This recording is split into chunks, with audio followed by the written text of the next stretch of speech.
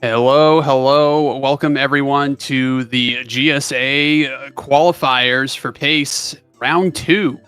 Um, this should be a very interesting time. I know that a lot of runners are returning to make their runs happen and get points for them to qualify to perform in Laurel, Maryland for the actual PACE event. And it should be a really good time. I always appreciate the opportunity to do commentary for GSA. Thank you so much for having me.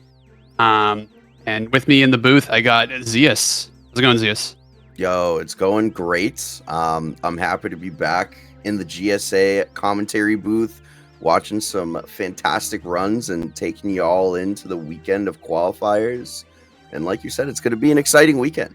Yeah, it's gonna be really cool to see. And it's not going to be the same kind of point system as the last round. We actually have more points for depending on what placement you're in. So instead of getting 20 points for first place, you're getting 25 points for first place, and then for second place, you're getting 21 points. Third place, 18 points, etc., etc. So you get more points for just qualifying either way. So I think it's an interesting concept to bring GSA pace. I think it's a little different than they did it in the past. So we're gonna see how this shakes out, and maybe we can see some people overtaking the throne for first place or second place. We'll see.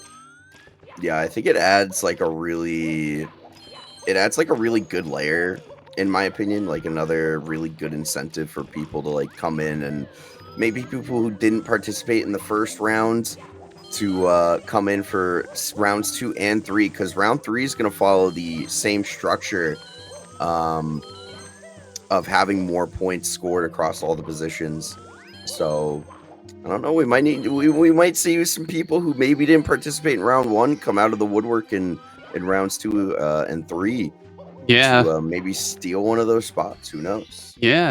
You never know. I know some people are coming out of the woodwork to do some qualifying that haven't participated in the first round because they didn't get IRL stuff, or like they just weren't thinking of doing it, etc. So it should be a really interesting time. Yeah, and if you want to see any of this information, Drum put it on the chat there, the run.gg/GSA, if you want to see any of the points breakdowns for this weekend or the next round of qualifiers in September. Or if you just want to see the actual standings for the event so far, you can go there and see that too. Shout out the run.gg and Joey, who makes the run.gg. Very generous for this time to put stuff together like this for TOs in the community. So huge stuff. Big shout outs to Joey. Yeah, a lot of What a work has been legend. putting into the run.gg. It's been a long time in the making. We really appreciate Joey and his efforts for making the website so you can look in real time to see if you're on pace or not. So you could be the ultimate pace pal and just have that tab open constantly to see who is on a run. It's the ideal speedrun community, just like a constant flow of just paces, man. It's like the TikTok of pace palling. It's crazy. I wouldn't go that far, but Well, still really cool though. We really appreciate it, and to put it in conjunction with the pace qualifying event, it's just genius. It's really smart. People to come together and make this happen, make it a reality. Super cool. absolutely. Absolutely. And speaking of the standings here from round number 1, of course, for pace, in order to qualify, you must make the top 7 on the standings after round 3 overall in terms of points. So right now, after qualifier round 1, we have Green Sweegie on top with 20 points, Punkay in second with 17, Beast Assassin in third with 15, Cheese in fourth with 13, Gothic Logic in fifth with 11 points, Ouija in sixth with 10 points, and I believe they think there might be a tie situation somewhere going on because it skips right from 6 to 8. So Cali technically in 7th with 9 points. Actually, you know what it was? There was a runner, I think on VC, that ended up technically getting 7th place, but since Oh, that's right. it's only console runners that make it, technically in this situation, 8th place is now 7th. It makes sense when you think about it, chat. Don't worry. It makes sense when you think about it. Yep. Yeah, because only console runs count for this event. We're excluding emulator and virtual console, but you can still be a part of the stream. You know, if you go live and start doing runs on any console, you'll still be showcased on the main screen, but only the console runs will count towards the end points.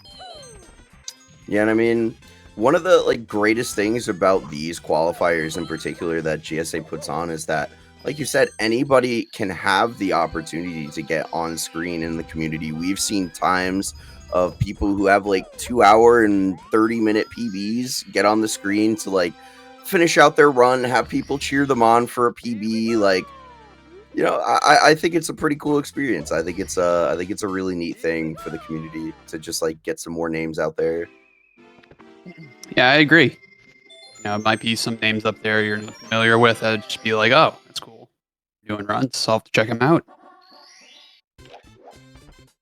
I think right now the names that we have on the screen here: Cali, Horror does speedruns, Cryptic, Packerzilla, Wilco, Gothic, Badronis.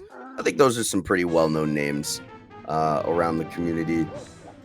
Yeah, if you speedrun Mario, you are pretty much familiar with all these names, I would hope.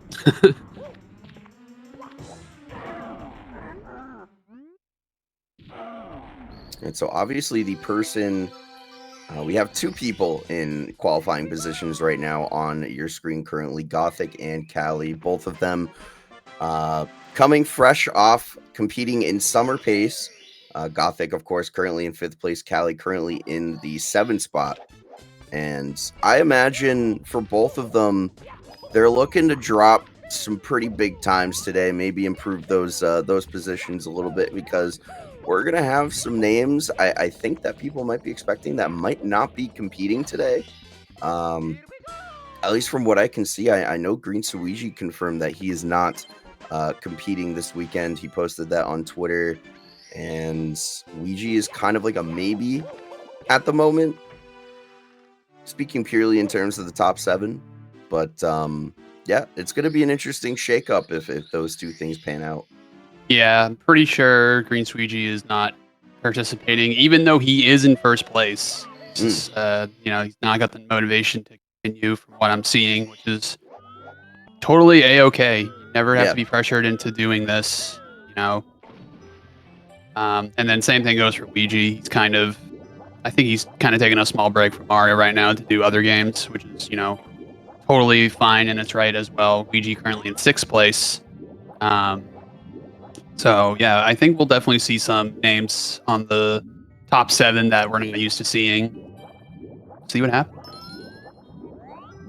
Yeah, and I mean, it is always, I mean, of course, we love to see the runners that we all know and love up on stage, but I don't know. It could give way to some people that maybe wouldn't have otherwise had a chance to be live on stage if those 2 things pan out as well. So Yeah. It's an interesting thing, but you know, you made a great point.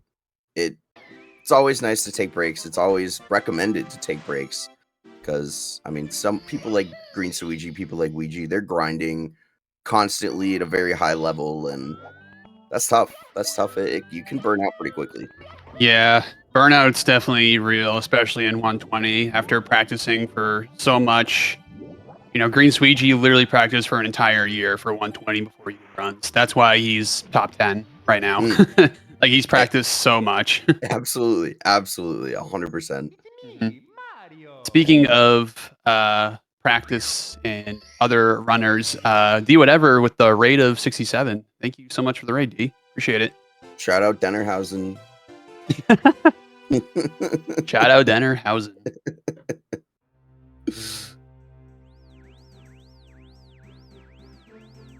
All right, we got some more names coming up here. We got JQ on the screen. Shout out Jaquarium. Aquarium, kind of like a dark horse at pace. He wasn't able to qualify for the last round because I believe he was on vacation. So, but maybe we can see him get some points this time. I know he's been getting some pretty good pacers lately. He's been practicing a lot, seeing him do a lot of up RTA. So we'll see what kind of times he gets this weekend. Looking forward to it. Yeah, I think Dark Horse is a very, very good way to put it as well, because JQ is definitely in one of those fringe positions where if he's on his game, like he can definitely make some movement in the standings. I mean, he's a very capable runner, and Oh yeah, from what we've seen, like a 138 can still get the job done, a 139 even. So oh definitely, yeah.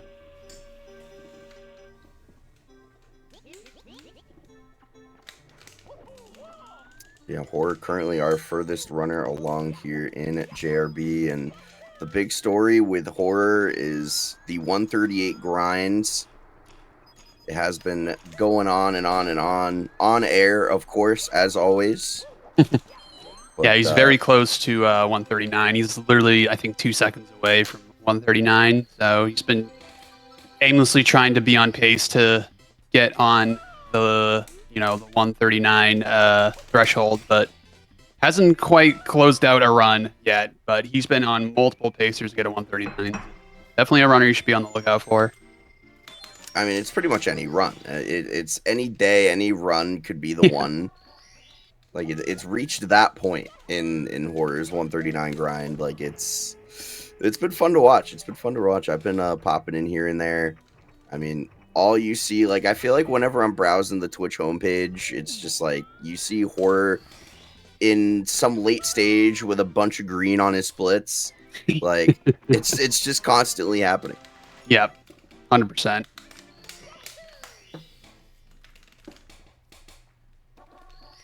Looks like we got Cryptic up here as well, heading into a Womp's Fortress. Let's go. I know Cryptic not doing LBLJ, total respect for not doing it. Trick is stinky, so as we all know. But I remember Cryptic getting like a 23 1x BOB with no LBLJ, which is really good. So that's solid. Yeah, so that's definitely. I mean, that's a run I definitely would take forward. So don't always need LBLJ to start out your run. As long as you're consistent, you can definitely get that BOB time that you may be looking for.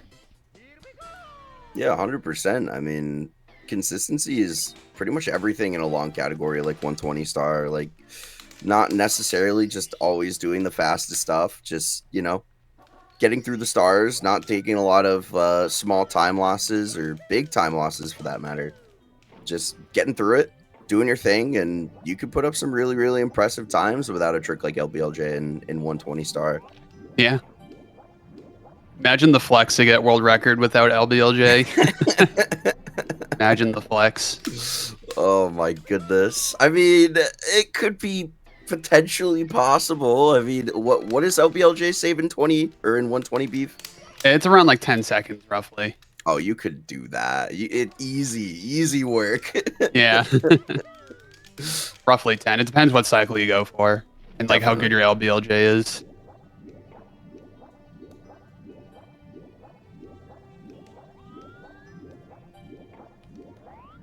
We got a few runners here in Dark World. Oh, I love Dark finishing World. up. Yeah, finishing up the Bowser throw. Gothic going into Bowser throw, and Callie finishing up the end. I know Callie always goes for the fastest cycle, RTA in runs. Of course, I know there's a even faster cycle than what he does, but typically what you see in the top runners is Tsukushima cycle. It's the fastest cycle. It's very difficult.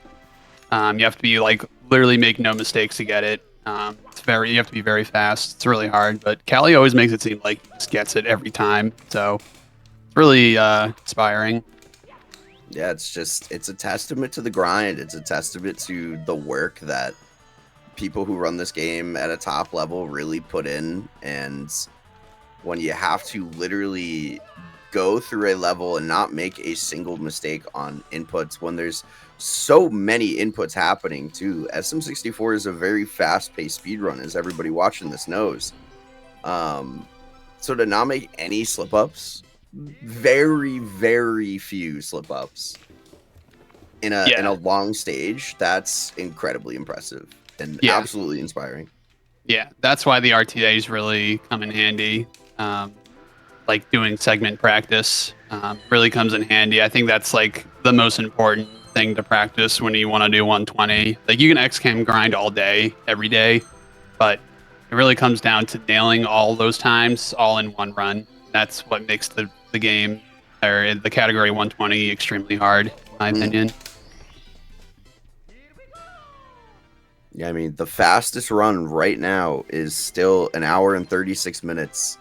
And, you know, runners have talked about it so much in the past, like you said.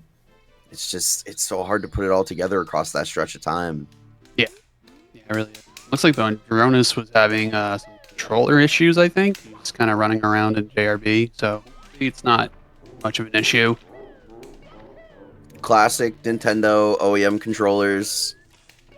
It's always something. You know, I've actually been having a little bit of a loose power supply situation. Swapping controllers has been a very scary thing. It's like defusing a bomb trying to swap to my Hori. Oh no. Like, you should probably invest in a switcher. Oh, it's getting here on Monday, Beef. Okay. I was gonna say, like, if you're gonna be on PV Pace in Dark or in Bowser in the Sky and you switch out that controller and your console crashes, you're gonna be one sad feller, let me tell you. You know, I run 70 mostly, and I got on like two pretty good beginnings. So it didn't happen to be in bits, thankfully, but I got on 2 pretty good beginnings and in a row, and they both ended to PSU tilt. So, oh my lord, that is the absolute worst when it's like outside factors that ruin your run. I remember one time I was doing runs offline, and I remember I was just having like my AC was malfunctioning and it was actually causing water to spew on the ground. So my downstairs neighbors actually like came up and like had to like talk to me, but I was like on best pace ever in TTM, and I'm like, this is literally the worst time. Oh no. So I had to stop my run because of that, and I was like, oh my god. So it's like I hate when like universe things happen like that where you can't control it. It's like, come on, my speed run, man. I know, I'm speed running here. Let me cook. Let me cook. Literally. Oh no, not the neighbors walking in. Do they want to be in the VOD? Do they want to be in the PV VOD? Can you guys wait 20 more minutes? I know your apartment's flooding because of me, but like, please. There's more important things going on right now. Yeah. You ever played Super Mario 64? Have you ever played it at a top level?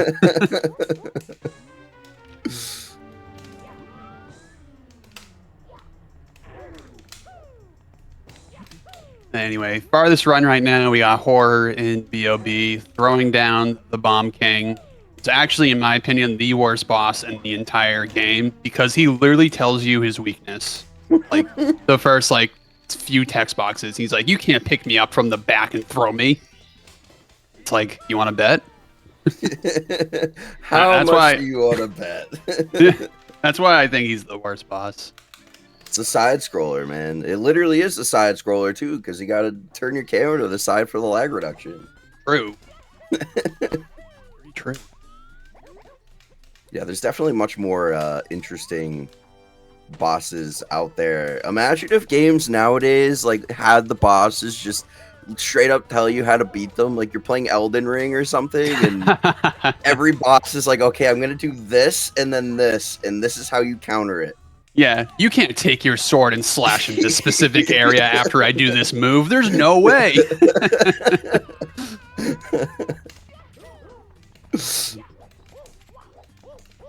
We lost a touch in game development, I think. Yeah.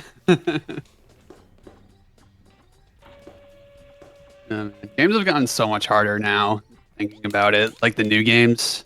Oh, it's crazy. Like I tried playing Dark Souls 1. I legitimately just think that game is harder than trying to get a 139. Like the first level. I can't do it. I legitimately can't do it. It's so hard, man. Like, I'm pretty sure the shtick with that game is that it is just genuinely very hard. Yeah. But like, I'm not even saying like the bosses themselves. I'm like, I can't even get past the first two skeletons without dying. Like, I spent like a few hours trying to get past that, and I just couldn't. I'm like, I don't know how you guys do it. I'm like, this game is ridiculously hard. Yeah, you're playing the game for like 5 hours. You're like sweating. You're out of breath, and then it's like, okay, congrats, you finished the tutorial. Yeah, that's literally it. That's literally it. Like, oh, this is gonna be a long game, isn't it? Oh man. But yeah, nothing quite hits like Super Mario 64 for the Nintendo 64. So that's what I play. Yes, that's what I play too.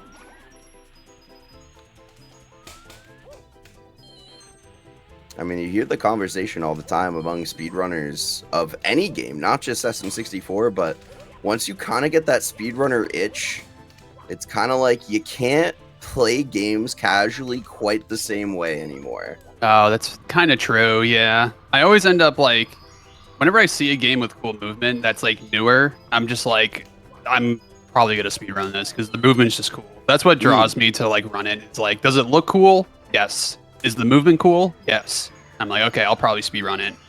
There's a few examples where that happened to me where I saw Metroid Dread and I was like, okay, this is a game I'm probably gonna speedrun, and I ended up speedrunning it. The movement looked cool, speedrun's cool, everything about it's cool. So I was like, man, yeah, I'm definitely gonna speedrun this. And then there's another new game that came out pretty recently called Neon White. I don't know if you heard of that game. I feel like I have. Yeah, it's like you pick up cards and they turn into like different weapons, but you can discard the card / weapon and do like a specific move. Oh, interesting. Yeah, it's really cool. The movement's really sick. Like I think that's probably one of the coolest looking games that you can speed run, like the newer generation of games. And I was like, yeah, I'm probably gonna speed run this. It looks really cool. I mean, for most speedruns, especially people who, speedrun 3D games like this and platformers and stuff, like, just having interesting movement that's, like, fun to actually play the game for is definitely a huge draw.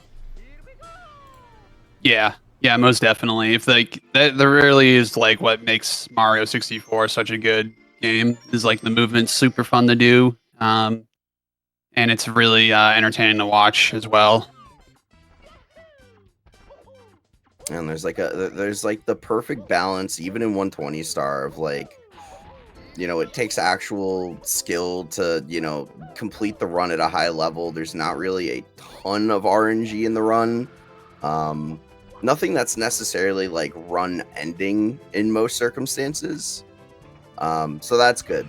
It's a far cry from a game like, I don't know, Super Mario Sunshine, where one stage, one like King Boo fight can ruin your whole run because of pure RNG, nothing you can control.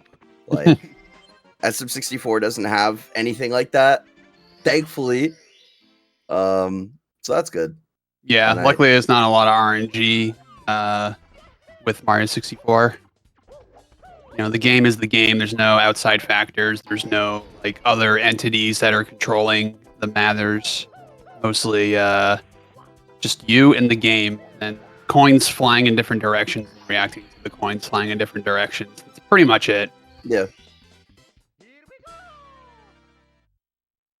And it's very nice. It keeps it relatively straightforward. Definitely love to see that.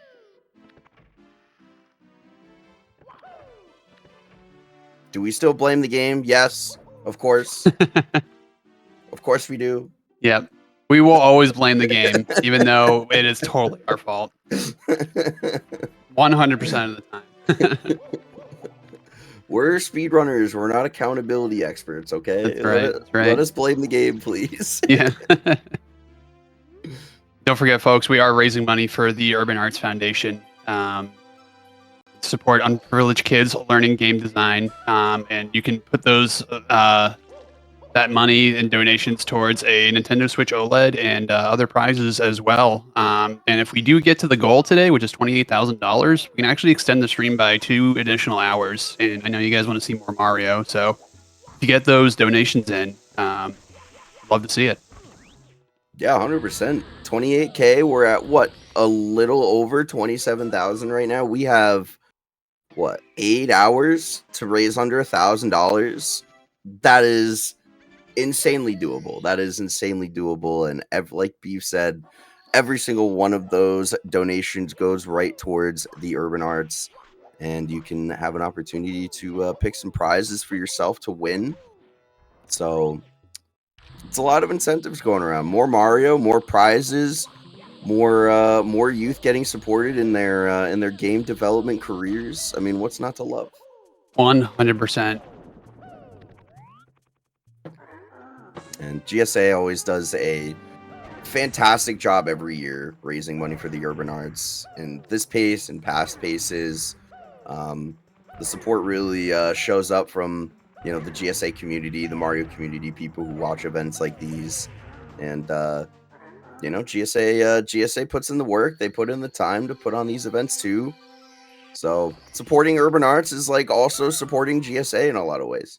Yeah, no, definitely. No, GSA puts like a ton of effort into these events. I can't imagine like all things you have to do to set up an event like this and to make it work, and the coordination and like setting up the venue, like DMing the runners, scheduling flights for the runners when they win. Like it's so much work put into it, and like you really have to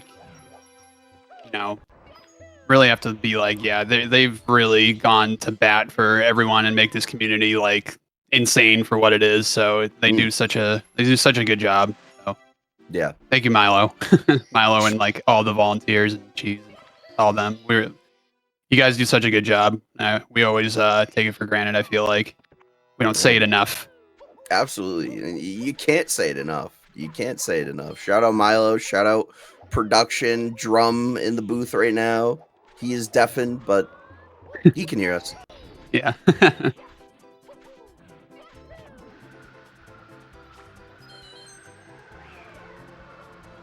All right, SSL Reds Horror green against a 141 at the moment. So not using, I believe, PB splits. I believe that's his event PB actually. 144, 141.07. That is correct. Looking at the standings here. And of course, anyone coming in, if you want to see these standings, the run.gg/GSA. Can go ahead and see where everybody stands right now, and also check out the points differences for round 2 and 3, like we were mentioning earlier. Yeah, so the point systems, you get more points when you get different spots now. So instead of, let me pull up my cheat sheet here on the run.gg/GSA. If you look over in the info tab, you can see that first place is 25 points, second place is 21 points, third place is 18 points, and that is more points than what you would get in the first round that we had a month ago. So we could probably potentially see some people in the top spot that can sneak their way in and, earn themselves a few extra points that they may not have gotten in the first round. And same thing's going to go with the third round next month, except you're actually going to get even more points. So it's a different format than what we're used to, and it's definitely interesting. So it's kind of interesting to see where it's going to go. Yeah, so like, Siglemic, if you're watching, if you want to come back and qualify, like you could. I know you have to like PB by a lot, but like you could potentially qualify, Horror missing that red in the air. Missing the red in the air and not having that last pillar activating the top of the pyramid. Could net him some time loss here, but luckily he knows which pillar it was, so he's going to go back and stomp on that pillar and grab those coins. But he is short 3 coins, actually. Short 3 coins, so he definitely needs to grab all 3 extra Goombas in the back, and Horror not quite getting that coin. That coin hitbox makes no sense. Absolutely no. Mario was in that coin. Oh yeah. Justice for Horror does speedruns, man. Alright, so, SSL 100 doing SSL 100 things. SSL has to be, I can't say the most difficult stage in 120 star, but for such an early stage, it's brutal. I think mechanically wise, I would say yeah. SSL is probably the hardest stage. When it comes to the game and like nerves, it's always either Rainbow Ride or TTC that are gonna be the 100%. hardest. I would probably argue Rainbow Ride is probably the hardest, like in runs, but mechanically wise, SSL is it's got to be one of the hardest stages.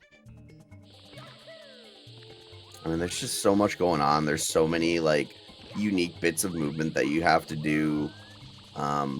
Heavy reliant on the wing cap and the flying mechanics, which are notoriously very easy to control in Mario 64. Yeah, the flying is really difficult. I'd probably consider it's probably some of the hardest movement you kind of have to keep in mind when doing it. It's sort of like swimming, except you have a lot of more like you have more speed and like preservation, and a lot of like tech that you wouldn't realize that comes into flying. That's actually super important.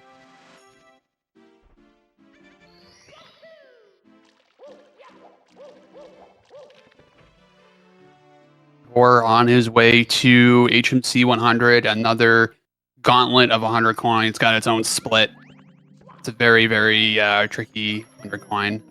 Already missing the coin Oh my due to the goodness. RNG. Speaking Not- of RNG, yeah. Not going to go back and grab it though. He's probably have to grab a secret little bat in the elevator room where you do the BLJ.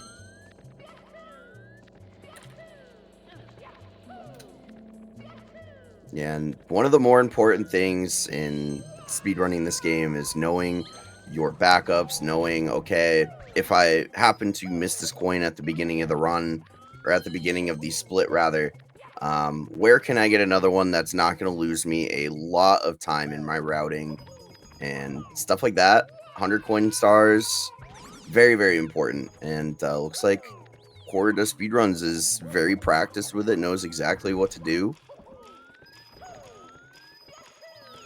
It's Yeah, really, there's a plethora of backups you can do. That was a cool little oh, wall that kick was there. nice. Yeah, Okay. that was cool.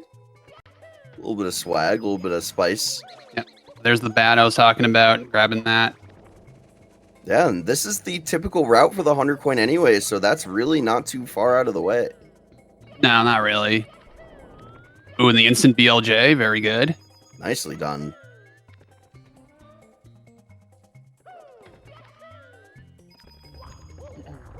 There's a strat here you can do called bog jump, and Horror not doing it. If you were to do the bog jump, you jump over the wall and end up in the hallway that Horror's in right now. Saves roughly around like 2 to 3 seconds. It's a nice little cheeky time save, but if you do mess up, you can fall all the way to the bottom and lose your run. Like Yep. all the way where Christmas Miracle is. So that's why some runners don't opt to go for it just for 2 seconds over losing the run. Yeah, especially an event or in a situation like this, you just want to get a run going, get a time on the board to compare against, maybe in a little event PB. Not a bad idea to just go for the things that you know are going to work. Definitely. Cryptic's triple jump just got 8 by the cannon, so gonna be taking the cannon up. There's a nice little backup there, but just overshooting the cannon slot to jump right in. Looks like we got most of the other runners in BOB, actually. Galley in 100 coin, JQ finishing up 100 coin. We got Gotha here doing the sky jump stars. Yeah, so all runners, 24 stars. Well, now Jaquarium is 25, but 24 stars apiece for all of them. Are we racing? Is that what we're doing right now? Not sure. No, I think Cryptic reset a few times, same with Callie, so I don't think they're doing a race. They just so happen to be aligned with each other.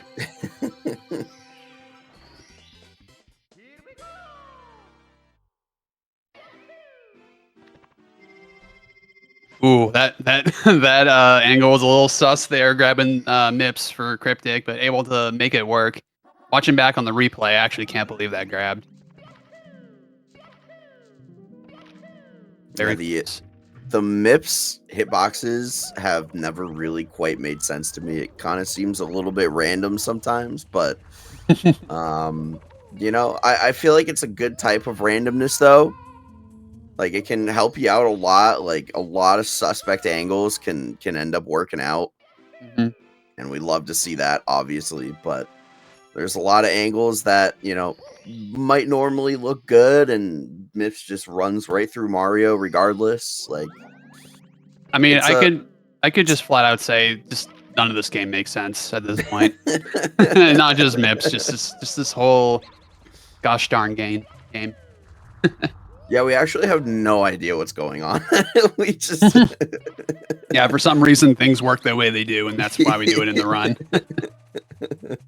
Every tutorial for Mario 64 is, well, you see it is like this. You can tell it's this because of the way it is. Yeah. And it's like, oh, okay. Honestly, like when people ask me like, hey, what do you do for this? And I'm just like, I don't know. I actually don't know what I do. Like I have to like think in my head like, oh yeah, I do these inputs, but I slightly don't do these inputs. Like I don't know. Like sometimes I literally like this is just I always say this whenever I try to explain some strat to somebody who's asking. I'm just like I really hate to say it like this, and I know it doesn't help, and I know it's stupid, but it's just all feel, man. Like I can't describe it. It's such a common thing too, because so many tricks, so many strats, so many bits of movement in this game are really, they're just feel based. Like you have to do it a couple times and then you start to understand it. Like, oh, okay, this is what I have to do. Like, yeah, exactly. It's not like hold up left and press A and it's going to work 100% of the time. Like there's a little bit of finesse involved, Oh yeah, 100%. JQ right out of the gate, I think literally the first run of the day, he is on a pretty decent run. 2311 BOB exit and getting the Z slide for Reds. Unfortunately getting the ledge grab, but able to clean it up right at the end. JQ on a solid pacer right now. He is right out the gate, guns a-blazing. Of course, JQ did not participate in round number 1. So this is a very, very good showing to come out in round number 2 and just get a run like this right off the bat. Yeah, 100%. Going for the side flip topless. It is slower than normal topless, but gets the job done. It's what you're consistent with. Go for it. Someone in the chat asking, how do the commentators feel about such a brilliant event on a perfect Saturday? I feel pretty good. Yeah, no complaints here. I feel great. I love this event. I love Saturdays because I don't have to work, and I love the community and Mario and GSA. I don't know. It's a great place to be in right now. So I love pace. I love Super Smash Brothers Melee for the Nintendo GameCube, and I love Urban Arts. Very specific. Super Mario 64 for the Nintendo 64. My bad. Wrong game. Okay. I was like, why are we mentioning Melee?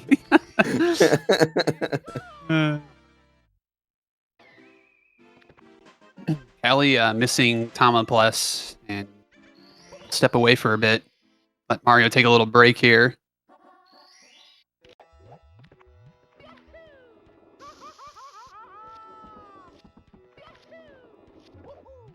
Yeah, and there's nothing wrong with it. The beauty of an event like this and this format, the LTA format, runners can choose to reset whenever they want. They can take a break. They have 8 hours, of course, to do runs, just nonstop attempts. But any run started before the 8 hours is up, of course, unless we hit our $28,000 donation goal. Every run started before 6 p.m. will count towards the standings, but That is the last time that they can reset. So you do have to get that reset off before the end of the allotted time to score points. Yep, that's right. But until that, you're free to do whatever you want. You can literally not play for 7.5 hours and then come in here and do one run and put up some time, put up some points.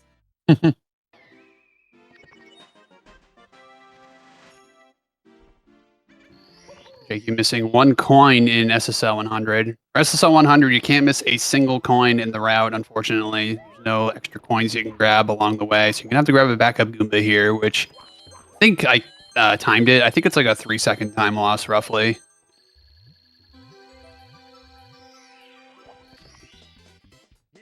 Oh, missing the pole, falling all the way down. That is the worst. That's why this backup is really annoying. You're in like a weird spot, and sometimes your angle isn't the way you think it's going to be when you grab the pole. So it's definitely an annoying backup. Not because you're losing time, but it's just the movement after you grab the 100 coin star.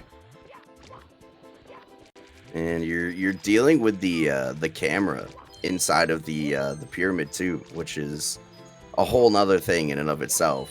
Oh yeah, 100%. Still gonna allot him here a 29 SSL. Definitely a really good time to get. I know when I get a 29 SSL, I'm like, okay, all right, doing pretty well. Yeah, I'm cooking a little bit. This run's developing. Love to see it. JQ getting the 1 in 256 chance of getting a fish in the water. Love to see that. Wait, what was the amount? 1 in 256. 1 in 256. Wow, I never knew that. Fun fact for all you gamers out there. Yeah, I'm gonna write that down. That is good fact. The most important bit of RNG in this game is the fish RNG. That happened to me twice in a row one time. I got 2 fishes from 2 jumps in a row. Oh my god. So I wonder what the odds of that happening are. Would it be 256 times 256? I'm not a mathematician. Horg not getting the angle on that ending. Oh. Falling all the way down, gonna have to climb back up the volcano, but it's okay. He can still do something here. The movement's really fun at least. Yeah, so fun he did it twice. Yeah. Yeah, that's why he fell, guys. It's because he just wanted to do the movement again. It's like couscous. So nice he named it twice. Fish RNG streaks incoming. Honestly, is this what it takes to get to the top level of SM64? I know I've been blessed since I've had the 2 fish happen. So maybe that's like what you need to, give your game a secret like code. So that way you get like good RNG. Blue coin falling in HMC 100 every single time. Good SL 100 RNG. It's much to think about here, folks. It's much to think about. I think the secret to the top level is hidden within the fish. The double fish, that is. It is true. JQ getting that bog chomp. It was a little scary. I don't think he had enough speed to make it, but he actually ended up getting it. But definitely pretty close to not getting it. But blue coin falling here for JQ, but going all the way in the back. Not ideal, but is falling, so I think it saves a tiny bit of time still. I believe the blue coin has it's roughly, I think it's a little bit more than 50% chance of falling. I think it's like 55 or something % chance. That's not bad. I like those odds. Yeah. But for some reason, when I do runs, it's like 100% of the time. That coin never falls in my runs. Ever. Every copy of the game is personalized. Everybody knows this, so maybe it came from a bad batch or something. I don't know. Looks like Callie and Cryptic's runs fell to the dark side of SSL. We do see Gothic here, also taking a reset into LBLJ. Yeah, it's an unfortunate reset point. You get I mean, at least it's not like a huge time commitment, and comparatively speaking, to getting to like Tippy in 120 star and losing a run, but still, you're building. It's like 25, 26 minutes into the run, and you got to reset. Like, it could be a little frustrating just because it's still so early, too. Yeah, it's definitely like, besides like Womps and Dark World, I'd probably say SSL is probably my next most reset heavy stage. BOB is like almost like an auto scroller. You can mess up a few times, but SSL, it's every single star is hard, every single one except top of the pyramid. I would argue that's probably one of the easier stars to do in the whole 120 category, but every other star, it's insanely difficult.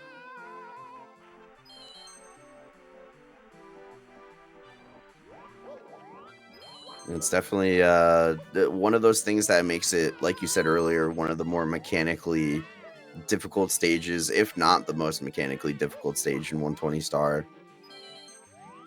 Yeah, It just never ends. It's just a barrage of complex movement. yeah. Definitely a smorgasbord of specific angles you need to take and different frames that you need to hit. Great word, by the way. I don't think I've ever heard smorgasbord get used on Mario 64 commentary. So this is like probably one of the greatest starts to my day I could have ever had. That's incredible. Well, I feel like SSL has like everything. It's got frame perfect movement. You need specific angles, and then it's got like other specific things that are like not too hard, but are also still hard, like the Talon Star. Like, it's not quite hard, but it's just like a little bit hard. Not too bad.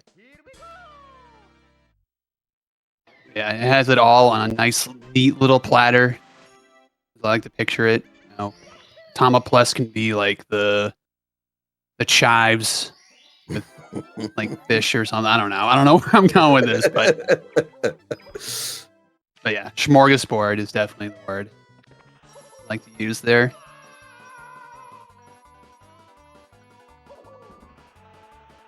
Looks like Horror is still chugging along here, almost at the halfway point, approaching it. We still have the rest of CCM and BBH to get through until I think I would consider like entering DDD probably the halfway point.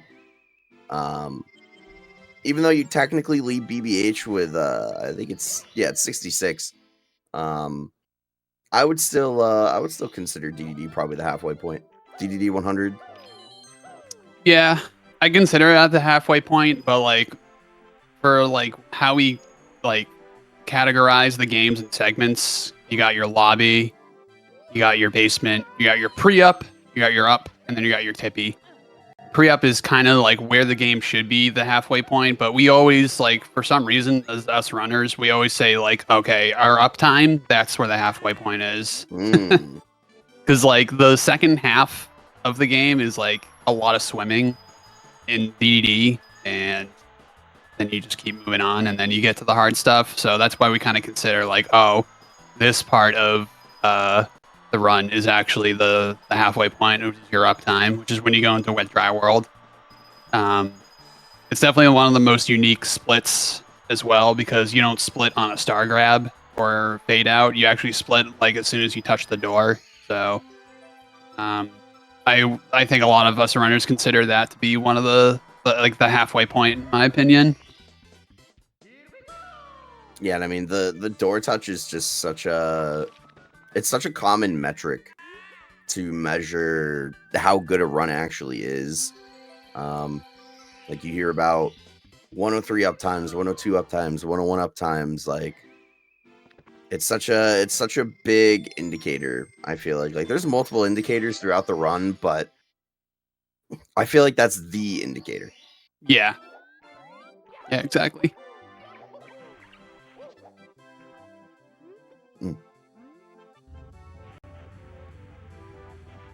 And we have some people pointing out in chats. Smau is going to be live and doing runs pretty soon. Went live just a bit ago and was doing some warm ups. So that is that's a good name to see back in action. Of course, Smout did qualify for Summer Pace 2023. Yep. Pre-carpetless. Yeah, pre-carpetless. I think had a 137 pre-carpetless as well, right? No. Oh no, only got the 138. Yep.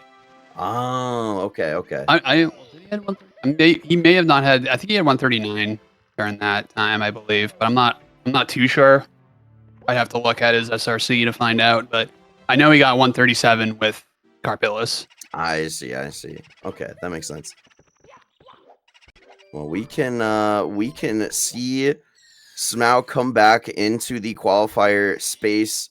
Plus more, we are going to be going into a short caster break for the top of the hour, but don't go anywhere. Me and Beeve will be back in a handful of moments to take you through some more SM64 gameplay. So don't go anywhere. Donate to the Urban Arts, ! Donate. We will be back in a few moments.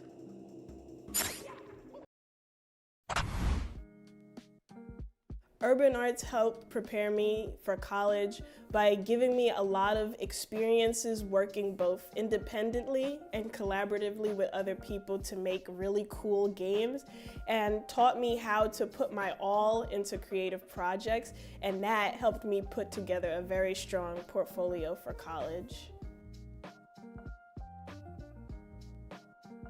The best part about being in the urban arts community is the people that you meet. A lot of the people here have the same interests as me, so in the future, making friends here will benefit me and them and everyone around, because we all benefit from each other by gaining skills that other people had that I may need. Urban Arts helped me see myself differently by showing me that I can be a good leader. In the studio program, I was assigned the role as project manager, and fulfilling that role for the first time actually helped me realize that I have good leadership skills, and it really helped me to develop them.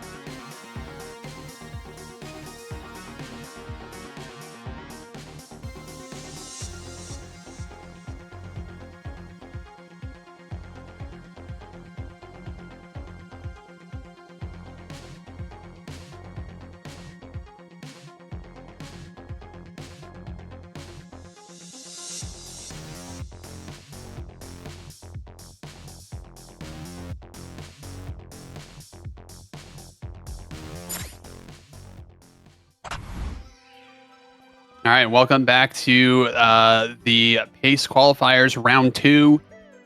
We got the runners on screen here and watching most of these run unfold. My name is It's Beeve. Joining me in the booth here is Zeus. How's it going, Zeus? Hello. I'm doing good. We had a great first hour. Not a lot, or actually no finished runs yet, but Horror Does Speed Runs is on a very good position to maybe be the first finish run of the day, with Jaquarium not too far behind here, but everyone else relatively in early game. Packersville on your screen in Lethal Lava Land right now. So we could be seeing some final times on the board pretty soon here. Yes, most definitely. And I know Smow has joined the fray as well. I know he's been practicing a lot. Oh, JQ, Ooh, insane JQ. save on the factory. Yeah. No, Oh that's actually on purpose to fall down there. Really? Yeah, it resets the boost positioning. Oh, okay. Yeah. I've never seen that before. That's the first time I've seen that. Yeah, it's a way to reset the boost positioning. It's faster than trying to go over to the boo that was over on the right and then take him out that way. If you jump down and then do the wall kick, it resets that room, and then the boo like reappears in the spot it spawns in. So that way you just take it out that way. Oh, that's sick. Yeah.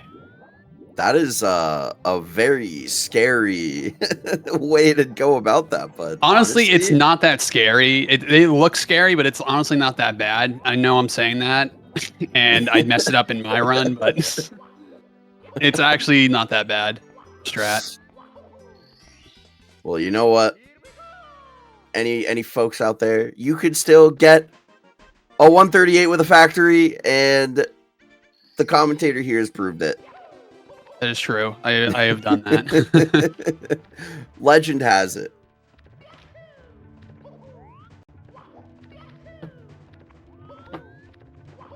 All right, Horror in Bowser in the fire seat, getting these red coins. And Laxius making a very fair point in chat. It would be very hard to finish out a run in the first hour. And when you put it like that, you're absolutely correct. One could say it's probably not very hard, but actually impossible. Is Tor gonna make this cycle or not? He barely making that cycle. Had to do a few extra wall kicks to make it up because he not get the triple jump into the elevator, but able to make that cycle, which is very important. Get the SWRC lava boost. Yeah, I mean, missing this cycle and having to take the early elevators, or early Ellies, as some runners might call it, cycle on reds, it's still a very considerable time loss. Not, like, I can't say it's a lot, but, like, it's a lot more than one might think you would. It's a lot of time. It's the most punishing cycle to miss, in my opinion.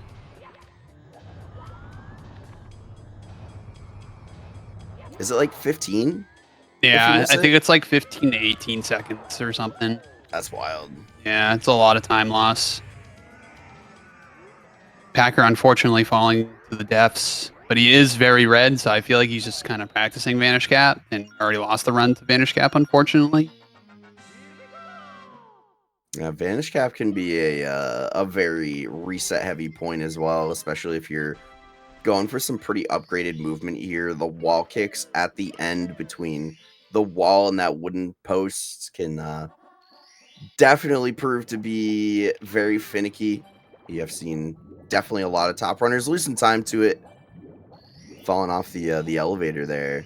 Yeah, and I won't name runners specifically, but yeah, runners have lost a lot of runs to the Vanish Cap, unfortunately. It's a very tough stage. Even if you're doing like the simple, like, you're not doing the triple jump movement to clip the little like slope there where Packer is right now, right there. You do like a little triple jump, clip the slope there, which is the fastest movement. I don't really see a lot of runners doing that nowadays, but only like the top old school runners do that movement. But that movement is insanely hard, and the whole movement in general is very difficult to pull off because you make one mistake, you're going in, you're done. You're losing all that time. Oh, Callie double star spawn. Callie, love that. It's beautiful. Gotta pop off on double star spawn every time. You just gotta. Oh, it's amazing. Yeah, nice exit there. 23:03, I think it was. Very nice. Nicely done. Great exit time. Good start to the run here for Callie. Definitely Yes. what you're looking for. What Callie's looking for sure. Currently Yes. sitting in that 7 spot with a 139 event PB. So can absolutely improve upon that. That's right. And for those of you who might not know how that mechanic works, you have to grab the red coin first. That's the most important part. And you have to grab the yellow coin. It has to be very close to the red coin. I think it's 4 frames. Is it 3 frames? I think it's 4 frames apart, spawning from each other. So it is it's a pretty precise thing to do. Obviously, you kind of have to get lucky enough in order to do it. But you have to grab the red coin first, and then exactly 4 frames later, you have to grab that yellow coin in order to spawn both stars at once. And basically, the premise of it is just to save an extra star spawn animation, since both of them happen at once. It saves a few seconds, but it's a very nice few seconds to save. Yeah, and even if you get like the 3rd frame, like if you're 1 frame off from double star spawn, it actually still saves time. Absolutely. Like barely, but it does. But it's definitely like a pop off worthy kind of thing to do when you get a double star spawn.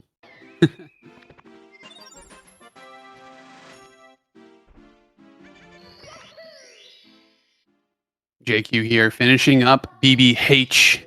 Not going to net himself a 54 or a sub 55, but a low 55 definitely puts him in a good spot to get a nice, probably a low 104 up pace, I would say. I definitely can't scoff at that. I have to admit, I'm not super familiar if JQ does carpetless at the end of the run. I'm not sure. I don't know if you can back me up on that. Yeah, JQ does carpetless. Based. Very based. I think at this point, I think a lot of runners do have to end up doing carpetless if you want to be in the top 7. If you're not getting top 7, or if you're not doing carpetless, I feel like you may not be getting top 7. Carpetless just saves so much time. I feel like it just has to be mandatory at this point.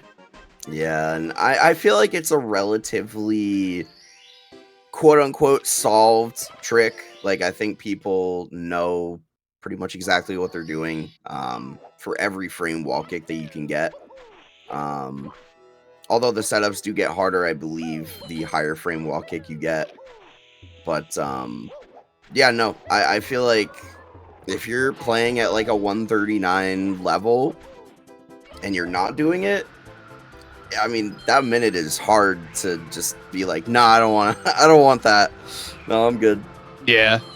I know Raisin is 139 recently without carpetless. So can be done, obviously. I mean, Ouija got 137, 35 without carpetless, so Yeah, definitely seen a few 137s without it. But it's definitely really nice to get.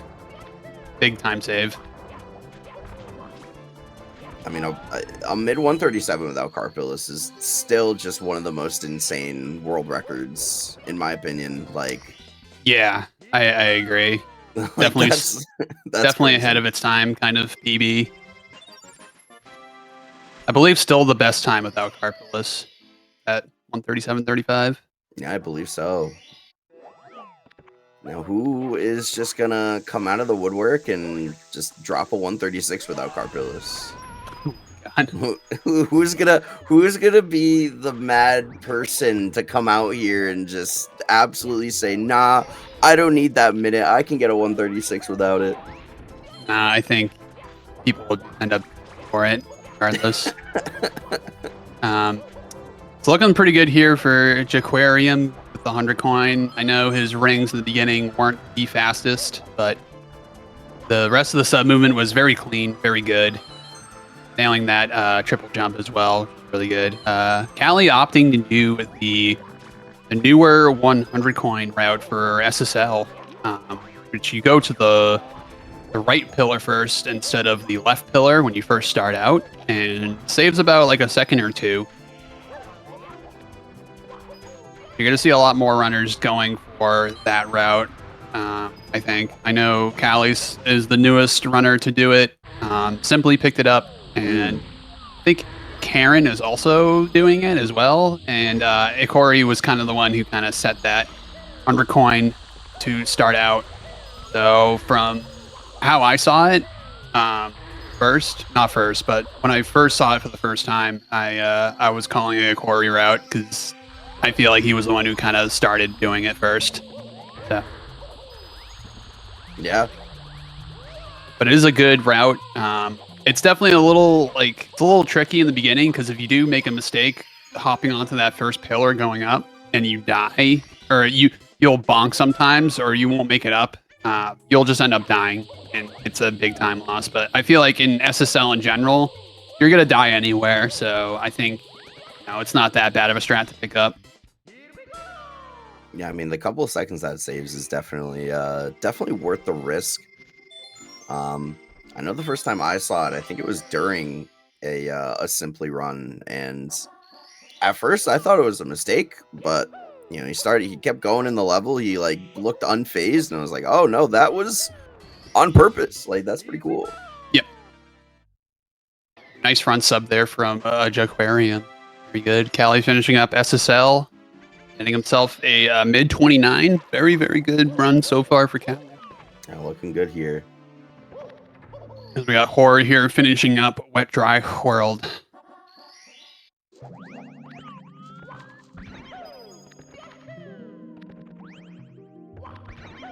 Still continuing on here in this run. Definitely looking to just put a time up on the board here. Still comparing against the event PB though, the 141.07, and is now green, or is still green rather. Yeah, been green for quite a bit since the SWRC split. Seeing all this Mario movement, so hard to keep track of the three Marios with the intense gameplay happening right now. We have Wiggler Clip, SWRC, HMC 100, all blistering movement that I'm seeing in front of my eyes. Yeah, of course, Wiggler being the most intense of the three. I'm just kidding, that was a joke. Although you can die to the Wiggler. I've seen it happen before. Oh my goodness. That has to be the worst death to take in the game. That has to be the worst. Yeah. This is the Wiggler taking you out, and then your Mario just dying on the ground, and then the Wiggler just like running around Mario's dead corpse.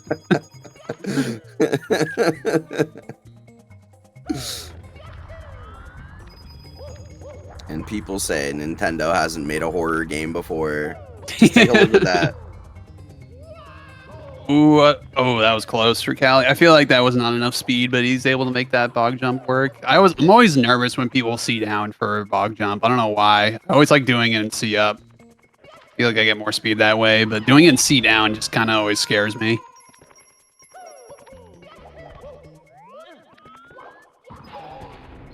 Blue coin not falling for Callie. Gonna have to do a walled kick to get up. Coin not in a horrible position up there, still on the pillar.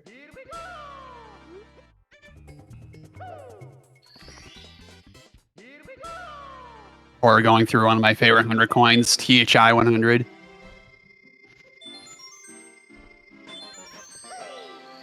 I figured, I have relatively limited 120 star experience as a runner, but I figured THI 100 would probably be one of my least favorite 100 coin stars. But honestly, I look forward to THI 100. It's fun.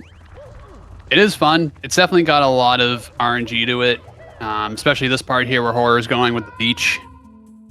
Right now, he's not in like an optimal spot to get. Oh, actually, no, that worked out pretty well. Sometimes those coins fly in like so many different directions and then sometimes the Koopa is not in the right spot, or like sometimes the fly guy doesn't see you. It can definitely be a tricky part of the 100 coin. It's definitely one I still kind of don't understand. I kind of just do the same movement, and it just ends up working some of the time.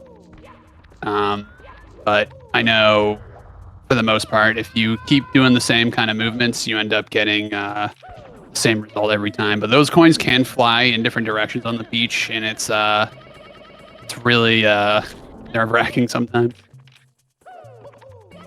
Callie messing up the Toxic Maze BLJ, unfortunately. Gonna have to go for the Christmas Miracle backup. Missing the switch, unfortunately, though. So that's gonna net himself a hefty amount of time loss, unfortunately. Yeah, the Toxic Maze BLJ is, I feel like, so difficult to just pull off cleanly every single time. Like, yeah, it's a really tough strat. I know there's a new Toxic Maze BLJ that came out kind of recently, made by Tapiscoth. That is actually, I think it's easier and it's faster too, in my opinion. Well, we know it's faster, but it's easier in my opinion in general. Yeah, I definitely noticed, especially watching the Pace Finals from this past summer.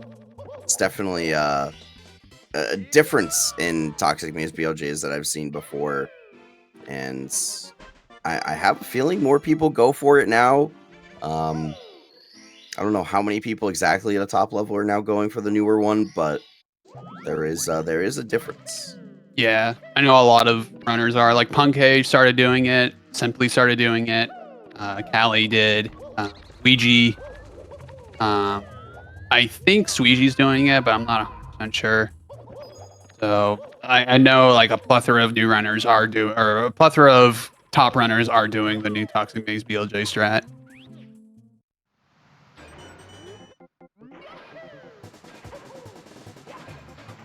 CGQ here, 1:04:10. So definitely a very respectable uptime, especially in literally first run of the day. Kind of nutty, just busting this out for qualifiers. Yeah, it's super impressive. I mean, still going this deep into the run, and you're still on this kind of pace. Like, it's definitely love to see that from JQ. Definitely.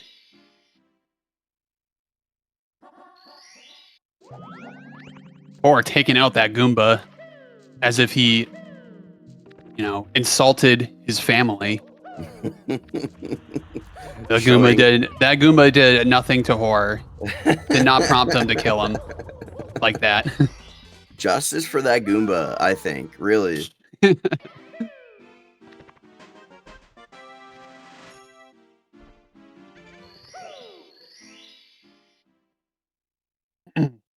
Don't forget, we are raising money for the Urban Arts Foundation. If you do exclamation point donate, you can donate to a great cause set up by the Urban Arts Foundation. If you donate $25 or more, you have a chance to win a Nintendo Switch OLED and other prizes. So don't forget to check out that link and donate to a good cause.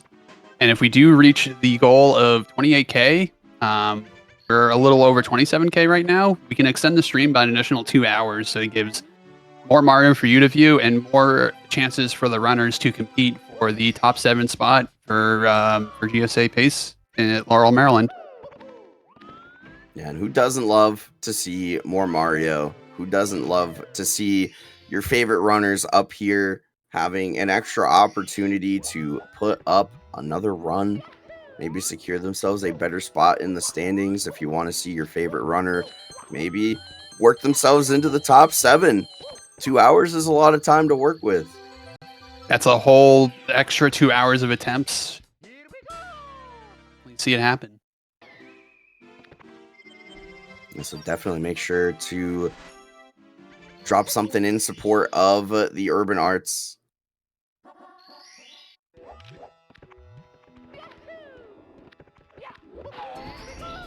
JQ doing one of my favorite stars in the whole game, Wet Dry World Secrets. Very cool looking movement. It's fun to grind too. It's a fun start X-Cam grind. And the biggest benefit, in my opinion, of doing Secret Solo is that you get to do 100 plus reds, which is also pretty fun as well. Yeah. Oh, nice backup there for Horror. I didn't even think to silly kick up there like that, but Horror busting out that really good backup there. Very good.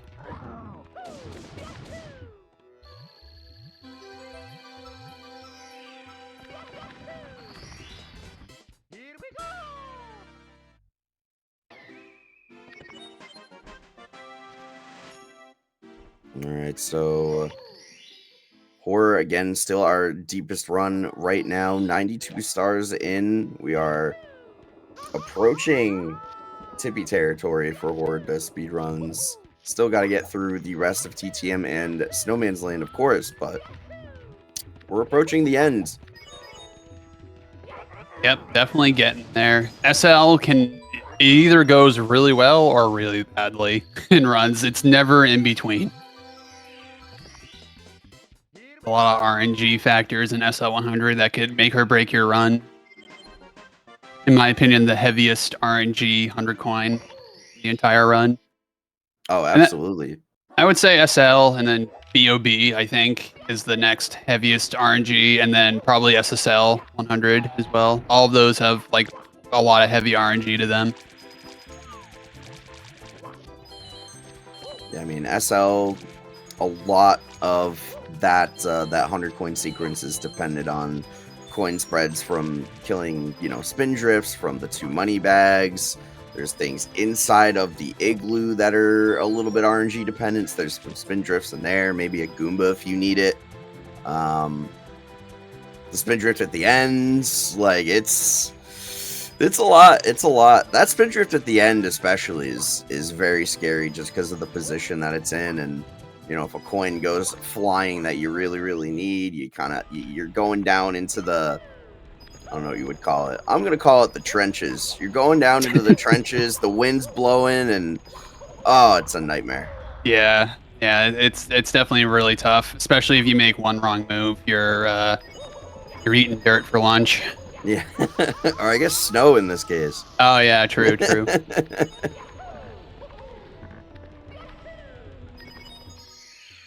And there are some stars that don't have any RNG to them. Oh no, Horror! Oh no! That is something you do not want to do. That's very unfortunate. He was trying to kickstall to not take fall damage. Oh, that is very unfortunate. Or unfortunately going to... I don't know what you would have to do for this. Usually, if I were doing a no reset, I would go into Snowman's Land, do all of Snowman's Land, and then go back to TTM and do the 100 coin again. That's probably what I would do, but yeah, that's a huge unfortunate thing to happen. No really other way around it. Like if you do die that way, and if you're doing PB attempts, your run's dead.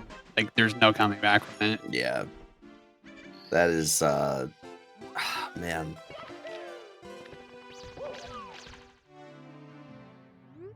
That's just life in 120 star. That's life in Mario 64. Yep. Way she goes, boys. It's the way she goes. Sometimes she goes, sometimes she doesn't. She didn't go. Yeah. Very, very unfortunate. Especially given the pace that Horror was on. Definitely like a pretty decent run for him. So it's sad to see it crumble right here. Yeah, definitely looking very healthy for the event PB. And of course, still has another star to do after this. So this is just stars 94 and 95 of TTM. Still got another one to leave with that 96. So the time loss is pretty considerable. Not sure what he's trying to do here. I guess he's gonna go for one of the coins, unfortunately. No. Okay. Okay. All right, sliding off the edge. Nintendo programming that coin to work in his favor. Callie finishing with Vanish Cap. Very good Vanish Cap, too. 125 is really good. And Callie going to be going up to Cool Mountain. Heavy into this pre-up section of the run. Taking the place of Horror, we got Cryptic here, 2337 BOB exit, heading into SSL. Looks like he's already completed Plus, which is good. Plus and Topless. Star number 3 and star number 2. While Horror wasn't TTM, I was going to say, well, best possible time is still 139, but I'm kind of glad I didn't say that, at least at the time. Kind of glad I didn't. Yeah, we did not want to do a commentator's curse on these runners. Just basically taking it as it goes, so I don't cast my curse upon these runners, trying to do the best they can in the pace qualifiers, which you too can also qualify if you actually go live with the run.gg plugin on your live split. And then if you just do runs with that plugin enabled, you can be on the big screen just like these runners as well. Anyone can participate, even if you're on emulator and VC, but you do not get points if you're on emulator or VC. It's only console for to qualify for points, but you could be on the big screen, just be up here just like the rest of these runners. Yeah, we were talking about it a little bit earlier. It's one of the things that makes these qualifiers so special for the community, is that anybody can get up here, and it doesn't have to be the top of the top runners. You don't have to be competing for a top 7 spot to get up here. You can be on pace for a 3-hour time, and you could still be on the big screen here. Yeah, 100%. It's always cool to give every person the potential to qualify. I think that's really cool. It doesn't matter where you are in the world either. You could be in Europe, be in Asia, still qualify. Yeah, like Beef said, just have to go live on Twitch with the run.gg installed in your live split, which in fact, live split, the more recent versions of live split now just have the run.gg baked into it as a feature. So that's pretty neat. Look, I'm hungry, man. I've only had this banana to eat for breakfast. Like I'm just thinking about like chocolate chip cookies or something. Like that'd be an amazing breakfast. Oh, I love chocolate chip cookies, man. Anyway, just gonna make myself more hungry. But yeah, no, the run.gg's right there. You just have to add it. Lucky, don't say that. You just have to add it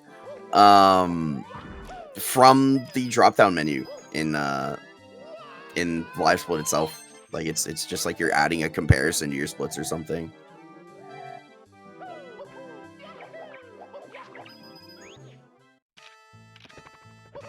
Mustard baked in. Do I want to ask why Lucky Owl is saying mustard baked in? Okay, so short story. There's a recipe of macaroni and cheese that I follow where you make your own cheese sauce. It's like a oven baked mac and cheese, right? And you put like a tablespoon of mustard in the cheese sauce. Okay. And it adds like a little bit of tanginess to the flavor, but it's not like overpowering. Like it doesn't taste like mustard straight up. Yeah. And she's horrified by the idea of this and makes fun of me for it every time. I don't see anything wrong with that. It's like a secret ingredient. I'm saying, and somebody actually backed me up on this. There's a runner named Vinny64 that ended up taking the recipe that I use and making it, and he was like, Zias, this is delicious. And I'm like, yeah, I know. Don't knock it until you try it. Exactly. Like, it's so good. Anyone who wants to know, I use the recipe from Binging with Babish. Use the oven baked mac and cheese recipe from Binging with Babish. Anyway, I'm just still so hungry. Just keeps going back to food. Commentators in the booth here has not had a full meal for breakfast. Had to go immediately from bed to the commentators booth. stomach's rumbling in this commentary booth. I can hear it all the way from here. Oh my goodness. We're in the trenches out here. We're in the trenches. Oh, Cryptic, unfortunately not having enough speed and height to ledge grab that cork box. Gonna have to hop back up and do it again. And just goes to show how much of a gauntlet HMC 100 is. You said it earlier. It can be it can be a tough star. And that's why it has its own split. Yep. Oh, Cryptic getting bodied by that Scuttlebug. Yeah, that Scuttlebug lifting weights in the background, my not knowing how much force is behind that bop that gave Cryptic. Scuttlebug Oh have my been goodness. lifting, not skipping leg day, not skipping any day in the gym That's insane. over by the Scuttlebug gym. The world-renowned Scuttlebug gym, by the way. Everyone knows about it.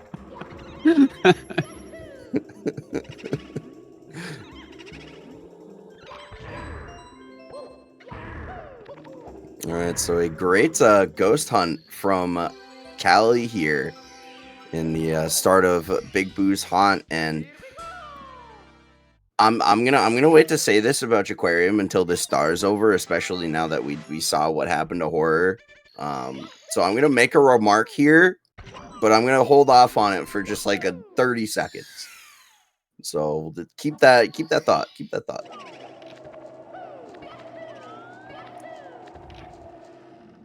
I don't know if this is actually real seeing it, but he's minus 26 on best split times. I don't know if that's accurate or not, though, because I feel like he's had a better run than this before.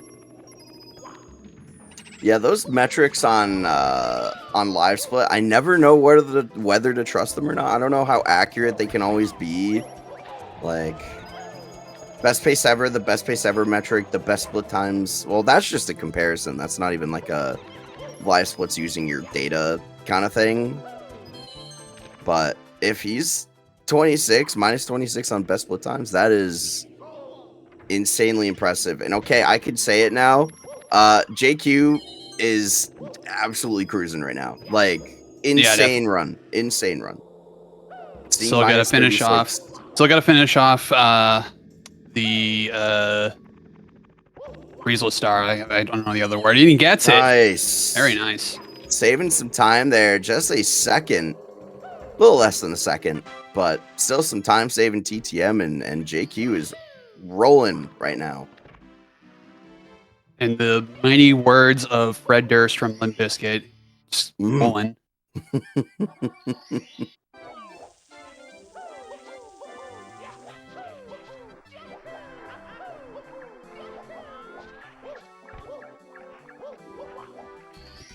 Marvelous head. That was amazing. Top tier. Callie almost getting double star spawn. I believe he's one frame off here. Yeah, he was one frame off. Pretty close. I think Callie's been like actually kind of grinding DSS and BBH. Like trying to make it happen a little bit more. I can't remember if it was Callie or if it was somebody else that has been actively working towards it. But DSS and BBH might be consistently coming to a 120 run near you. Aquarium having major issues here with this Igloo, not accepting Mario popping right in there. That Igloo has insanely weird geometry that doesn't allow Mario to go in, even though you are legitimately going right through it. Yeah. The Igloo just does not want visitors. It is closed off. Oh, that's a really cool backup from Callie. Trying to do the balcony star, missed the rail clip kind of when you hop up and Mario just like goes on that rail and go into the door. He ledge grabbed it by accident and ended up doing merry-go-round instead. I'm gonna have to consider that. It's actually a really smart way of doing it. That's pretty, yeah, that is really smart. Looks like we have a new face on the screen here. We got Sab Sander. Let's go. My goat. Yeah, Sab Zander definitely rised quick to the rankings when he was just a emulator runner not even a year ago. I would say like 5 months ago he was emulator only, but switched to console and it's been tearing through the rankings ever since. Yeah, he is an incredibly impressive speedrunner. Has quite a resume in speedrunning, especially Wind Waker HD was a top level runner in that game. And if you want to see what I'm talking about, just go check out the speedrun.com page for Wind Waker HD and you know, look at like pretty much every category and you'll see what I'm talking about. But in Mario 64 is still also impressive nonetheless. Like you said, he's been cruising up the standings, the leaderboards. I wouldn't say he's plateaued a little bit, but hasn't PB'd in a little bit. Hasn't really consistently been grinding, but I feel like when Sab Xander's on, he's on, and he's going to be playing very well. Yeah, I know he's been grinding a lot of basement RTA. It's the last time I heard from him doing 120 stuff. Really good RNG, by the way, for JQ on that money bag. Really Love good to see that. Yeah, I know he's been doing a lot of basement RTA to improve that basement quality. I know basement's definitely one of the hardest parts of the entire run, mechanical wise. So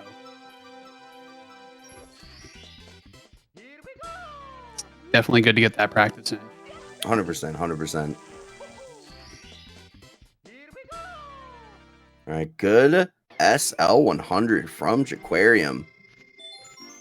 Yeah, I had a small mishap going for the spin drifter at the end with the red coin, but able to recover a little bit, make that work. Got a deep freeze left and the chill with the bully.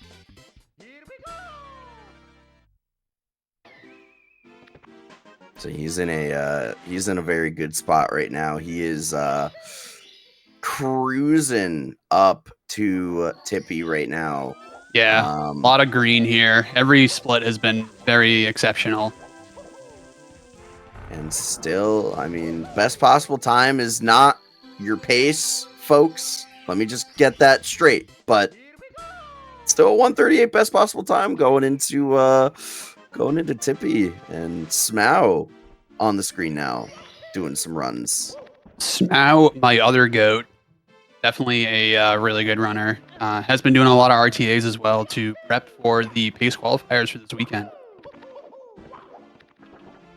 Not going to see a Wilson clip here from JQ, but, you know, gonna open the door, take that time loss, no worries. Yeah, I mean, on a run like this, you might as well just go for everything.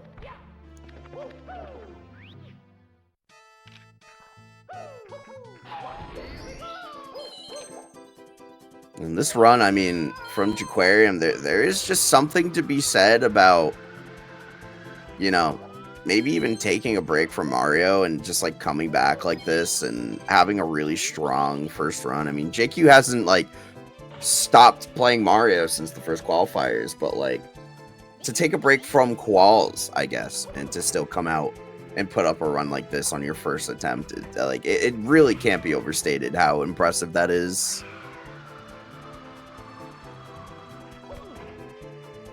Callie with the triple jump fin. DDD 100. Really hard strat. And he's going to do something that no other runner does, is splashless. Where you don't jump in the water.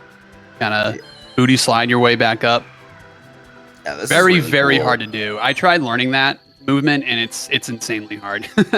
I don't know how he does it, the way he does it. Really impressive.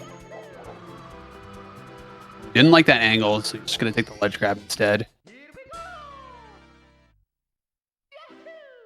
And of course, if you know anything about Callie as a runner, if you've ever talked to him about just like his process and how he chooses to do his runs, he's very well known for the alternative ways that he kind of does things in the game, certain bits of movement. You know, he relies pretty heavily, from what I can remember about my conversation with him about it, he relies pretty heavily on the alternative strats Discord, and he takes certain things from like Wikipedia, he takes things from that Discord and what other runners do, and he kind of just like mashes them all together, Like if he looks at something and he's like, oh, that makes sense. Like I could probably do that. He labs it out, and you know, if it works or it's more consistent or it feels better, then you know, he'll implement it.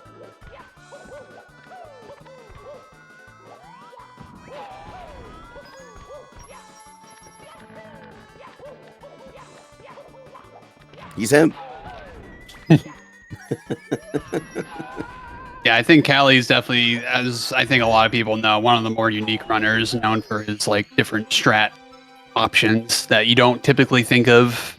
Literally, the strat I think of is I think of two. I think of that splashless one he was doing that no one else really does, and then I think of the wet dry world slide kick for quick race through downtown. No one else does that either. So it's really cool to see like all the different options and movements you can choose from when it comes to Mario 64. That's why it's such a cool game. You can do 7 different ways to get the same star, and it some may be faster than others, but some of them end up being like almost pretty much on par with, you know, what you could probably get doing the strat everyone else does. So yeah, it's really cool. That's why I like this game.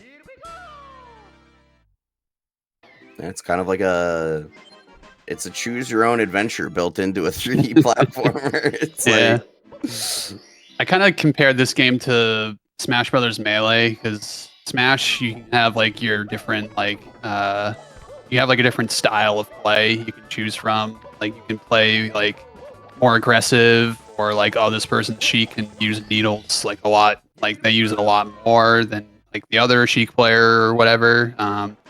In this game, like I feel like everyone has their own style. Like you might see people are more aggressive with their play. They go for like all the insane strats, or you might see like runners go for like some of the cool stuff that you don't typically see, kind of like Callie. And you see runners who are just like overall they just do what works for them, and they're very consistent at it. Like runners like Punkay. It's a really cool game in that like regard.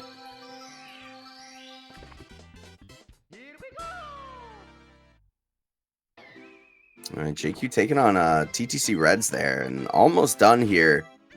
Just a couple of stars left before going on to Rainbow Ride, the final full stage of the 120 star speedrun. And I know I've said this in the past where I was a carpeless enthusiast doing carpeless last, but recently I tried doing carpeless first. I prefer it first. I changed my mind. Don't knock it until you try it. I am a carpeless first enjoyer now. Yeah, I've talked to a handful of 120 runners that have kind of gone back and forth on it, and like I can see both perspectives of like why you would want to do it first, why you would want to do it last. But I think if I had to personally choose, I'd probably just want to get it out of the way right away. Like, yeah. I would hate to have a really clean Rainbow Ride and then just lose everything to messing up Carpulus on the last star. Like, yeah. And you may think like you're nervous after you hit Carpulus the first time, like you're shaking, but honestly, it's like relief. You don't feel the pressure anymore, and you're just like, okay, I could do the rest of Rainbow Ride knowing that Carpulus is not waiting for me at the end of the hall. Like I could just focus on the rest of this and not have that distract me in the background, because that's what happened to me when I did it last. Like it distracted me a lot. Yeah. But doing it first, it was definitely really good.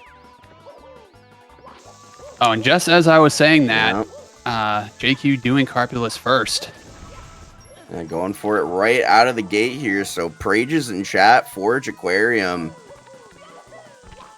Best possible time, 1:39.14. So definitely on PB pace for sure.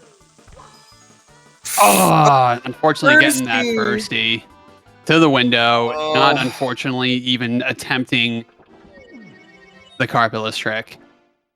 Some people may argue that the window wall kick is harder than Carpulus itself.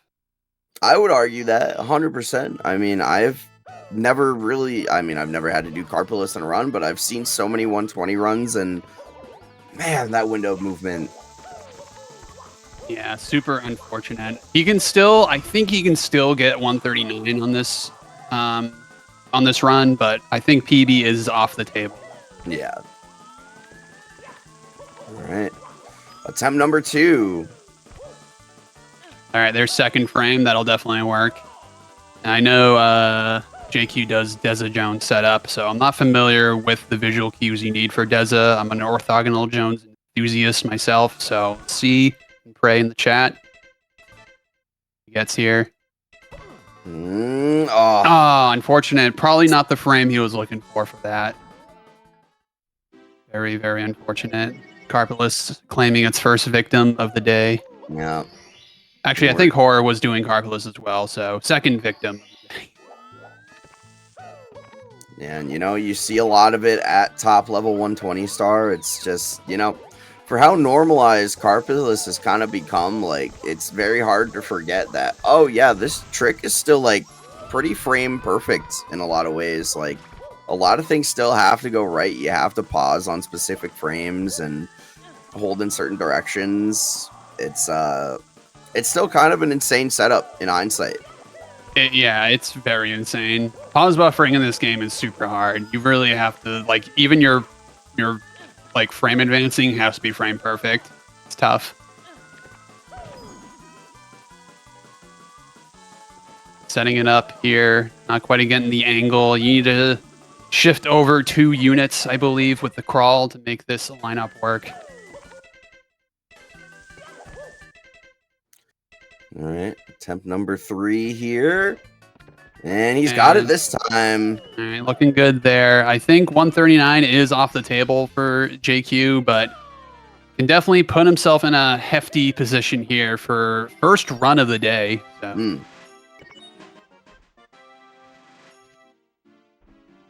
All right, we see Horde speedrun's about to go into Bowser in the Sky, almost saving and quitting. I know when I see Punkay on PB Pace, he always just ends up saving and continuing there because he does not want to save and quit right there and save or not and save a few frames from just saving the game and like opting to just quit out. So, Callie unfortunately not making enough height on that triple jump for Wet Dry World there. Go all the way back up and do it again. Opting for the other normal strat.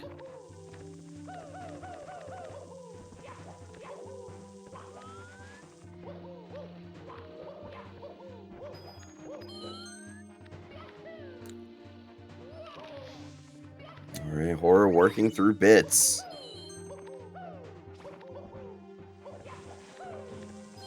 Looking to wrap up a looks like a 147 at this point.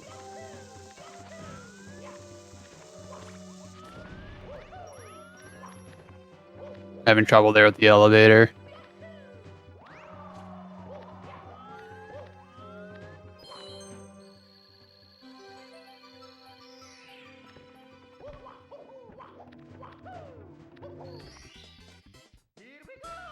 All right, nicely done. Looking like a high 147 if he nails all 3 of the throws.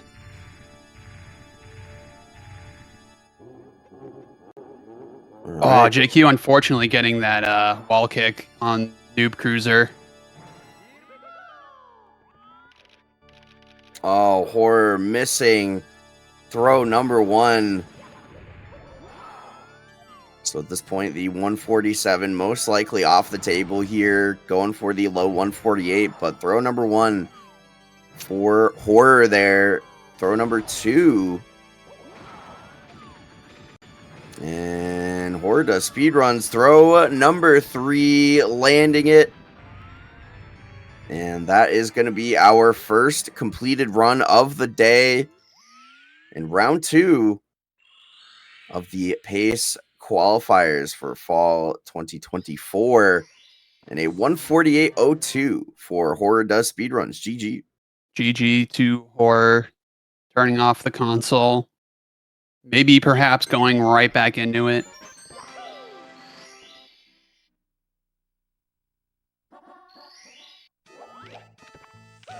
All right, back to Jaquarium here in Rainbow Ride. 115 stars into the run. Going back up again for the Lakitu bounce.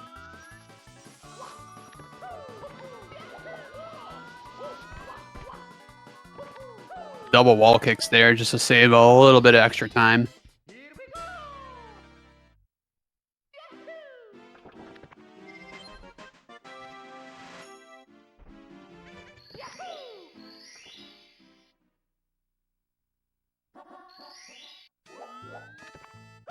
All right, so let's see what JQ can do for the rest of Rainbow Ride. Ooh, missing that that rollout for Reds here, but quick backup, getting back up here. Yeah, not too bad of a backup. Missing that wall kick is super annoying in Reds. You lose a lot of time if you don't connect properly there.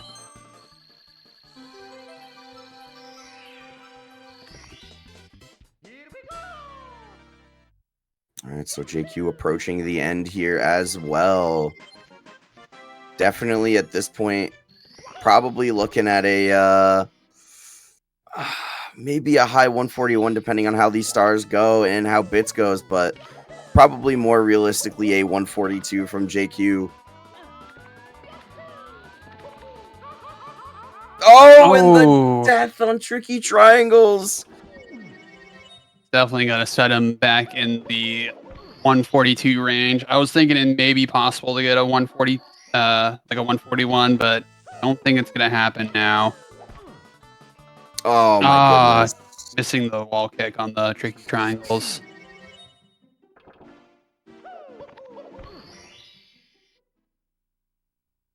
All right, still going to go back in for it, though. Still going to see it through.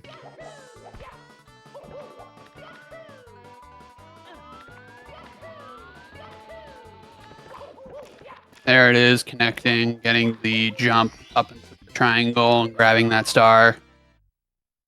Definitely looking like a mid 142, but would still put him in a decent position to get a decent time on the board. And especially for first run being on PB pace into Rainbow Ride, you know, JQ is cooking up a meal and everyone is going to eat it. Everyone's eating good. Everyone's eating good when JQ's playing well. When he's playing good Mario, it's a great thing to see.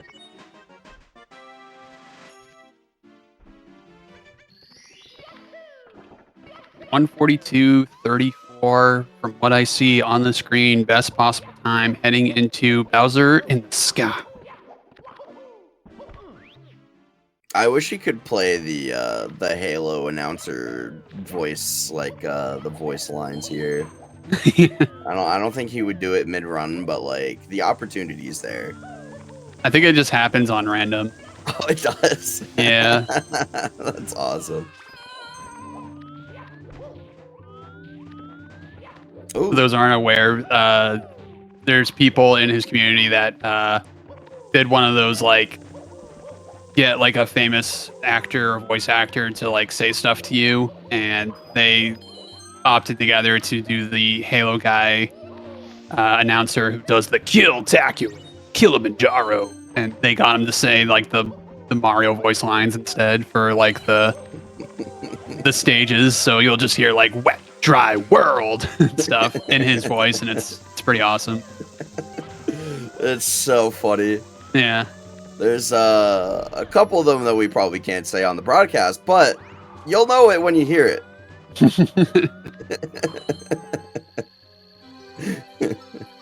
I always like to keep things here PG. Don't want to swear. Yeah, In definitely front of not. the general audience.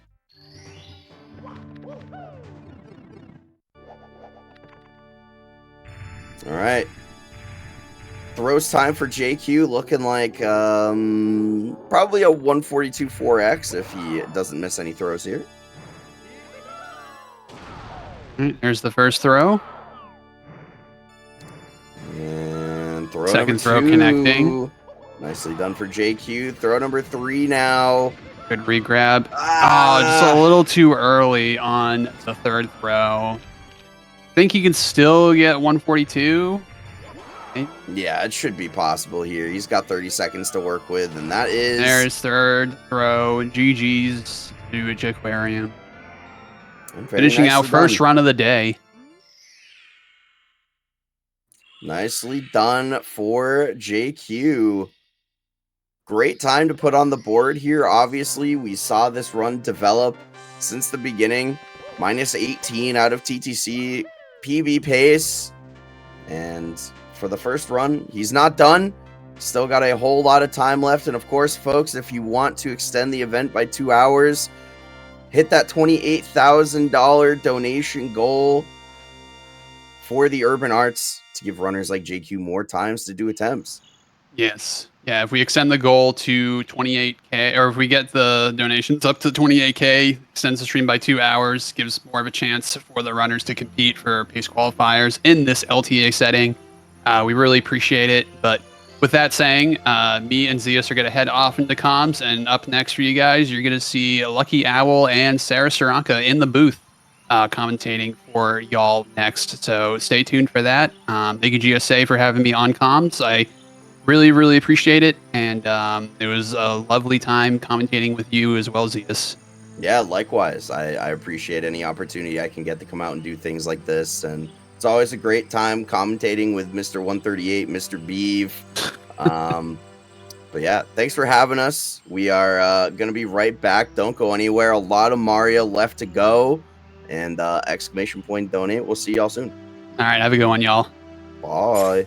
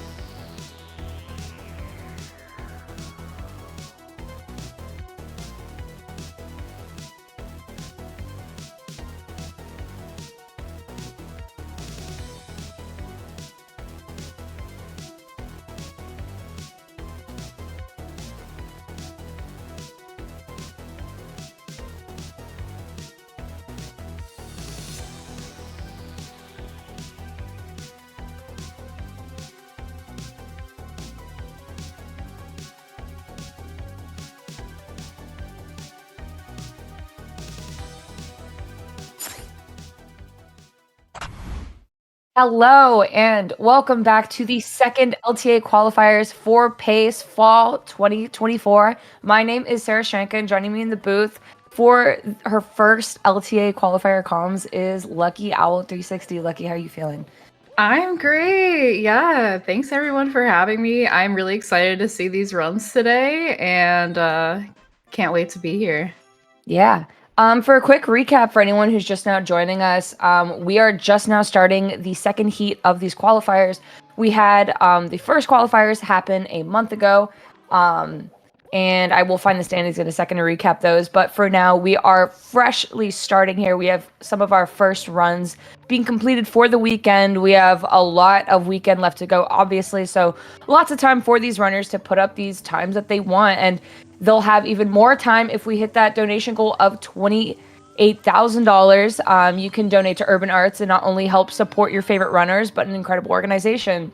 But for now, in first place, we have JQ with the 142.51, and in second, we have Horror with the 148.02. Those are fresh runs, and those are the only completed runs we have so far, with Packerzilla here looking to complete our third run. Gothic Logic in LL hundreds, Genix in LL himself, Cryptic in HMC, and Callie wrapping up a run somewhat himself here toward the end of the game here in Snowman's Land. Lucky, do you have any favorites, would you say, going into this heat? I'd say I've noticed, that there aren't as many of the top runners as you'd normally see today, but I'm really excited to hear that it looks like Beast just went live.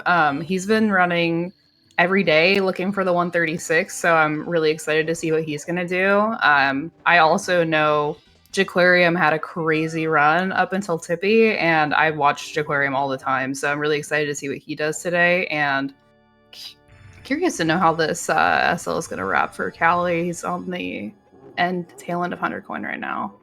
Yeah, and I see Callie running against a 137.42, which very fair considering some of the times that we've been seeing posted during this heat. And just 120 in general has been very competitive recently. A lot of people dropping these low times. Beast actually very recently dropping a crazy competitive time. I'm super excited. Yeah, it's really important in LTA. They still have all day left to get runs in, so just get something on the board and focus on bringing that time down as much as you can, because it's really about how you compare to the other people that play that day.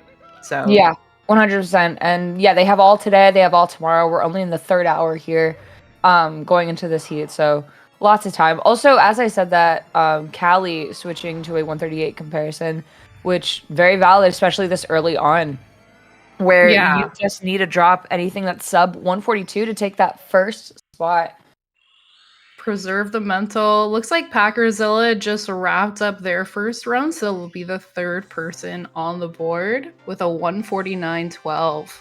Yes, very easy sub 150 with Packer. GG's to him. GG's. All right. I have some information from the first heat where Luigi got first place with the 137, Punkay in second with the 137 as well, Beast got third, Cheese in fourth, Gothic in fifth, Ouija in sixth, and Callie in eighth, I think is how it's looking here, and Simply in ninth. I don't know if there's someone missing or if there was a tie there, but yes, that was the breakdown for last time in case anyone missed it. And Horror right now in first place overall because he's the first runner to complete or to be on the leaderboard for both. I mean, JQ's not showing. Oh, VC person got seventh. Gotcha. Thank you, Beef. Got it. Yes. JQ not showing on the board right now. I'm sure he will in due time. But yeah, JQ's another one that very cool seeing his improvements and would love to see him placing in this top 7. And I think he's very capable of it as well, getting some really crazy runs recently. And he's just a very talented guy. Yes. Absolutely. JQ is a grinder. He works really hard. He gets a lot of hours in on 120, and he has been taking it a little easier recently, but I think that he's getting into pop-off season for sure. Yeah, I couldn't agree more with that. As we have Callie here into this 100s. Gothic entering the middle of the game here with this CCM. We got a lot of middle game, and Callie trying to finish this one out.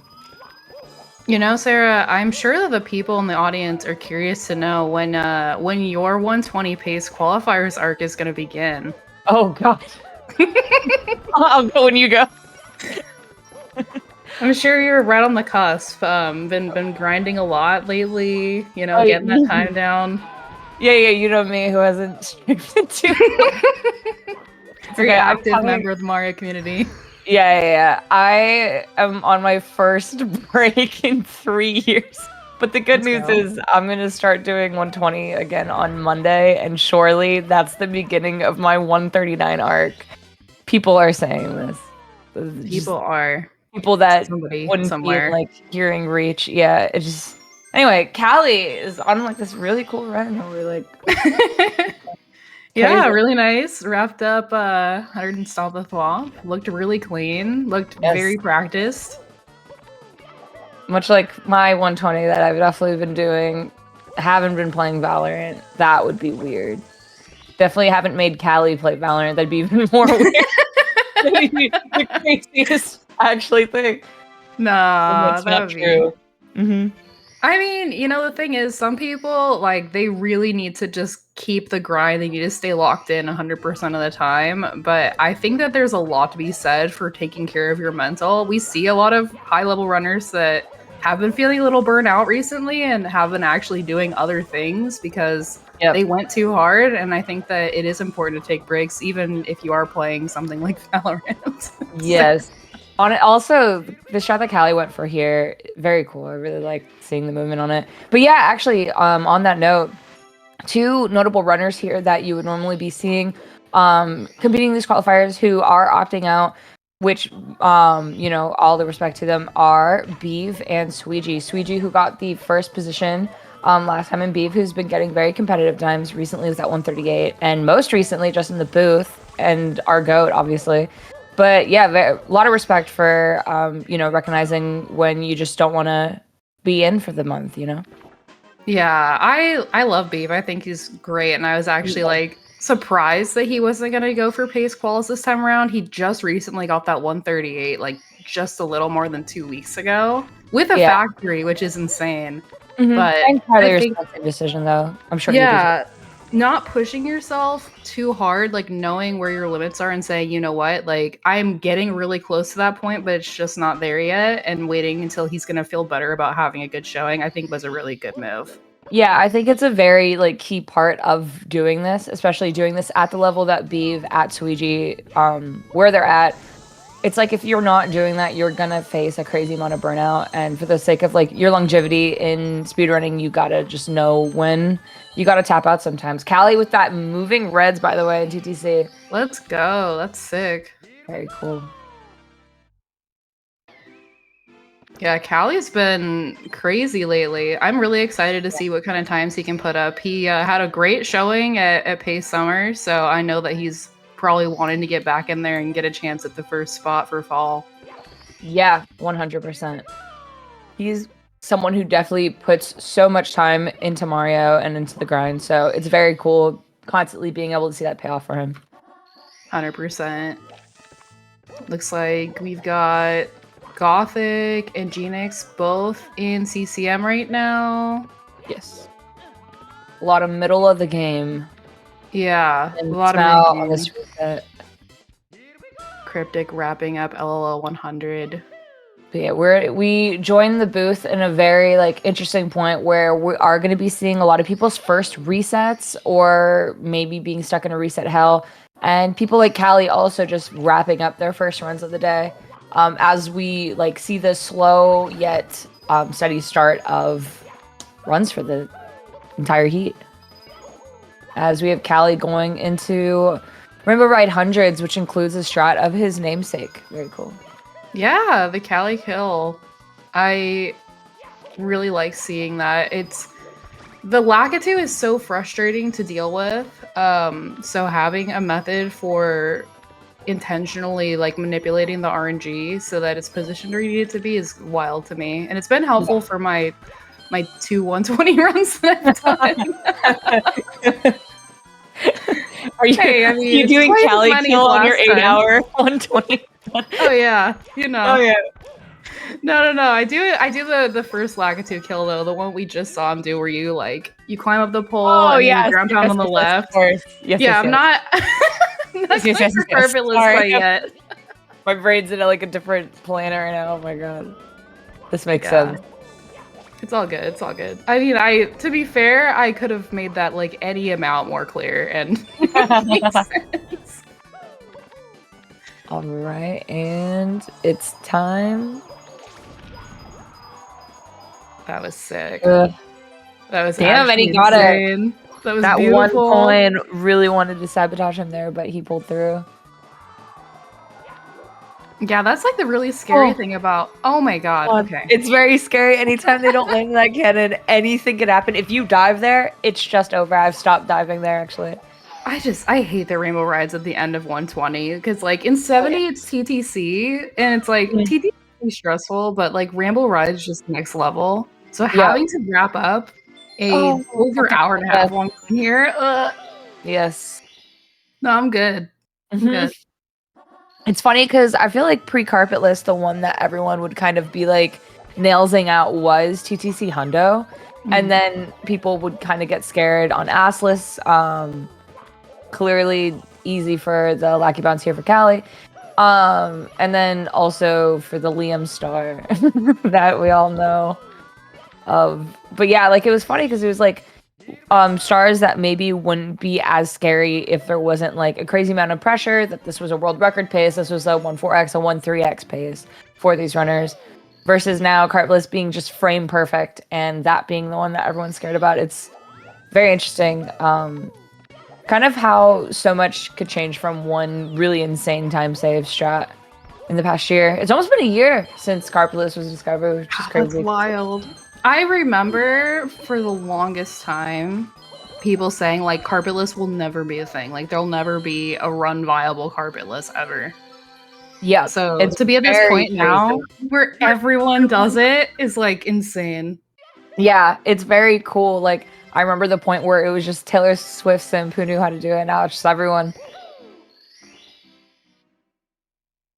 Something no one would have thought would have happened, I think, surely. Yeah, you see runners that don't even have a sub 140 yet that do carpetless, and it's huge because like it saves such a crazy amount of time, but it is so punishing. Like just having that amount of pressure on is wild. 100%, yeah. All right. It's awesome though seeing how many people thrive with it. People like shout out Emmy Bella, who actually fought her and Gothic, who is also on one right now. On a good pace here for that sub 140s running against. They taught a lot of the runners that we all watch how to do carpetless. So remember them when you see a nasty carpetless. And he's one of the first people I saw doing carpetless. I saw like a tweet like forever ago. Yeah, like, she was one of the first ones in run, I think. Yeah. Yes. Prages in chat for Cali here. Hopefully getting this first try. Looking for a very decent mid 138, which not only would solidify him first right now, but would be a very comfortable first for the first day. Could even last the whole event of this weekend at least. And he makes it. That looks good. Let's go. We have Cali moving into bits here with a 138.32 best possible time. He could even miss a throw and still 138. Very cool stuff. Yeah, this is comfortable. This is a very nice competitive time to be bringing out this early. Like, you're going to be feeling good if you have a 138. The next best time right now is a 142.51, and it's still early, but I'd be... Yeah,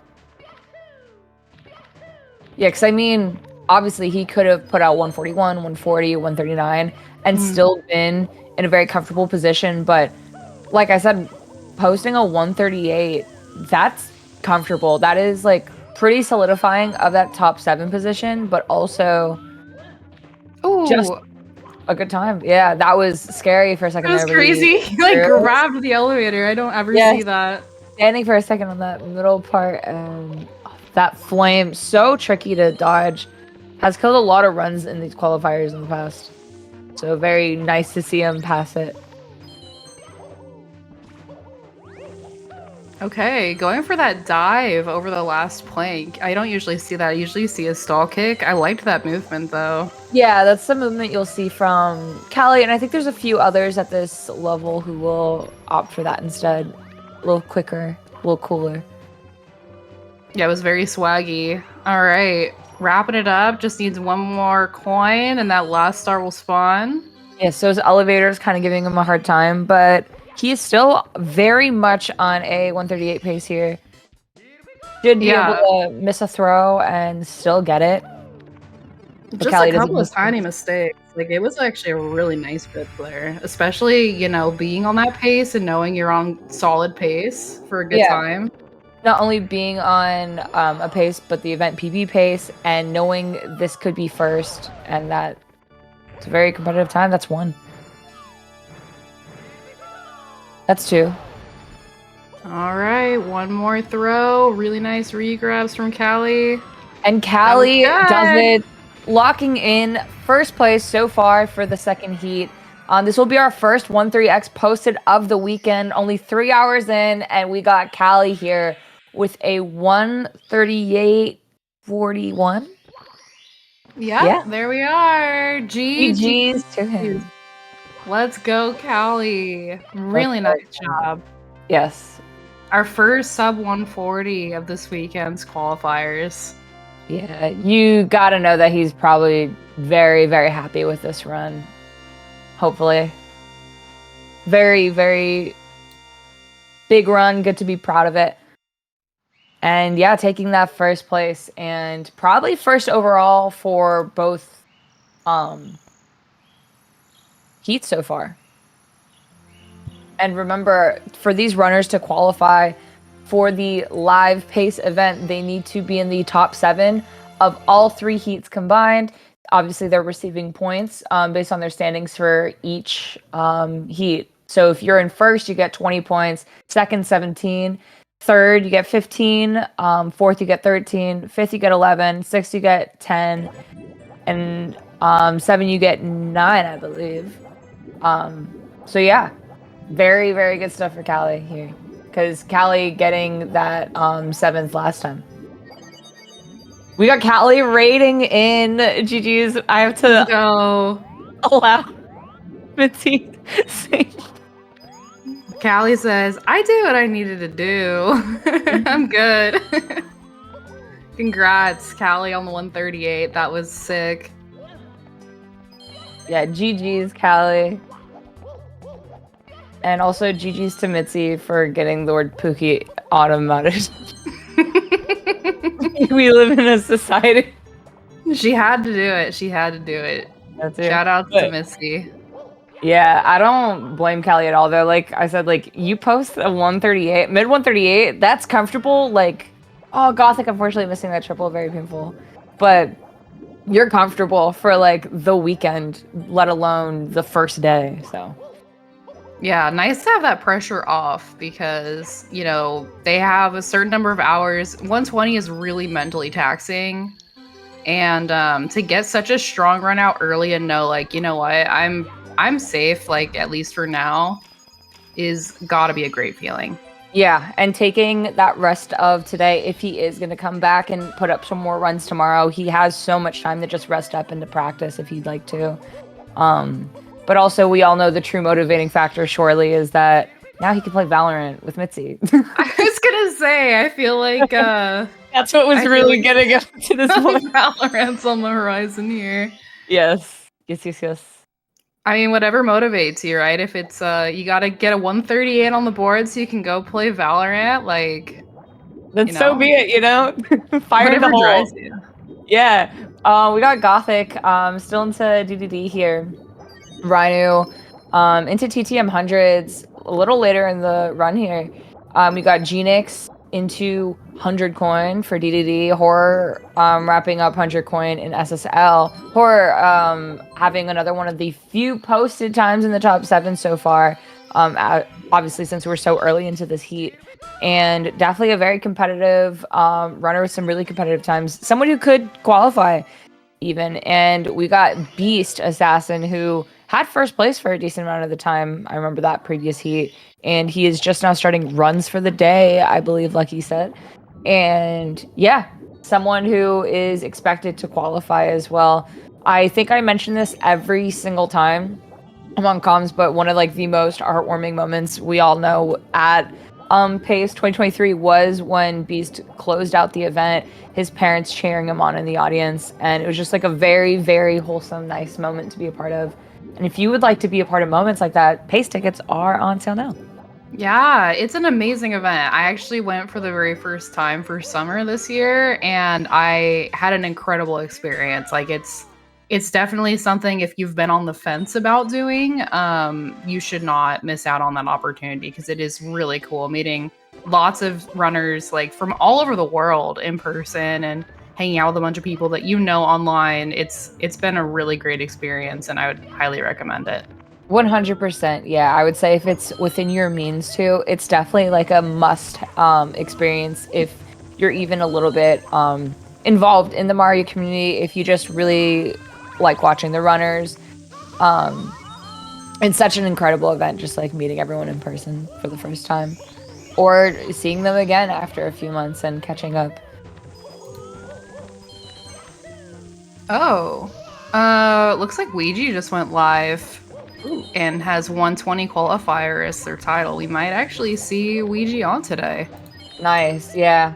Ouija, another one who got a decent time last time, obviously almost got a world record during the previous heats, and just has constant pacers during these quals, so Yeah, definitely Ouija is nuts. It's actually crazy. I really respect the mental. Ouija is a heavy resetter. Like, Ouija does not want a run that he doesn't feel good about, and his standards are extremely high. So it's always exciting, because if he's finishing out a run, it's going to be a good one.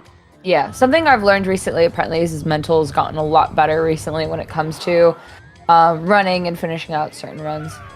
So that is also obviously good news, especially at the level he's at, which is world record. Yeah, world record holder. Not really any other levels to go from there. Yeah. But I know that's something that really helped Cheese as well. Like he did what he called No Assery April, where he had to do a no reset every day that he streamed, and that is what positioned him so well to have the pop-offs that he did at PACE this year. Like, he had an insane performance because he got himself into that mental. He was having a lot of trouble leading up to that. And the no resets, like, they really paid off for him. Yeah, 100%. Another one too I think about is simply opting to not do the qualifiers last time, but he did this time, last month, put up a one no reset, but he just like put a lot of focused time into practice this past year, and I feel like that's also paid off for him. Yeah, absolutely. Yeah, Simply is another one. He's another person like Cheese who's been around for a lot of years, and to stay in it this long at that level, it requires being really careful with like the way that you treat your mind when you're playing this game. Yeah, 100%. Yeah, Simply did say, I've heard him say a couple of times that he's planning on attending PACE Fall, so I would be surprised if we don't see him go live at some point today, unless he isn't able to be here, because he's definitely gunning to try to qualify this year. He made it clear. Yeah. I was about to say, I'm sure we're going to see some runs from Cheese soon, since he's during his subathon, and I clicked and he's actually watching stream on his stream right now. Hi, Cheese. Hi, Cheese. That's my goat. It's so funny clicking onto that. I was thinking that. Like, I was thinking in the back of my head that he was going to be going live, that he was going to be playing sometime, because I saw he's been live. He's just been in the words on a string category. That's what he does at the end of the day for his subathon. Yeah. But I was like, he's definitely someone that's trying to qualify again for fall, and had such a great showing this summer that I was like, it's only a matter of time once he's ready and locked in. Yeah, 100%. He's the GOAT. It's very cool seeing him just like get these crazy times also during these qualifiers. And yeah, the pop-off he had this most recent PACE. All right. Hopefully the subathon pop-off next. Absolutely. Cheeseathon has Yeah. been in full force. Yes, and Rhino kind of getting screwed on that RNG, but it's okay. He made the best. Oh my god, this is just unlucky. Oh no. Just simply put.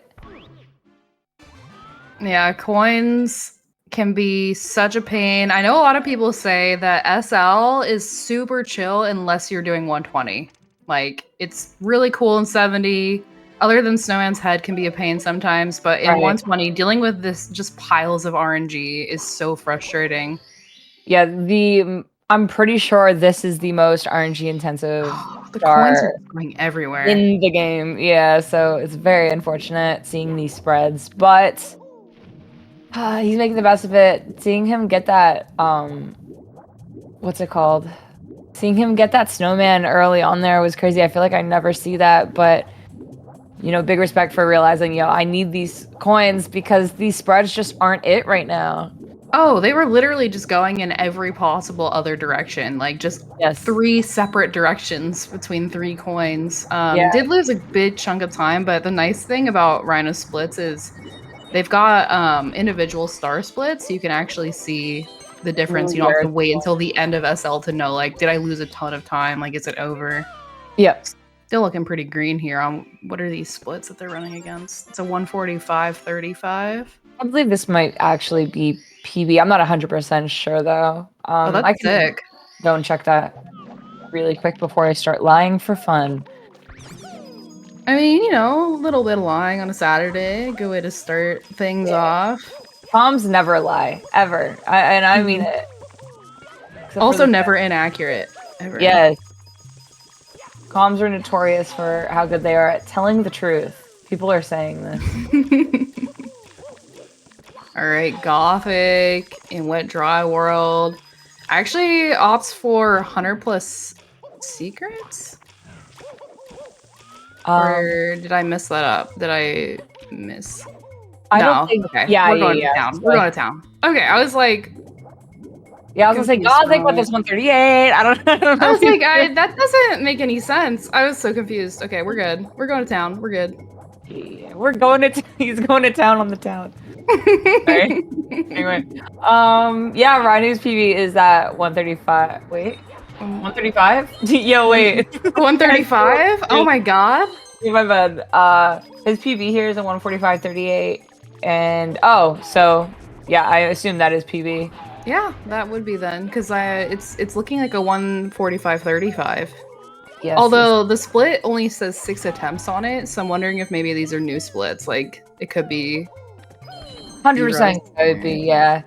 But yeah, we got Rhino not wrapping up, but toward the end point of this run, obviously anything can happen in Cloud, TTC, Rainbow Ride. These aren't really RNG levels, but they sometimes feel that way. So anything could happen. Hopefully good things happen for Rhino here.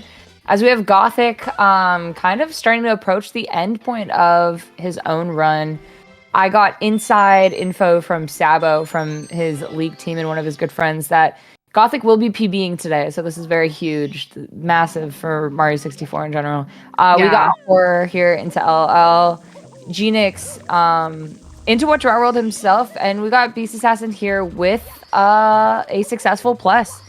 Let's go. I'm super excited for all of these runners. There's so many people that I just want to see like succeed so badly. Mm-hmm. And Gothic is someone that like he said like he wanted to have a better showing for fall. And I believe in Gothic season. So I'm really excited to see that we're on a decent pace right now as we're in upstairs. Yes, Gothic season every season. It was very cool seeing, I'm pretty sure it was the last heat where Gothic PB'd and actually posted that time and the leaderboard, which was very, very cool to see. It's awesome seeing him pop off. But yeah, I couldn't agree more. It's awesome seeing so many people succeed. Like, I feel like I have a soft spot for these runners who are around this like 138, 139 range right now. People like Beeve, you know, Connor somewhere who's approaching there, Avatar. We got JQ in that area too. I think it's just very cool seeing these runners kind of like in the midst of their like summoning salt section of right. their careers. It's very awesome. Yeah, if we want to talk about character development, I mean, Connor, I think, has had this Twitch account for like 2 entire months now, which I has know, he's gotta like a be new the best he's guy. ever done. I'm like, It's crazy. actually like- seeing him in my followed live all the time, and I'm like, oh my goodness, like this is not a fresh account. Like it's him. He's actually still here. Not having to check for the new Avatar 975 whatever during Right. in the directory every month is very nice. He's never actually had to resort to numbers, so that's good. It's just like different ways to spell Avatar. Yeah. Maybe that's why he finally stopped, because the next one have to have a number.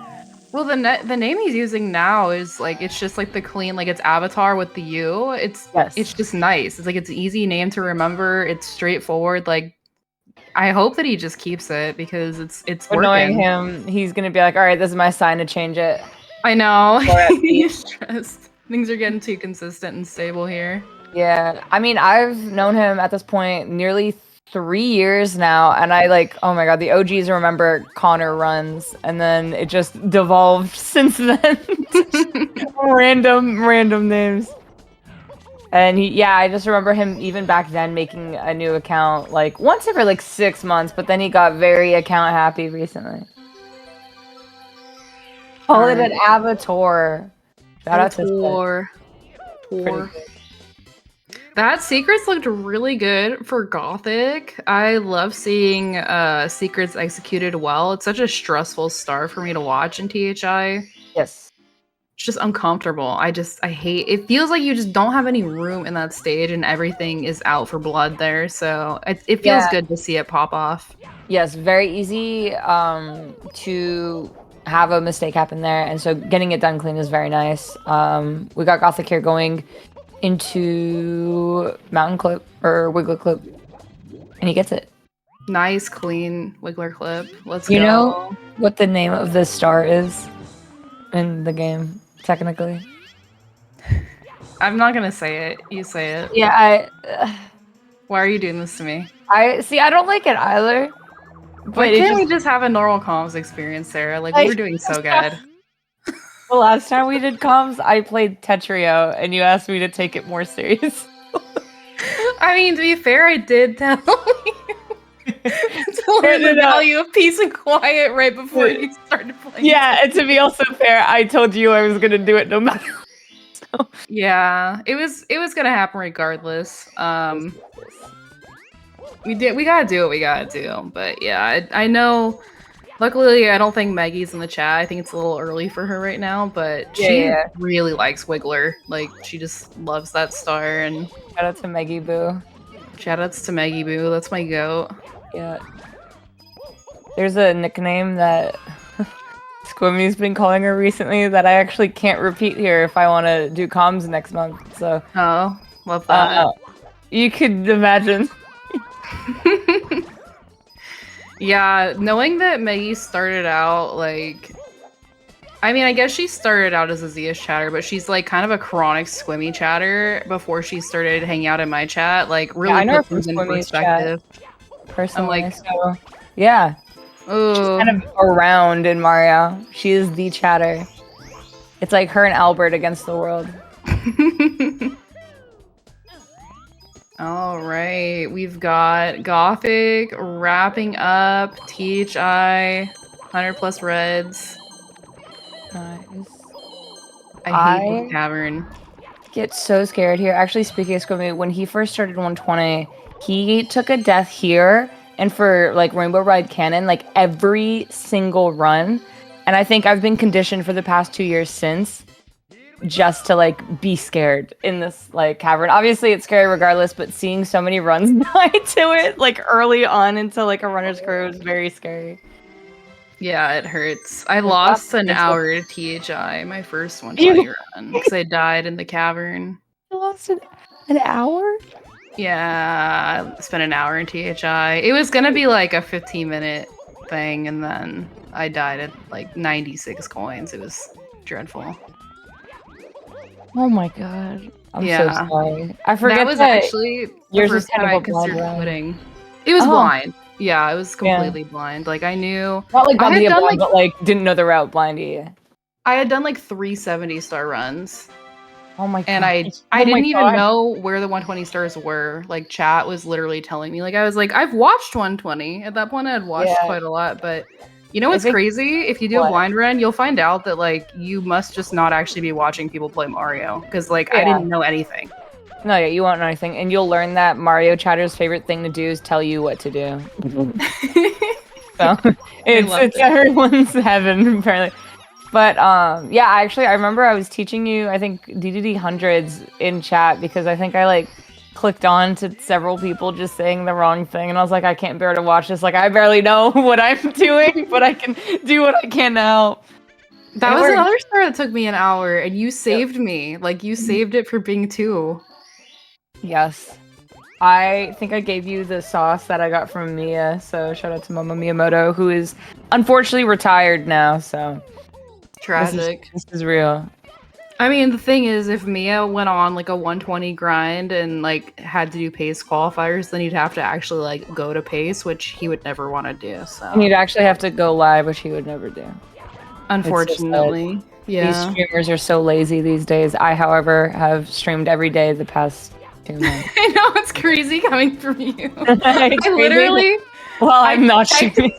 I checked your profile today and it was like last live a month ago. I was like, okay, I wasn't imagining it. It's been a while. Yeah, I've been away. Oh my god, that was narrow. Like he slid to the very corner of the island. That was insane. Oh god. I assume it was for the rubber banding for the Koopa, but it's still very, very scary. It stressed me out. I'd rather he didn't get the extra 2 pixels of speed from Koopa for that. Yes. It's scarier when they grab the ledge and still fall, though. Oh, yeah, no thanks. The wars. Looks like Rhino's actually getting close to wrapped up, and Rainbow Ride has 115 stars. Yeah, not sure if we're going to get carpetless. We might have already learned if we're getting carpetless or not, and I was too busy talking about myself. So, that's pretty unfortunate for everyone, honestly. I mean, you know how it is. Like, we gotta... Oh, Gothic taking a fall there. And TTM gonna back it up. Your recovery. Hopefully not being too disoriented. I'm sure this is the different strat. Yep. Yeah. I'm sure he's doing the pro movement there where you are not lining up like that and just grabbing and going. Yeah, that angle, I hated that angle, but I've seen other people do it and it works for them. For me, it would not. I just... skill difference, literally. Beast, unfortunately, missing the speed there at the very end, hugging that sign of Toxic Maze BLJ. That will be a reset for him. He knows what he wants, and he knows it does not include a missed Toxic Maze BLJ. Respect to him. That's our GOAT. That's our beast. I know he's gonna pop off. 100%, yeah. I think I said this last time, and Wes said he was going to steal. Oh, Genix unfortunately dropping that blue, going for a very tricky Wakakiri. Yeah, it is very impossible getting this angle. There's like a lot that goes into like knowing it. There's a lot of things in 120, I'm sure we've both learned this past year, where they look a lot easier than they are. Something I can think about is like, I think it's that 4th red in bits. I called it out during Callie's run where it is very easy to lose a run there. Just like jumping over that flame is very, very hard. You wouldn't think it is, but it's one of the trickiest parts of Bits Reds. Yeah, I just can't even jump over it. I guess I haven't practiced it that much. I can't jump it either. It came up in like an XCAM event, kind of, not tournament, it was like a 1-day thing. And I had to talking about the cheese event? No, not the cheese trials. This was actually Grievous. He put on, it was called Smortal Horse, but like basically we had to I heard about this. This is very cool. It was really fun. And one of the stars that we had to do was Bits Reds. So I had to I was literally teaching myself like a good Bits Reds. Like I was in Usamune while I was waiting for my turn. Wow. Every single practice I burned. Yeah, it's very scary. Yeah, I don't even go for it. I just usually wait it out. I don't know if you're supposed to intentionally burn there if you don't know the strat, but yeah, it's like interesting for sure. But it worked out. Huh? I said it worked out. I didn't get eliminated, so that was sick. There you go. Easy. But something I was gonna say before, I think Wes said he was gonna take this from me when I said it last time, but we have many goats, but there's only one beast. Oh my god, that's bars. I did That's so again. bars. And it's so real. Wes, you cooked with that. No, I cooked and Wes is gonna steal it from me. You cooked and oh, sorry, it's already working. Yeah, he already Wes told me, and I'm like, yeah, it was successfully Wes. Yeah, you're like, yeah, Wes said that. Yeah, he actually did. When Wes said that for the first time and came up with it originally, I was so impressed. Dude, speaking Alright. of the goat himself, in chat. Let's go. But yeah, it feels like when Beast is on like a insane pace, it feels like a national holiday, like a worldwide event. It feels like the entire community is like in that chat, like hyping him up. And I think what's so sick too about the Beast runs is he's usually on no cam, no mic. So you just hear the game audio, you're just freaking out with everyone in chat. Also, we have JQ with an HMC Gold, by the way, joining us on the main screen. Very cool. Let's go. Yeah, but seeing that and then like seeing him drop like a 137, 138, and then hearing him unmute, it happens all the time too within these qualifiers where he's like, what just happened? It's really awesome. It's like one of my favorite people to see wrap up a run and just pop off for it. It's one of the like most feels strongman pop offs, I'd say. That energy is just infectious. Like you can't not be excited. Yes. Rhino unfortunately missing that jump there, getting the burn, just like we said. Yeah, that's how I handled it. So, I'm right up there with these runners here with the slide. Good thing he does not fall through the crack though. Ooh. Unfortunately missing that triple, going the backup way. Oh no. Oh this Lord. Spot can be so frustrating. Like if you just start tilting, it's over here, yeah. Like, you miss it once, and this could happen. Yep. Having a bit of a meltdown here, trying to get up on this wedge. It is frustrating, but finally connects with the pole. So we'll be moving on to finish out bits. Looking like 146 might be possible, but 146 147. Definitely possible here. Yeah, I think it would need to be really, really tight throws for it to be a 146, but it should be doable still. He is about like there's a little bit of room. A few seconds here. Yeah, it might be really close if real, but yeah, unfortunately missing that PB pace into Rainbow Ride. I did miss what happened, unfortunately, but never to fear. He is looking to post one of the first 7 times of the weekend, which is very cool anyway. Yeah, it could finish ahead of Horror and Packer here and take third so far. 2 throws so far, really quick ones. Going in for the third. And he does quite not get it. Oh, I was gonna say something Beeves first 139 with the one throw that just made it. He's still to 146 if this hits, and it will. It might be a 147 flat. Yeah, actually, yeah, it might be. Yes. Damn. Yeah, I think it's gonna be just probably 147.01 here. Yes. Yep. GG's. That was a really quick star grab also, though. Very cool. Storing that momentum from the Bowser talk, actually. Taking a clean 3rd place here. But yeah, we have a lot of runners hoping to take these top 7 positions early on. And then it is going to get very competitive very quickly, especially going into the next day tomorrow.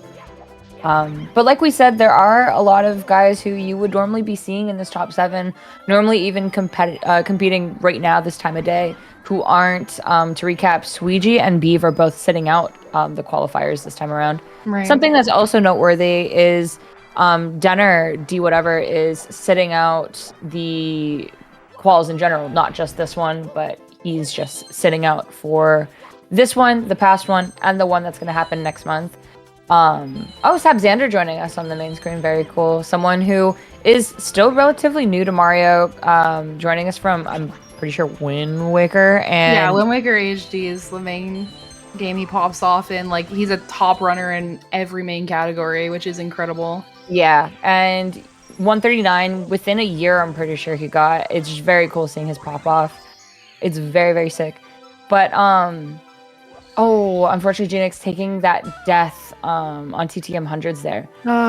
Yeah, I think I saw Sab miss frame walk and is backing it up with the chest right now. He's someone that has so much insane potential. Like, I think that he really has that top runner potential. Yeah, I know he's been feeling a little less motivated and is hoping that qualifiers can reinvigorate him. So we'll see how today goes. Yeah.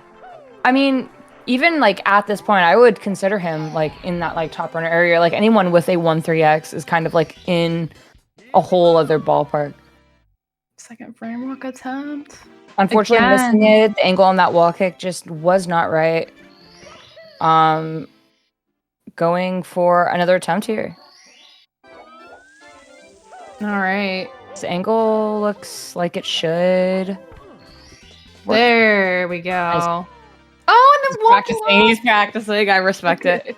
When you're messing up 11 minutes in, it's better just because he's gonna reset anyway. Yes.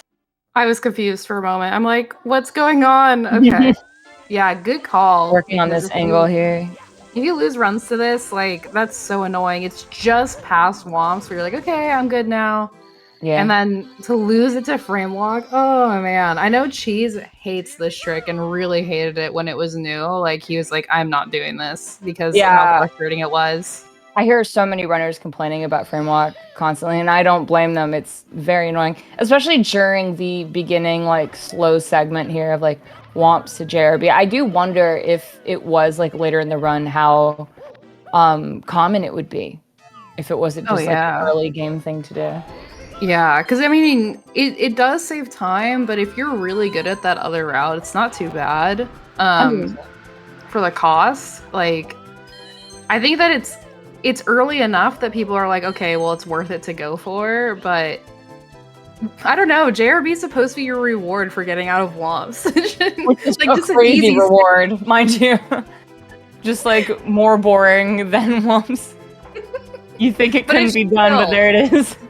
It's chill. I mean, I like the swing stages. Maybe it's because I don't have to do them very much, but yeah, it's definitely JRB quickly becomes like, oh, I'm back here. What did I do to deserve this? But if you would like to give these runners 2 more hours to sit in JRB, you can do that by donating to Urban Arts. Very good organization. If we get to 28,000 today, the stream is extended for 2 hours, meaning these runners who would have to stop on their final reset at 6 p.m., which, to recap, is in 4-ish hours. They would get until 8 p.m., which is 2 more hours. That's crazy. It's wild. You could see Mario until, dare I say it, 10 p.m. tonight. So if you'd like to watch more Mario, give your favorite runner a chance to make it on this top 7, make sure you donate to Urban Arts. It's a great organization. Yeah. And you're supporting a great cause. Shout out to the kids. Please do. As a chronic chatter that relies on Twitch to survive and would die of boredom otherwise, I need to see more 120 runs. I need to see more pop-offs and pacers, and I know a lot of these runners have it in them. So if you're considering, please donate to the Urban Arts Foundation. It's a really good cause, and it gives us more Mario, which is what we're all here for. Yes, if you're not going to do it for your fellow runner, do it for your fellow chatter. Gothic taking this fall. Very unfortunate while he's just lived. Yeah, he did live. It's so unfortunate when he is this green, though, on this 140 theory, or 139, I guess, theory at this point. Yeah. I'm curious to see how this translates. Oh, he wasn't all the way up, but there still is a very unfortunate fall to take. Yeah, I mean, it was not the very end, but it was really far in. It's one of those things. Oh my god! Okay, it's a small fall. Yes. We can actually just triple up here. Okay, we're good. Yeah, it's not that bad at all here. Close it out, Gothic. You got this. Yes. So close. We know Gothic is very capable of posting that decent time. Even if he doesn't get the time he wants this run, he can definitely... He's more than capable of posting one. during this weekend. And even then, he's still in a pretty decent pace here. The best possible before this was a 138.49. So he might be bleeding out a bit of this green. But remember, these are theory splits, and there's time to save everywhere. This is a theory that is, I'm pretty sure, a minute worse than his current PB. So Right. there is going to be wiggle room. You want to hope he gets that first try carpetless and can send it and lock in that second place. It would be very cool to see from Gothic. Yeah, I definitely think it's, it's a matter of when for Gothic on the next big pop off. Like, he's looking good. He's looking really comfortable. You just got to close out the end of the run. TTC 100 can be frustrating. Rainbow Ride is a stress fest, but if he can, like, I am ready for it. It do be a stress fest. Yeah, exactly. I mean, yeah, like I said, he popped off hard during the last quals where he got that PB, and which is literally the most you can ask for. Like, playing the best you ever have during an event is very rare, so very cool that he got it when it mattered most. So yeah, he's definitely more than capable. I accidentally started in a boba train. Also, my condolences. There's like 2 emotes in this channel. I can boba. only do what I can. A boba. Gotta have it. Gotta have the abobas. They were coming out in full force for summer pace, so I'm not surprised. Fun fact about Boba, I'm pretty sure Emerald, Sonic Runner Emerald is the one who added it here. Really? Yeah, like, I think they were asking for it in chat, and he, like, on the computer for that, like, Artemis is running stuff on, added a Boba, so make sure to thank Emerald for that the next time you see him around. He's the reason. Gothic. Going in for moving bars here. Getting close to the end of the run. It's really exciting. Horrors wrapping up Fire Sea with a clean throw. Love to see it. Genix and SL? Yes, we do have Genix and SL here. JQ in the midpoint of this run. And Smau, early on. Yeah. Cool to see Smau on, by the way. Decent amount of runs that are actually entering into the late phase. It's crazy how the time flies, because I remember feeling like, okay, we came in like right as a lot of runs were wrapped up, and Horror's already like on his way to, past the midpoint, finishing up another run already. I'm really excited for Horror, particularly. Like, he's another grinder that has been like really working hard trying to get that sub 140 and make it into like a good qualifying position, and I'm ready to see the pop off for him. Yeah, 100% agree. I believe his current PB, right, is a 140.01. Yeah, if nothing's changed since recently, that's what I last saw. And he's been getting crazy pacers though. I've been seeing pace channels like a lot. So yes. I'm ready for it. Yes, me too. Also, something I'm just not realizing, Smau, someone who qualified, I'm pretty sure last summer, and has had to be away from the game for a bit. So it's very, very cool seeing him playing. I remember him and Beast, I'm pretty sure both in the qualifiers for summer pace. Either that or I only slept 4 hours. So that's going to be my excuse for misinformation if I'm wrong. Yeah, just saying whatever. It's fine. Yeah. But I'm pretty sure both were the underdogs at that pace. Or I'm just lying for fun. And for sport. Anyway. It might be true, it might not be. Chat, you can figure it out. Gothic. Now Gothic in Rainbow Ride. Yes. You love to see it. And we know from Gothic splits, we're going to see carpetless last. It's actually kind of nice when people like him, I know Callie also has this, where they have carpetless within the splits, so you know when to be nervous. I feel like lots of runners have different ways of doing it. I've known people who have done hundreds and then lackey bounce and then carpetless to get the scary ones out of the way so that they don't have to do it with the, hey, I just got carpetless nerves. People who do it as soon as they enter, which I don't think is really that common anymore, but was when the trick first came out. And the most common, I believe, is doing it at the very end, which I respect, because you can just do the rest of Rainbow Ride, and then you can start freaking out in bits. Yeah, it's kind of wild. I think I get and I'm with doing carpetless at the very end, because like you said, once you get carpetless done, then you know, okay, now like this is it. Like this is a run. This is real. So having those nerves for all of Rainbow Ride would be miserable. 100%. Yep. All right, we see Horror going upstairs. 104.33, I think, was the door touch there.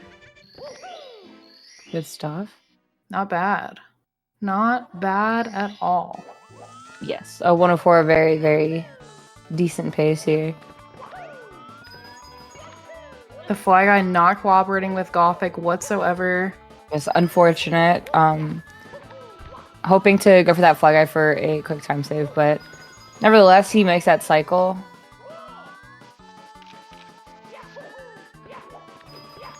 And that's the Lakitu that Lucky gets. And the RNG Not was the other weird. one. Not the other one. Not to be confused with the Cali Kill one. Yeah. I mean, that was like as good as it can get. All the coins in the air, just perfect. Yes. Love to see it.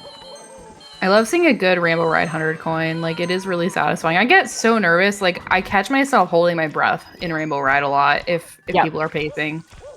Yeah, whenever people are on PB pace, it freaks me out. It like shocks me that I even do comms when sometimes I'm like watching friends on pace and I just like can't even speak. Like if I'm in a call or something, I'm like, how do I do this? How do I just talk during the calls? But it's scary, especially. It's a good thing. Big Two people who can't talk when it's hype are together in the booth right now for pace. Yeah, that's awesome. Yeah, they really popped up on that.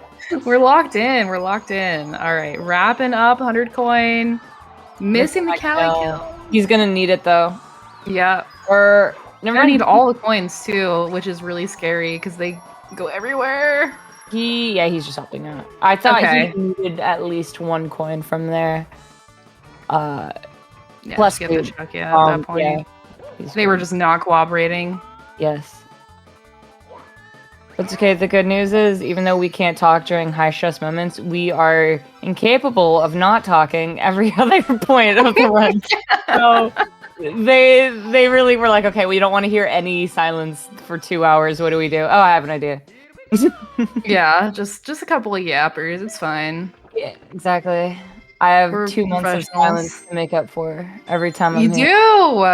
What is going on? The one thing I remain consistent on is that I'm still yapping here.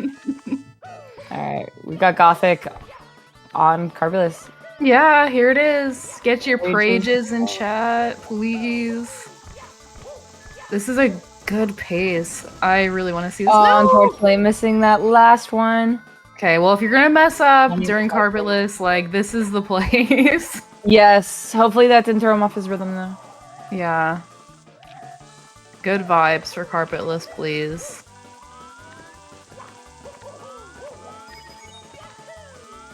Alright. In the window, that part, for me, is, like, almost as scary as the trick itself. Seeing people lose there is awful. Not going for Deza. I'm pretty sure Deza is the one where you would be pausing on that. Yeah. Triple, unfortunately, missing it. Very sad. However, still definitely on a pace here to get a decent time posted. At least to be the first time posted of the weekend. And we know if it has a missed Carpulus, Gothic's more than capable of beating this run. But you do just want to get something posted early on just to get rid of the stress of, well, I need to finish something. And better this than, you know, your final no reset tomorrow night and you don't even know what you're going to have. Yeah, I mean, if he hits Carpetless here, like, this could definitely still take the second time. Yes. So far, so definitely not bad. Yeah, we're definitely looking at a 141 pace here with a successful Carpetless. Oh, unfortunately, missing it. Spamming the Mario Cam there. Yeah. Yeah, Carpetless experience. So frustrating. Not a fun way to lose your run, especially at the end. Yes, keep in mind this is a frame perfect trick, so it's very, very, very unfortunate that it's the final trick in such a long competitive category. Going for that third attempt here, big respect. Oh. I think the vibes are just off. Yeah. Oh. Yeah. I mean, he is still trying to finish it out. I respect the, just get a time on the board. Mhm. And of course, keep in mind it can be very tilting after missing that twice. Sometimes you might end up missing things like these wall kicks, right? These aren't things that Gothic would normally miss. It's just you kind of get in your head a little bit once you're messing up tricks and stuff. Yeah, but you have 118 stars. Like, this is the last big hurdle before you can close out the run with bits. Yes. The You're gonna actual wanna last finish. main game star. It's very, very, very cringe. From the last, like, main level. All right, let's see if this is it. Nice dustless triple there. And he makes it. That's and this is it. a pace. So, There we go. very good. This is the McRommel for anyone you also that isn't Gothic at this point. Like, it's still Oh, a really yeah. easy time.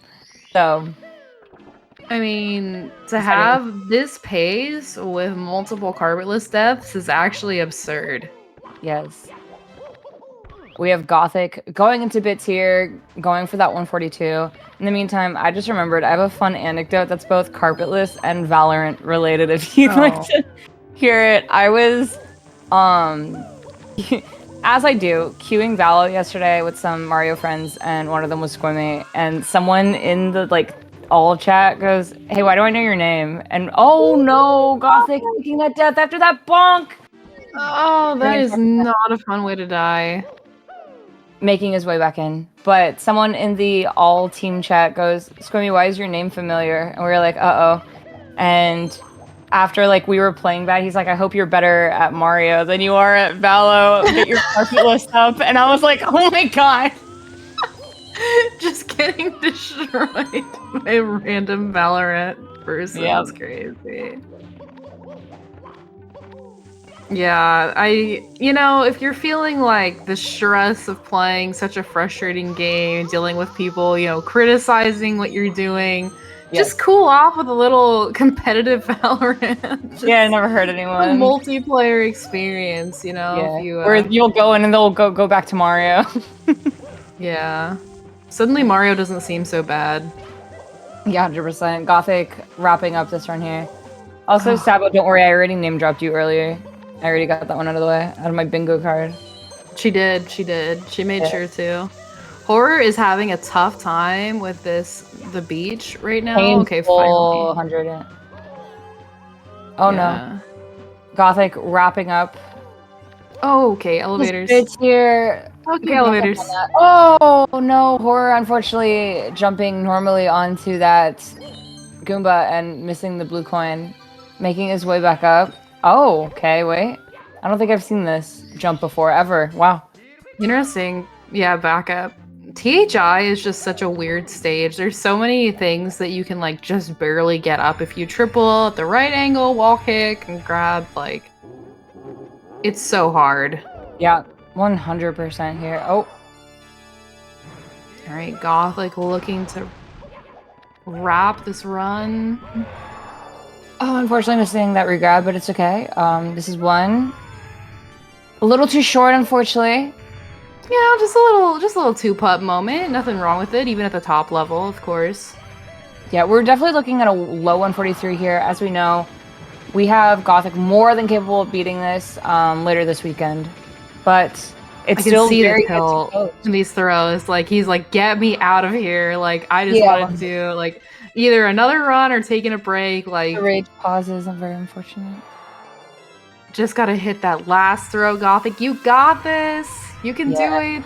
As we were talking about, obviously, it could be very tilting for these top runners to continue runs where you know you're more than capable of being several minutes ahead of them. But very good on him for finishing this regardless, because you just want something up. It's definitely less stressful to have something up than to have nothing.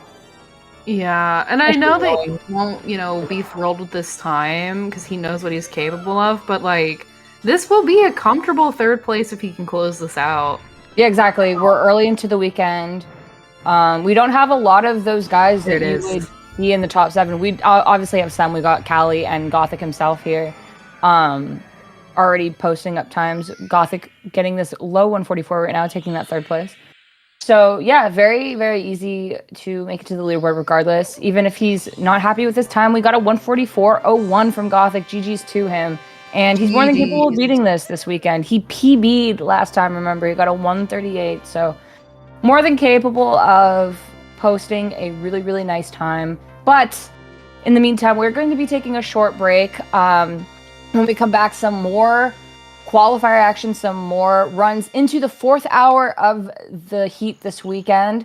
So stay tuned and make sure if you want to see more runs this weekend and today, you donate to Urban Arts, and we will be right back. We'll be back.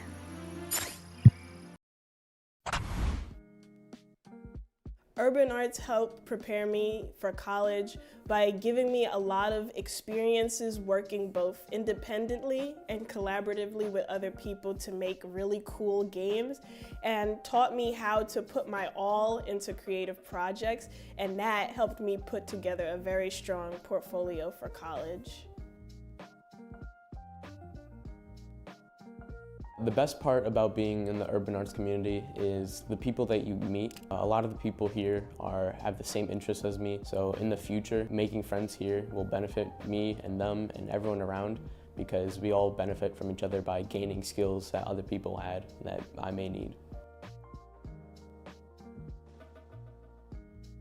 Urban Arts helped me see myself differently by showing me that I can be a good leader.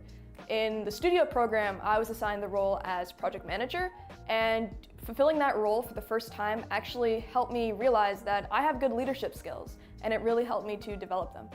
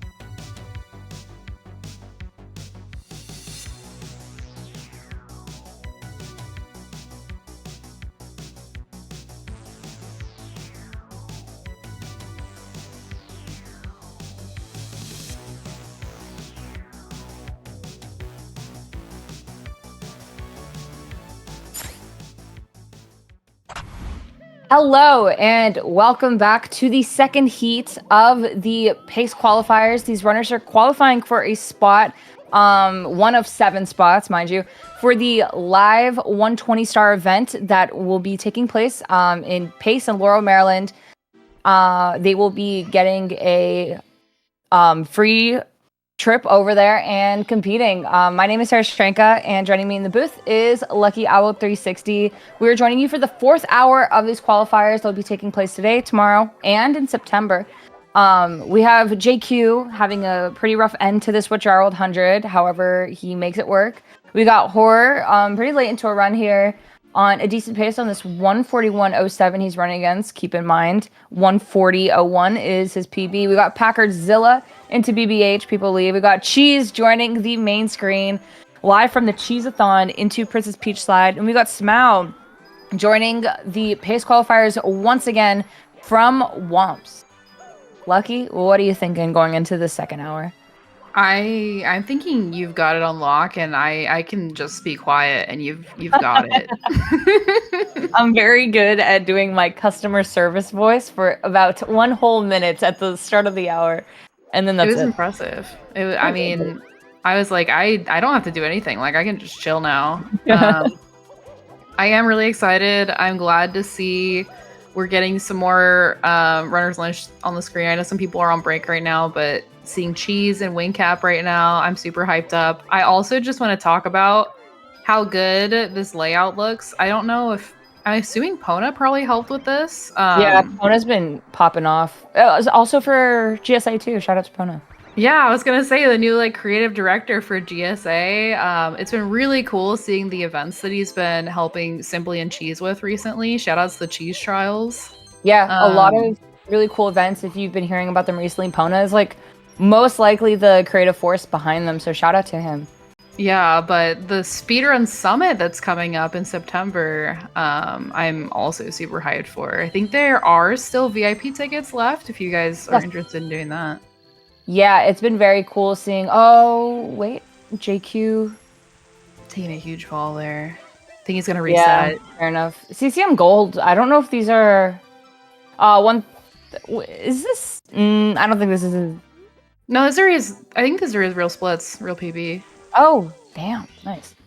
Yeah, JQ has not had a 139 for that long. Actually, it's only been a couple months now, so. It's very impressive, actually, keeping in mind, with a long category like this, how close he is to Summer Best. Then, with that in mind, that's very cool, actually.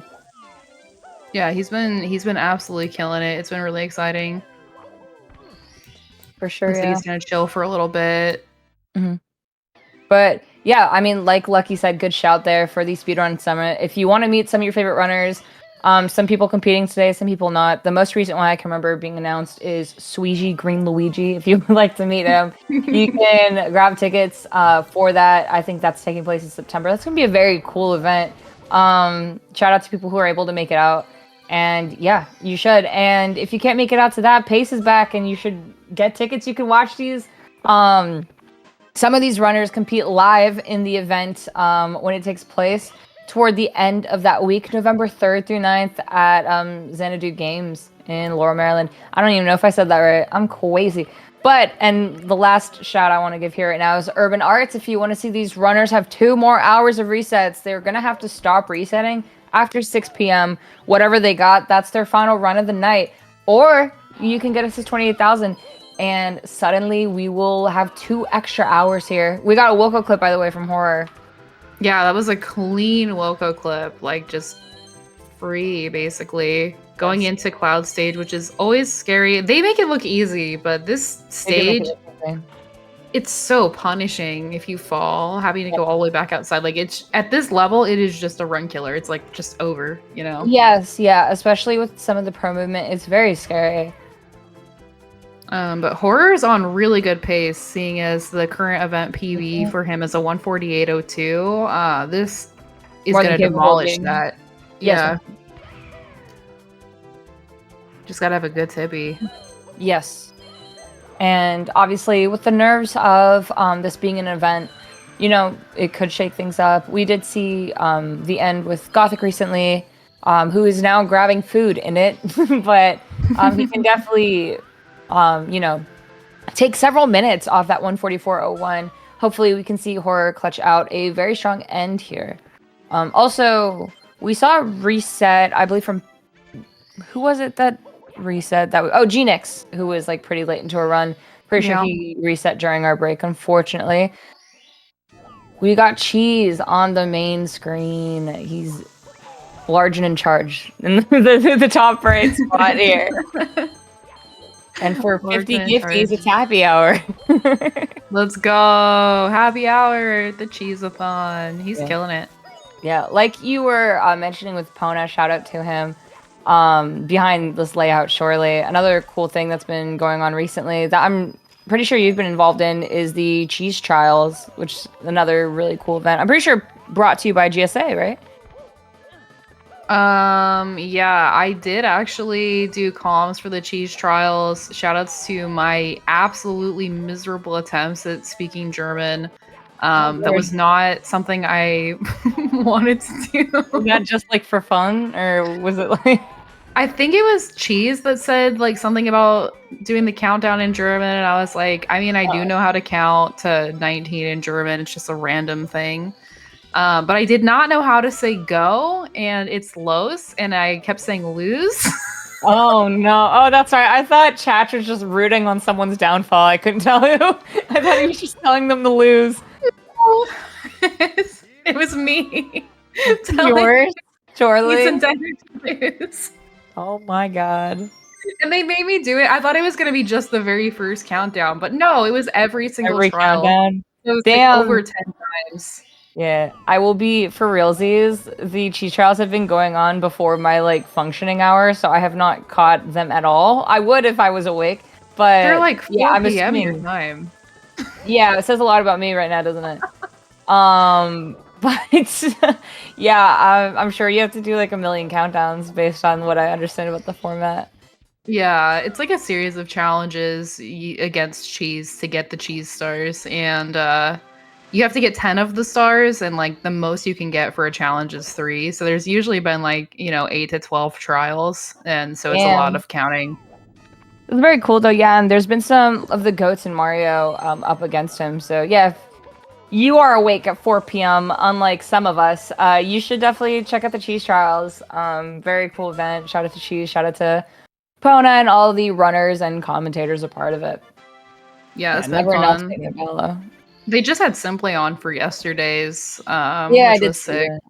I actually, that's the first one that I've missed. I haven't seen it yet. I'm going to watch the VOD, but he also had Callie, D Whatever, and Ouija so far.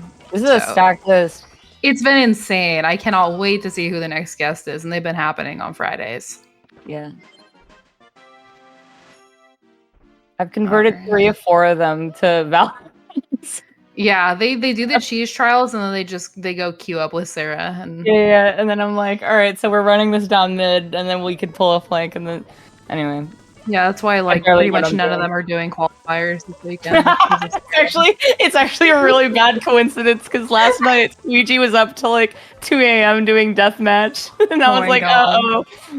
I've actually never played Valorant in my entire life. I installed it because I have friends that play that wanted me to play, and I think I would like it, but I was like, no, I don't need that in my life, like that negativity, and I just never played it.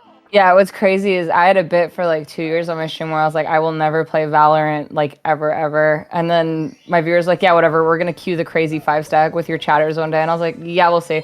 And then literally as soon as I got a PC, before I even set it up for my stream, Squimmy had me set it up just like temporarily for a day so that we could queue Valo with him and Nader Beans.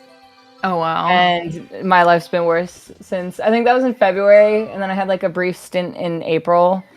And then it's been like the only thing I've played in like 2 months. Valo came out in like 2020, I believe. It's crazy it's been that long. Yeah. It feels like it's only like 2 years old. Yeah, it is crazy that 2020 is nearly 5 years ago. Stop. It's not good for the mental, is it? Yeah, it's not good. Yeah, you would think Valo's brand new the way that like Mario runners are discovering it seemingly for the first time, but I mean, we're still playing a game from the 90s. We're a little behind. It happens. Yeah, I'm surprised Sab's. Oh, Sab's entering practice. I was like, I'm surprised he's ending a run to that. I'm a silly little guy. Anyway, horror into Carpulus. I don't know if this is the first attempt. I was talking about Valorant for a really long time, and I'm sorry. I believe this is the first attempt. It looks like he does it at the start of Rainbow Ride. So prages. Rage.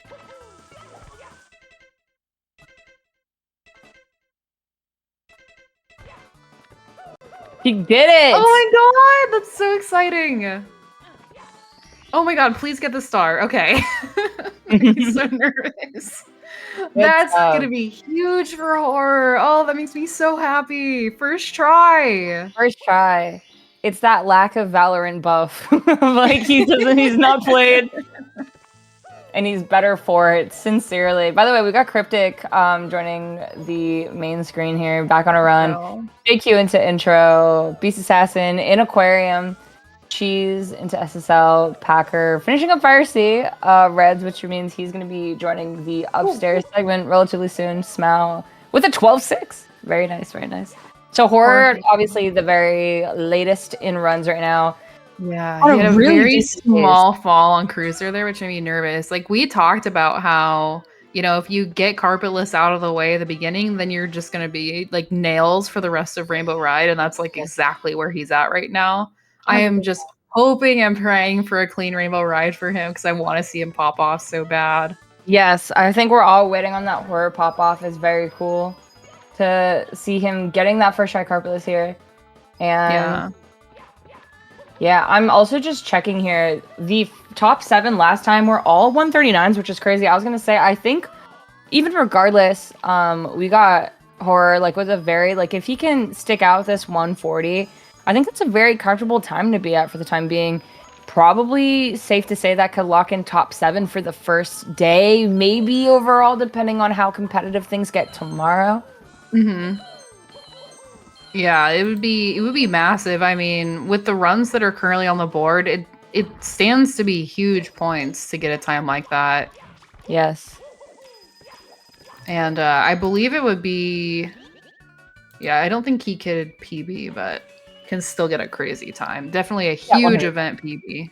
Yeah, definitely a minute from PB here, but yes, very huge event PB. Obviously going against a lot of goats, so you need to get a competitive time. Speaking of goats, shout out to Bob Free, the Pride and Joy Canada in chat right now. Oh no, taking that fall.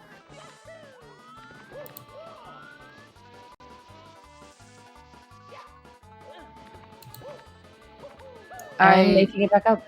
I hate that movement. That just trying to get onto the cruiser is so stressful. I am just not a fan. Yeah, something to also keep in mind with a lot of these runners, right, is that is considered the quote-unquote noob cruiser movement. And a lot of these guys are obviously doing lackey bounce. If you're doing this route for, oh my god, this lackey is so cruel. If you're doing this route when it comes to Rainbow Ride hundreds, the idea is you're doing carpetless. You're probably doing lackey bounce before you're doing carpetless. So a lot of these guys aren't too familiar with this movement, even though it is considered the noob movement. It's a lot of like their first times like actually seriously messing with it, and unless they did it at one point, it's probably been years since they last did that movement, and just kind of like learning how to do it. I've seen a lot of runs actually die to that, which is interesting. Also, we got Beast on a break here, seemingly after a missed frame walk, and me learning how to talk. And we got a lot of mid-pace, early-paced runs here. We got a few resets. We got JQ into Dark World, Cheese onto LBLJ, Cryptic onto Princess Peach Slide. Genix on a reset himself into Intro. Yep. A lot of people early in their runs right now, just getting warmed up, getting things going. We still got a lot of time right now. It's currently, it would be what, 2:30 Eastern right now? Yes. And we have until 6 p.m. unless we hit the $28,000 goal, which we are less than $1,000 from. We will get 2 additional hours for attempts. So donate now, ! Donate, or you can also get the pinned link and you support the Urban Arts Foundation. Oh my god. Yes, incredible organization. You're helping underprivileged children have access to the arts, and we'll also read your silly little message live. Wowee, crazy stuff. Cryptic, unfortunately, missing that button press there. I believe there's also giveaways that are happening There too, are. right? If you donate, I think right now the main one is you can get a Nintendo Switch OLED. Yeah. There's 3 that I can see here on the page. If you donate at least $25, you enter a raffle for a Nintendo Switch OLED. For $10, you enter a raffle for some really nice headphones. And for $15, you enter a raffle for a signed Mario 64 JP cart in the original box. I believe that is going to be signed by anyone who qualifies after these qualifiers, yeah. Which is very That's cool. so cool. Yeah, Oh, little I piece love of that. speedrunning history, yeah. It's really Yeah. cool. Some of these giveaways are sick. I know an RGB console was given away the last season, or like going into summer pace, which is very cool because those are hard to come by. And not only that, but getting it for a really low price. Like, you have the chance of getting an OLED for $25, which is normally like a couple hundred, and if you don't, you're at least supporting a really good cause, and you're getting these runners more time to put up a run that they're proud of. So it's very cool. Another one too that was cool is the 1 person per star 70-star relay on VHS, and yeah, a few signed copies of Mario. There's always really cool rewards here. We got Horror here, by the way, wrapping up this run, hoping to post I would believe a 142 here. Yeah, looking like a 142, getting really close to the end here. But taking, like we said, several minutes off that 148. Yeah, actually stands to beat Jaquarium's event PB and would be second place. Yes. Assuming throws go as planned and this final jump also goes as planned here. Could be very scary sometimes, yes. Yeah. Could even see a 141. Yeah, actually, we definitely could see a 141. I'm pretty sure he is about like 2 or 3 throws to spare if he wants to beat that JQ time and snag second place here with a crisp 141. Oh, going for that kick instead of that grab, unfortunately, but that's okay. Very small cost. That's 1 for Horror. That's 1. Hoping to advance to That's second. gonna be 2. 1 more, and he'll take second place, get a huge event PB. That is 3, and Let's go. Horror will be taking second place with a 141, going from a 148.02 in 5th to a 141.42-ish, I believe here. Maybe a 43. GG's. Yeah, just a 43. GG's. That's gotta feel good. That's a huge event PB, much more reflective of Horror's actual skill level. You love to see it. And even then, more than capable of beating this. We know Horror's been on crazy 1-3x paces. He was like on a 1 low 39 pace a few days ago now. So I think he's more than capable of even PBing in event here. So 141, way more reflective than a 148 for him. And taking second place with that. And he is definitely one of these people to be watching out for this heat specifically too, because this is his second time scoring points here. The first being in the previous heat. So he is definitely like in one of the best standings overall right now, because remember, these runners need to score the best or the most amount of points during all 3 heats, and obviously you're collecting more points, I think, as the heats progress. Like, I think the second heat is worth more than the first. Yes, more points for the second and third.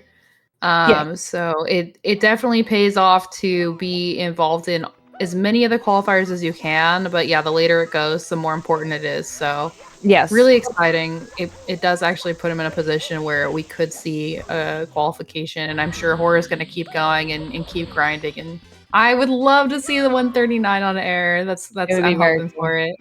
Yeah, Smile with a successful plus, by the way. But yeah, keep in mind that there are people like Squeegee who did get that insane 137. Pretty sure that was the first, or one of the first 137s, like, in an event.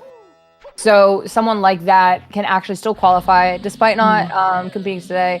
Something to remember is I'm pretty sure Ouija did not post a time the final heat last time, but he still ended up qualifying with more than enough points. So that's something that's important to know. If someone's at the very top, you're not seeing them this weekend. They are still very capable if they would like to qualify. Sweegie being a perfect example of that, Ouija being another. But yeah, someone like Horror who is giving it their all, going into this one, going to the last one, going to the next one. Definitely in a very comfortable sweet spot here. Yeah, and if you want to get some points to get on the board, there's nothing you have to do other than do 120 runs with the run extension, which I believe is automatically included in new live splits now. So you just got to do that. Yeah, I think it's like a recent thing, which is really, really based because it keeps track of all of your splits, it keeps track of your golds, it keeps track of your progression, and even will show you like a little graph to show like how your runs have been. Yeah, it'll show you time saves. It's been something that's been very cool for unfortunately Smile with that reset. Same time as Genix, mind you, but and JQ going right out of intro. We got a lot of early game or just like wrapping up runs like Horror. But yeah, something like I feel like I've had a run.gg account now for about 2 years. It's very, very helpful, just like tracking your own progress. And not only that, I think someone earlier was asking what Horror's summer best is. That's something you could find on the run.gg if you're looking for the progress of your favorite runners or people around your skill level seeing what you should be working on, which is I've used it for that before too. It's a great tool. It's also revolutionizing the way that we can run events. So shout out to the run.gg. Yeah, it's amazing. I absolutely think Joey is kicking ass like with this extension. It's amazing. It's super helpful doing events and actually being able to keep track of like who's got the best time, what the leaderboards are, and then even things like you were saying, like checking someone's summer best and seeing how it compares to their PB is really useful. So yes. Definitely feel free to check it out. Yeah, exclamation point standings if you want to pull it up. We also linked it in chat. And you can actually keep track of where the runners are at, and you can see the broadcast right through the extension directly. Also, Lucky, I have terrible news. Your link did not send, but we do have the command. Okay.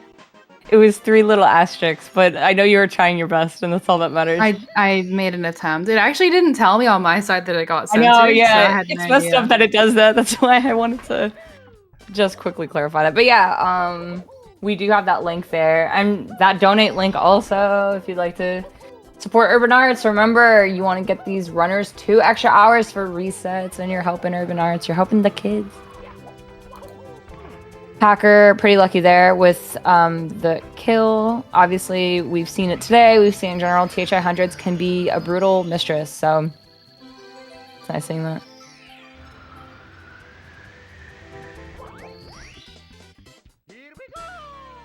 All right, yeah, we got so many early game right now. Obviously, we're in a very interesting part early on when it comes to the beginning of the weekend, the early Saturday shifts of comms. You're going to see lots of runners who are either just wrapping runs or just starting for the day. So we have a lot of people in different positions, but we do have Cheese, Genix, and JQ, all 3 just starting out their runs for the day. Or not, well, Cheese, I believe, just now starting for the day, but they're just now starting this these attempts that they're on right now. They're very early on in the early splits. They got about an hour, 40 minutes ahead of them. We got Cryptic, though, on some really like fatty green splits here on this 141.37. I don't know if that's current PB, but Cryptic is very, very good at what he does. He's very goated. So definitely someone to be looking out for here during this weekend, during these heats. Packerzilla also on a run here. Unfortunately, red against this 145, but we can see that event PB is a 149, so there's more than enough room to improve here. Yeah, it's looking like Cryptic's splits are not accurate in the run because the personal best is showing a 144 and he's running against a 141 here. Yeah, here I could try to check SRC. But things are still looking good. I mean, it's labeled as comparing against PB here in the preview, so I'm assuming that this is actual PB pace right now for Cryptic, which is really exciting. It is still early, but things are going well so far. Yeah, I just checked SRC. This is his PB, so we do see an actual pacer here coming from Cryptic, which is very cool. To balance out these early game runs, we do have a PB pace into mid game, which any watchers and runners of Mario like. Also, this camera is kind of crazy. Yeah, it's wild. Like we're just This is wild. I don't think I've ever seen we're that. hiding in No, the roof just watching. It's crazy. yeah, shout out to Cryptic for not fixing it. But yeah, this is like kind of the make or break. This is the equalizer here. So 100s here, secrets, and plus kind of will tell us how this run's gonna go, if it's gonna remain green, and then HMC 100 right after. Then he gets to breathe for a bit. DDD 100 will do that again, and then you're kind of playing it safe until Carbulas basically, and TTC Hundo, Cloud, the works. There's just those like big ego check, vibe check areas of this route for sure. Yeah, I would definitely describe them as both an ego check and a vibe check. You gotta Yeah. have both of those things The ego unlocked. vibe check. Yes, Yeah. 100%. And yeah, this is just like a very vibe check intensive place of the speedrun for sure. Speaking of too, we have Packer here. Still into THI. Hoping to race the Koopa here. Also, something that's interesting with these quals is you will see Cheese, and I believe it's Callie who also does hundreds plus race, which is something that is so rare to see when you're usually watching runs. I think Yeah. maybe Simply does it too. I'm not too sure, but yeah. Also, interesting route from Packer on Koopa race, not going for the shell. Yeah, 100 plus Koopa race like makes me so nervous because the Koopa, like I've seen people lose the race, like even at a high level, and Yep, it's very hard, it's like especially while nothing you collecting can do at hundreds. that point.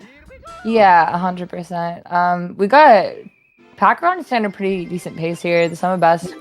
Oh wait, I was gonna say the best possible, but the sum of best is a 142. That's true, but the best possible is a 145, 37, which is about 4 minutes away from that event PB. So definitely on pace here to be beating that. Yeah. As we have some also really, really nice runs in the early stages. We got Cheese into JRB, Genix onto this Dark World, wrapping it up and hoping to get out of the split here. And then we got JQ Aquarium in the Green. aquarium. Yeah, oh my god, that's a ref. It's insane rough. Those Yeah, are everyone. Shout out to the aquarium. People love it there. I've heard, especially on console, they just really enjoy that you don't get to see where you're going when you're trying to get the star. What do you think about Yeah. that? Yeah, shout out to Nintendo for being such big JQ heads that they put an entire level for him in this game like 30 years ago, just because they knew they'd need the ref for this. Yeah, they were preparing for this exact moment. Yes, precisely. Cryptic, by the way, entering Pyramid here into hundreds. So one of the few vibe checks we got here in the basement. Not few, obviously, opposite of, but as we have Packer grabbing Monkey. I actually didn't know this until I started running myself, but you can actually soft lock here. Really? Yeah, and it's why I do not do this fast at all. Well, surely that's why, and not because I simply cannot. But yeah, you can actually, if you jump at the wrong point, that monkey will just stay there forever and ever and ever more. Oh, It's really awesome.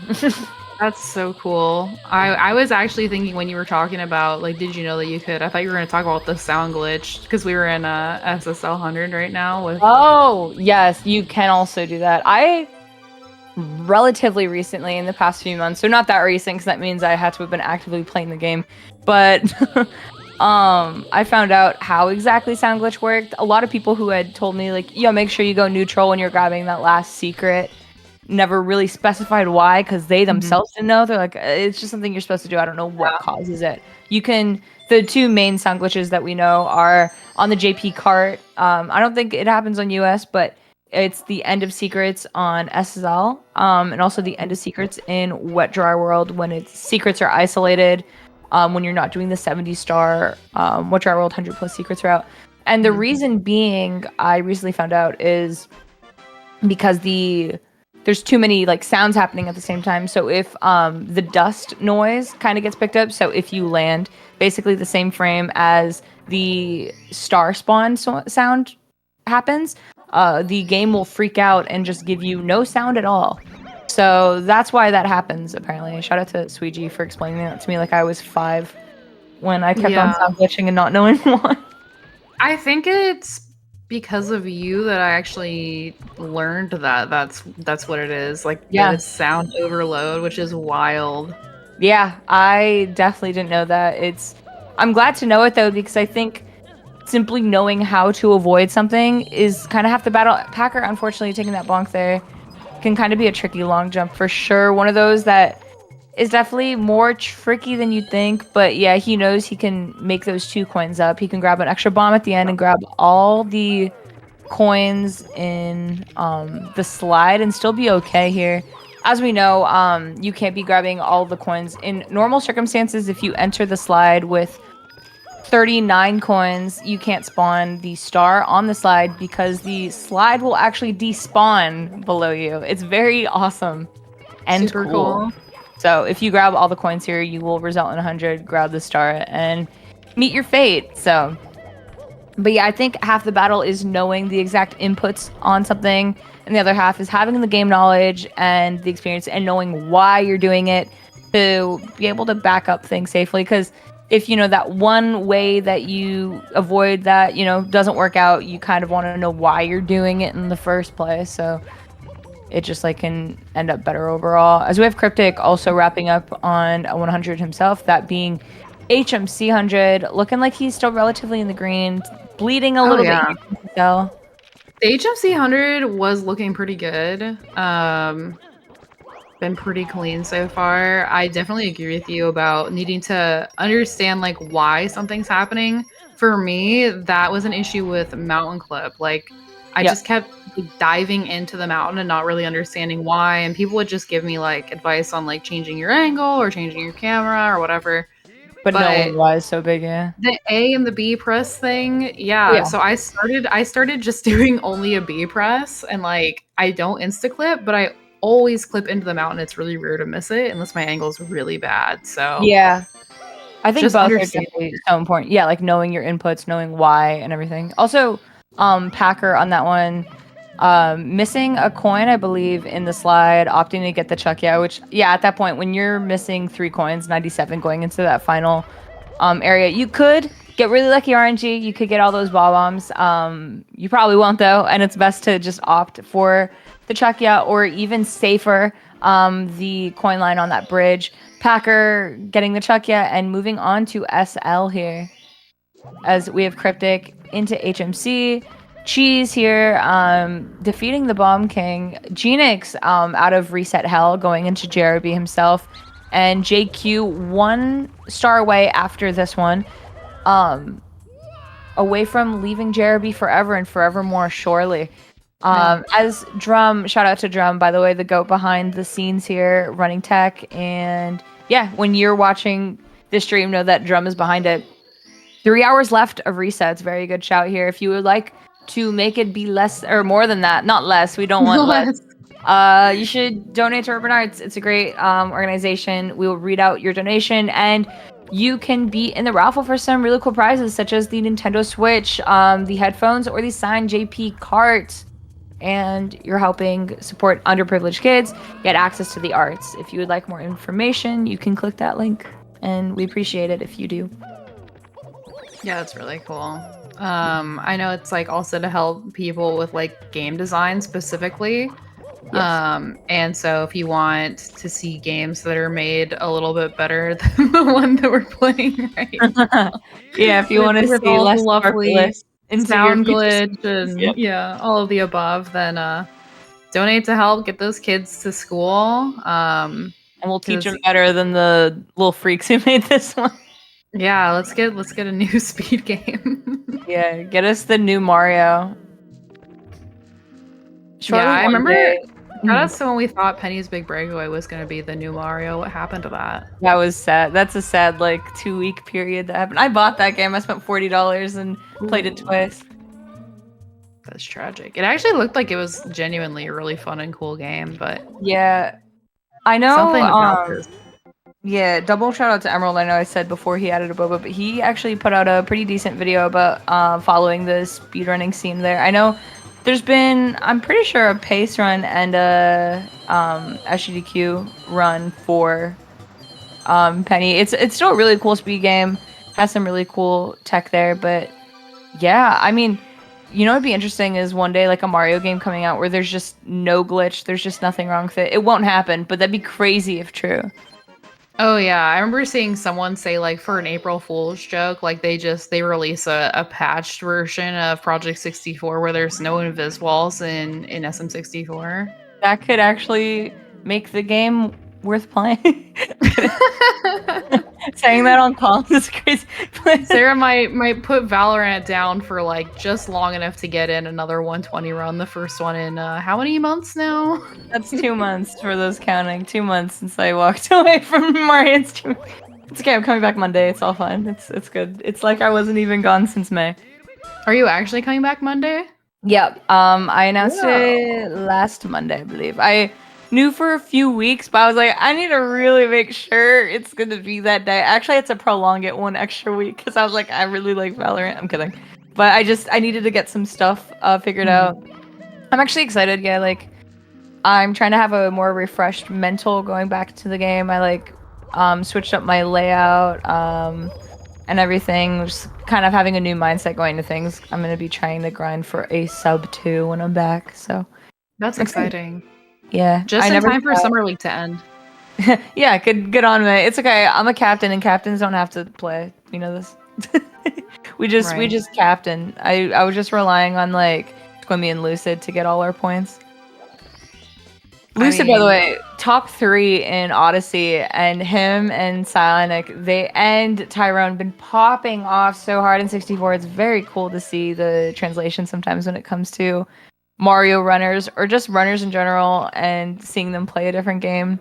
I know Psionic just got a shout out time also in 70. He got a 50. He did. He just got a 50. I think it was a 50-49, and I was very impressed because I feel like he just had like a 54 or something. So yeah, the like progression I said, was absurd. Yeah, something just so important to know there is that, you know, they have crazy cracked times in Odyssey. I don't know exactly what Psionic's is, but I know it's up there. He's like and yeah, 7th or 9th or something. I remember seeing he was top 10. Yeah, like anything at that sub-hour range, which is way more common than it used to be a few years ago, which is kind of crazy. I still remember like that whole grind Necro did for sub-hour. It's really weird how fast time goes. But yeah, like Lucid, you know, top 3, like that translates obviously. He, I think his first day, 16 star, got a 17, and I was like, all right, well, there goes my 17. I spent 2 years on. But yeah. It's insane. I love seeing that, like the insane progression from these runners that do other Mario games and then coming in here and just absolutely wiping the floor with my times. And yeah. It's cool seeing how that skill translates. And another one too, like the Wind Waker HD to Mario 64 arc for Saptander. It just, you can tell these runners that know their learning style, know their play style. Oh my god, Packer, what? Was that intentional? That was crazy. I've never seen that not be a long jump, but I guess that makes sense with the momentum you have on that dive. That was insane. I thought that had to have been a wow. Bruh, my thoughts exactly, Drum. That's crazy. But, yeah, it's just very cool seeing how they know how to learn a speed game and being able to understand, because, you know, like we were saying before, there's a difference between knowing the inputs and having game sense and game knowledge. And I think that is what really separates in this game, when you actually have the game knowledge, understanding why something is the way it is, what you got to do, knowing the backups. And even not even just knowing backups, but having basic game knowledge to the point that you can create your own backups on the fly and not be bleeding out crazy time if not everything goes the way you want it to. Because remember, this is sometimes a 1 hour, 40-minute run for the greats about that. But usually can span from 2 to 2.5 hours. So obviously something's going to go wrong. Being able to adapt in those moments, I think, is what really separates in this game, and what a lot of these runners who come from Odyssey, come from Wind Waker, come from these other games, definitely learn. Even SA2, I know M's also been doing a little bit of Mario. Like knowing how to practice too. Like even, I mean, I don't know if like everyone knows this, but Ouija also like had that background in Sunshine. Yeah. Prior. Something as like a top Sunshine runner. Yeah, before I became like a speedrunner myself and involved in the scene when it comes to like comms and just like, you know, streaming and stuff, I was a huge speedrun watcher around, like I watched a lot of Sunshine, but also I started watching a lot of Odyssey when Odyssey first dropped, because I wanted to see like a speedrun from the beginning for like a game for the first time. It's so cool. I actually first followed Ouija because I went through every leaderboard and followed world record holder, and I followed Ouija for being the world record holder or up there in Sunshine. Yeah, So, I think he had any percent, might have had a world record previously. I know he was like a top runner in Sunshine, and then he had a Super Mario Bros. Arc, which he's actually been back to recently. been really cool. Yeah. So that definitely matters a lot coming into a game like new, like because you know like how to practice, you have that mental, you already like have mechanical skill, being able to get used to new movement doesn't take as long, and just applying that to new games is so cool. It's but yeah, it's very cool to see just like all this. Another one too I want to shout out really quick is JJ from Sunshine, who we all know is like a former world record holder, and former and has had it for God knows how long, you know, and how many times. But knowing him has been really cool, just like seeing how that skill translates in such a major way to other games, to this game also specifically. He's a 602 runner as well. I know he's done Luigi's Mansion. That's actually how I first learned about that run, I think, was when him and Acer UK Luke were like messing with it a few years ago. I love Luigi's Mansion. That's like that's my goated speed game. Actually, I think Ouija even did like a couple of Luigi's Mansion runs way back, like years and years ago too. So it all circles around. Yeah. But yeah, speaking of those goats, we got some cool people joining the booth right now. I know our one and only silly little guy, D whatever, Denner will be here, joined with the newest Twitch partner, Ellie. So we will be hopping out. Lucky, it's been so fun doing comms with you, especially welcoming you into the LTA comms. I hope you had a good first time and it wasn't traumatizing, because I was gonna go comms.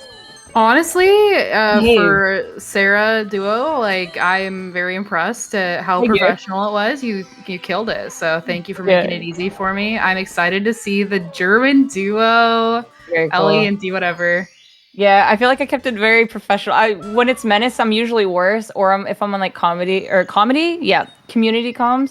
But I was very community. I can't talk. Customer service voice. Get me out of here. Thank you guys so much. All right, for listening to us today. I will see you guys tomorrow night with West Dog. If we can hit this donation goal, we will be closing out the event. So get us to it and stick around for D whatever and Ellie to join us on comms. Have a great rest of your day and stick around. Bye everyone. Bye bye.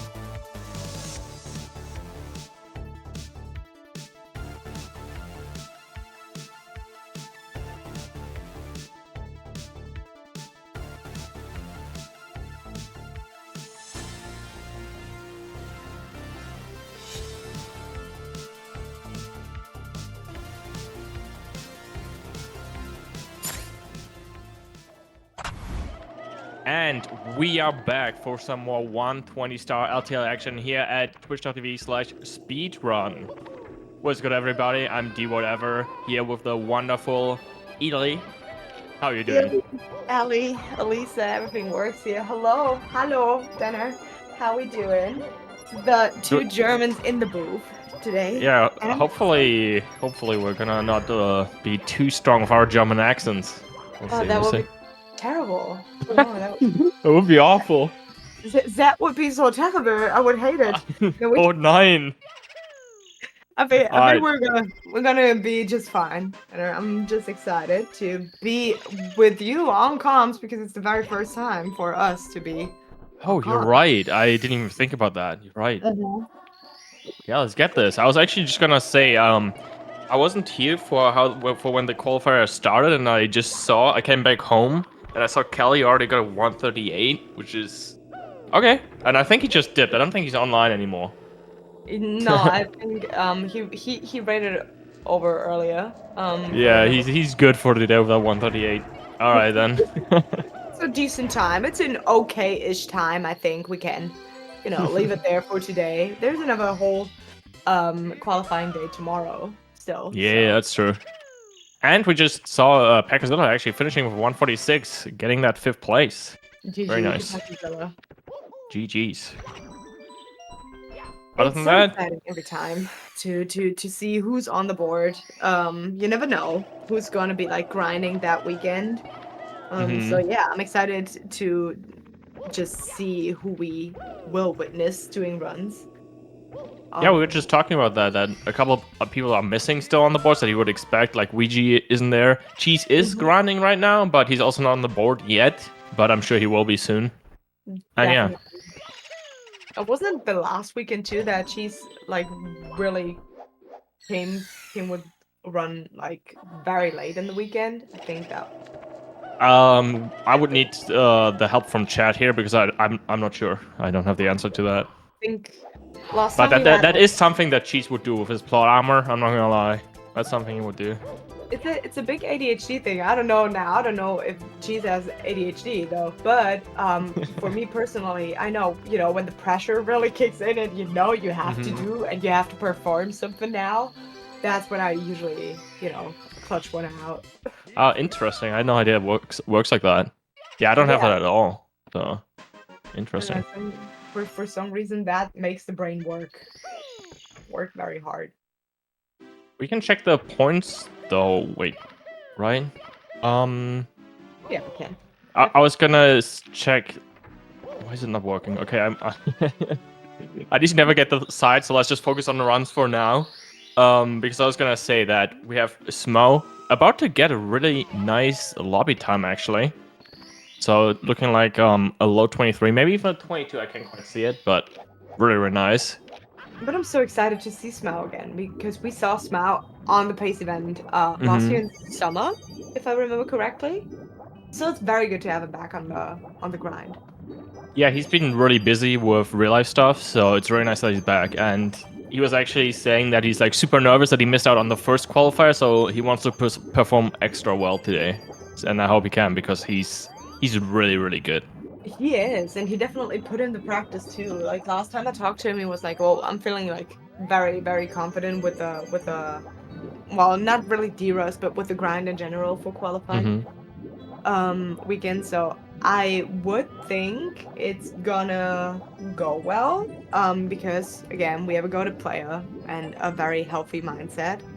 And a little bit of pressure, which sometimes can be helpful, but we'll see. Hell yeah, gonna be interesting. And we do also have like someone that has been around for quite some time. Cryptic is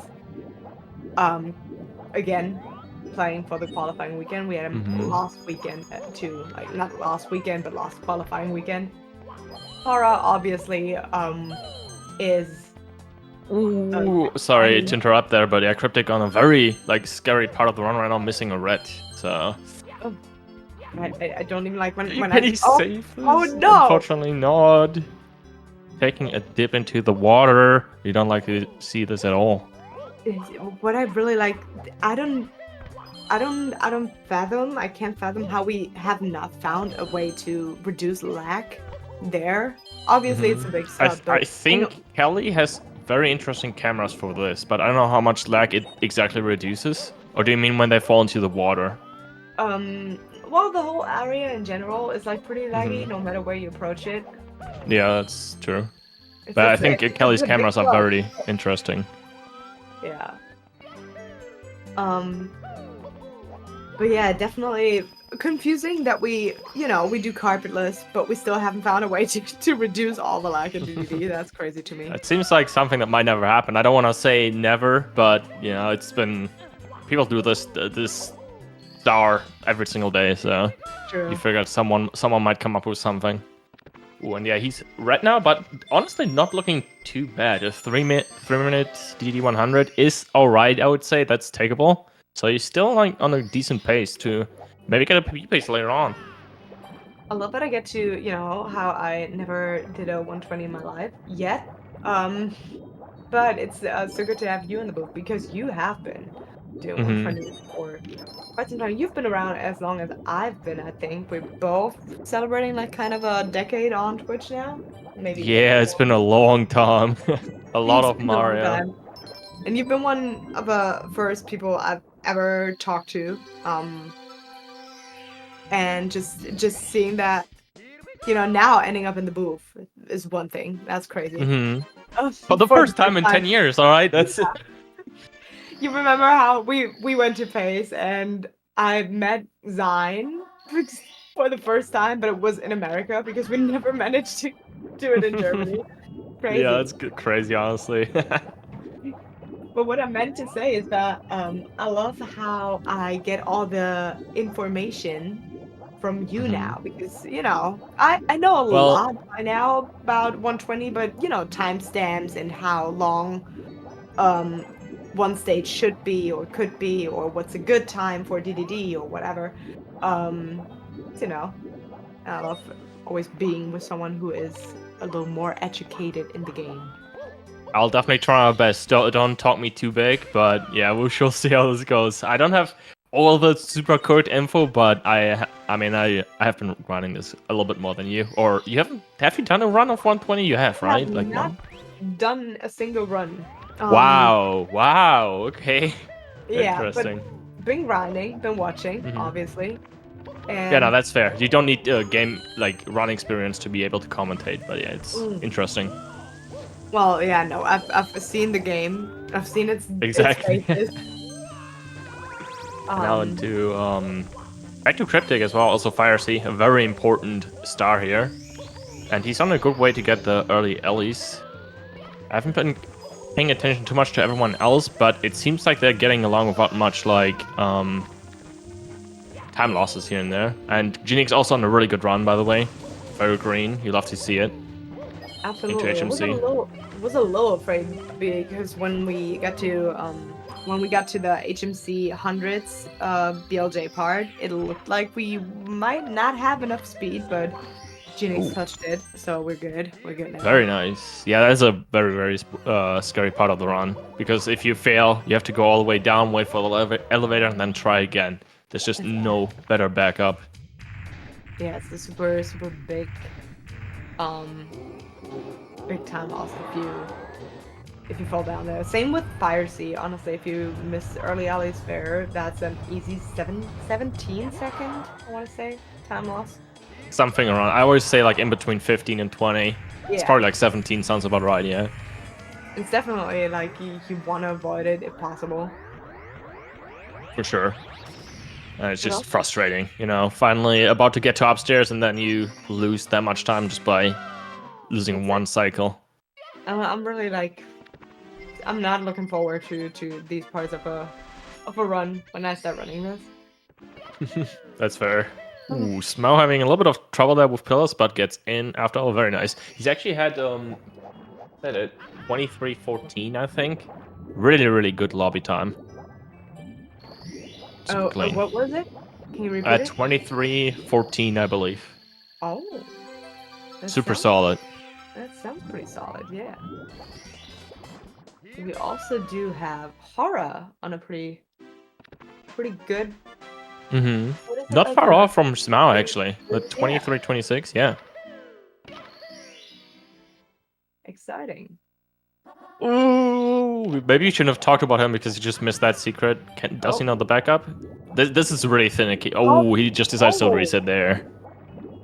Is it, what would the backup be? Is it like a triple jump walk? Yeah, exactly. You want to line up the camera, so Mario Cam works out pretty well. And then you can triple jump, wall kick up to the secret. If it's the last secret, it's not too bad. But yeah, it seems like Horror just didn't want to deal with that at all, which is fair. Let's just do it again. There's enough time for some more resets. So You let's know, get this. you kind of want to go into the run with a good feeling, and I don't know. I think it's the same for you as for me. When I don't feel the run, even though it would technically still be fine, it could be easy PB. I don't know, my mindset is not there. I'm not fully focused. If it's something like that, if I made a mistake that I don't like or that threw me off, and sometimes it's better to reset and start over with a fresh mindset. I agree 100%. I think maybe I would say it comes close to like the flow state. If you're not in the zone, or if you're not having a certain mentality, then it's hard to change that. It costs a lot of energy, I would say. Yeah. So if you're already like, oh yeah, I can drag this run through the mud, I can get this SSL backup, get up to the secret, but the run's gonna be trash, and it's okay though, maybe I'll get a PB or whatever. That just means you're not in it, and yeah, it's gonna get worse from there. I feel like it's gonna snowball into more mistakes, just because you like half, not quite there. Yeah, you're still like, I don't know. I'm often still with that star, even though I'm like already moved past and am 5 stars ahead. I'm still with my mind and with my focus. I'm still with that mistake, and it's just not the greatest thing to do. So yeah. It's just that's why when you make a mistake, it can throw you off so easily. But yeah, it's hard to say, and it seems like Horror just didn't want to deal with that. Let's just start over, basically. Yeah, we're still on second place, Horror, so at least for this weekend. Right now. So considering that, he definitely wants to, get a better run. 141 is not a bad time, so gotta have a good SSL exit to be able to beat that. Absolutely no, I am with you on that one. And I mean, maybe it was also just like taking one for the team, so the comms get a little bit more of a chance to focus on all the other great runs that we're doing right now. A very considerate of Horror to reset for, so we have less screens to look at. Very nice. I appreciate it, Horror. Thank you so much for your service, Horror. Yeah, we actually saw that. We haven't mentioned it yet, but Cryptic with that 105.12, super solid. Minus 0.1. It's still, he's still green, so it's something. Yeah, we're still like, according to the best possible time that we see on the splits, we still have a minute to play with right now. In comparison to the PB. So nothing's set in stone here yet. And, I mean, he can still get a good time on the board. There's not even a 7th place yet, so if he just finishes... I would just say, I believe in Cryptic, he's definitely going to be in the board if he finishes his run. So, yeah. Gonna be interesting to see what time he'll end up getting. And we're gonna keep our eyes on it, for sure. Oh my god, pretty much everyone is, like, not super far in the game, but everyone... Oh, no, never mind. Bye, Beast. Thanks. But also, everyone but Beast. Also mistake from Cryptic there. That's such an all annoying at once. mistake, though. That's such a... This wall kick is so hard. It's like, when I mess it up, it triggers me so much. And yeah, it seems like for Cryptic it's snowballing into a little bit of shaky gameplay, but at least he's got up there without much more spam loss. Just a couple ledge grabs. Yeah, for some reason, I don't know, whenever it's not even the hardest wall kick, as long as you have a good and straight angle towards the wall. But with the lag and I don't know, the nerves, it's like that one that I mess up if I mess it up. Yeah, and the precise movement on the slope. If you're on the wrong slope, you're not gonna get the triple jump, or a double jump even. So that's annoying. Yeah. There's so much that could go wrong within these, what is it, like 13, 15 seconds. Exactly. But it was a pretty good recovery after all. And Cryptic is still on it. I wonder how his nerves are going, if he's annoyed by that mistake or if he's fine. But it seems like, I mean, this 100 coins is going super well. So maybe he's still in there, in the zone. Yeah, it looks like he's still got it pretty much together. And also, excuse me, if you hear me cough or anything, I do have to deal with a little sickness called COVID. But And still in the commentator's booth. yeah, the dedication. What a trooper. Don't threaten me with a good time.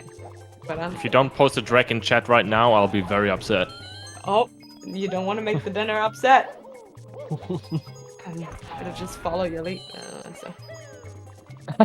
Dragging yourself? No, yeah, that's the energy I like to see. I am my biggest supporter.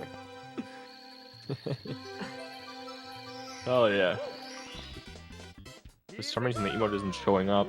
Oh there, okay, we're good. Either way, yeah, I was just gonna say, we also see Cheese get out of the warm cell already, back into JRB, so might see another run get to basement, which would be really nice. And ooh, Smo getting the HM200 BLJ. I honestly love, I don't think Smo has been making any big mistakes at all. And his best possible time is still 1:35.35, you know? He's pacing right now. It's so crazy. It's like, what kind of like times we're talking about? I remember when all of these stress were in the face, that hurt. When we were so like, trying to get. It's almost been a year since Capitalist now, and see what happened. You know, everyone got insane times on 120 stars since then. It's honestly a revolution. Really, like something just clicked and everyone started getting insane times. Yeah, exactly. I feel like a lot of it. I saw it at least like. You could see a little bit of it on Twitter, and the moment Ouija had the first like realistic, very real chance to get a 135. I think it was in Rainbow Ride already, and it was like a low 135 pace. That was his world record too. He missed the Bowser regrab, I think that was it. Something in Bowser 3, and then that cost him the 135. Yeah, and there's right, yeah, that was the 135.58 into bits, and it was the clutch of the century. But I'm talking about that one run where he was like low 135 in Rainbow Ride, and then he lost it to Carpetless. We all saw it happen to multiple runners, but I think that was the run where people actually like were clicked, and people were like, "Oh my god, like."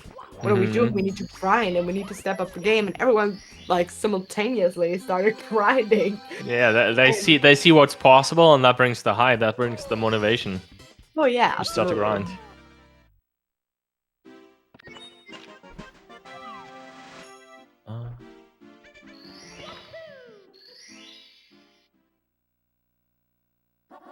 We do have a new donation from Anonymous with $15.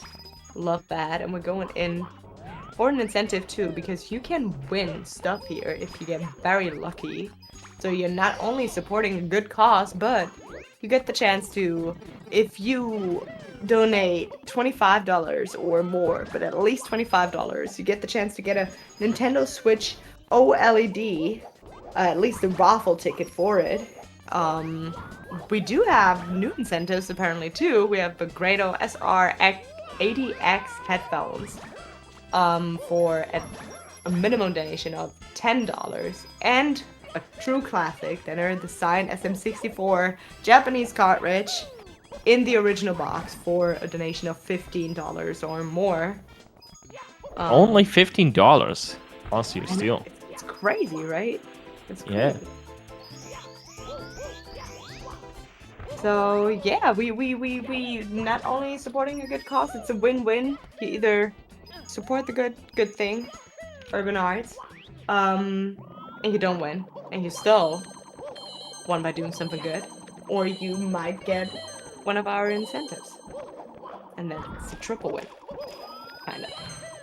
Hell yeah. To do that, because not only that, but when we reach the $28,000, the goal for today, stream for today will extend by another 2 hours, which gives the runners a lot more time to grind and get better runs.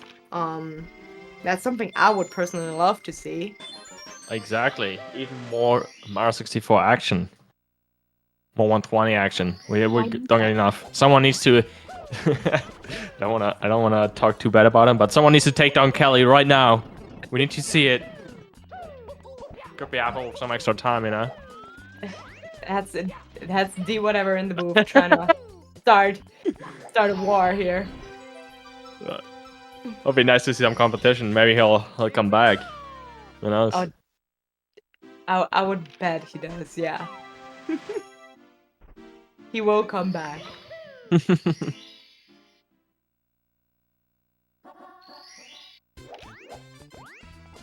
Ooh, very nice reaction from Smell on the bad boulder RNG. Love to see that.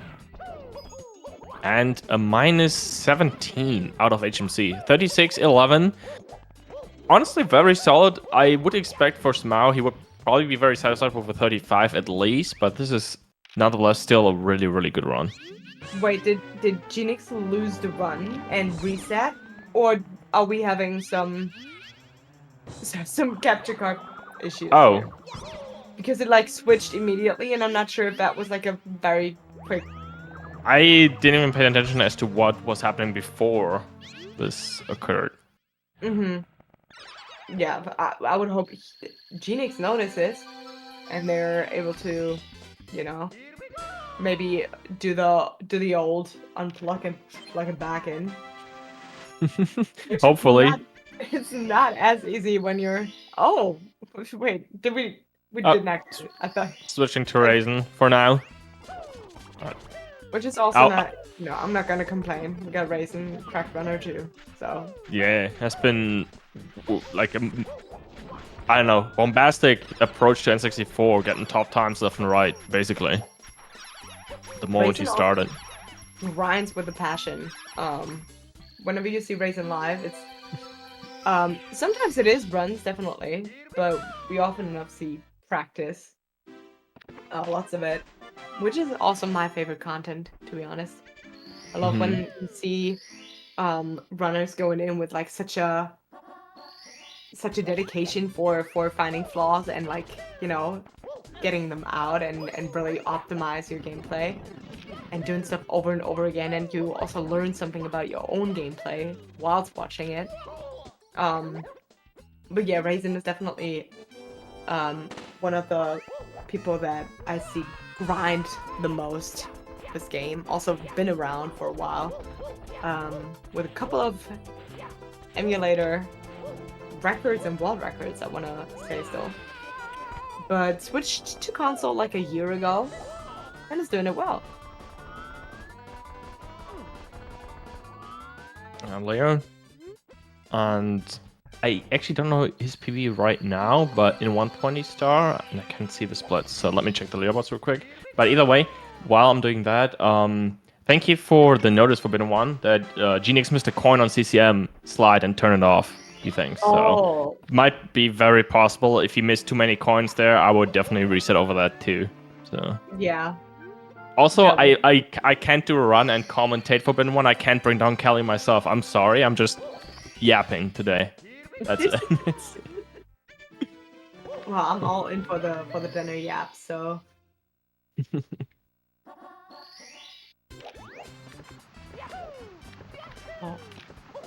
Okay, think. Oh, okay. And just to come back to Raisin real quick, he has a 139.56, so super solid. For the for console. Yes. Wow. Wow, we're really moving with an insane speed here down the leaderboard. Well, let's see what he's got this weekend. I still plenty of time to grind, of course. It's just the first couple hours. We're all still getting settled in. Denner, I see Callie in the chat now. Do you want to repeat what you just said? Really nice 138, Kelly. Good stuff. Keep up the good work. That's what I heard too. That's exactly what I said, and nothing else.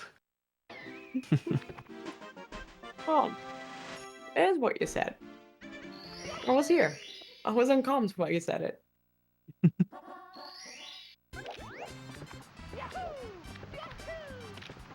I think we're having some really nice approaches right now. Also, like in the in quotes, in the early game.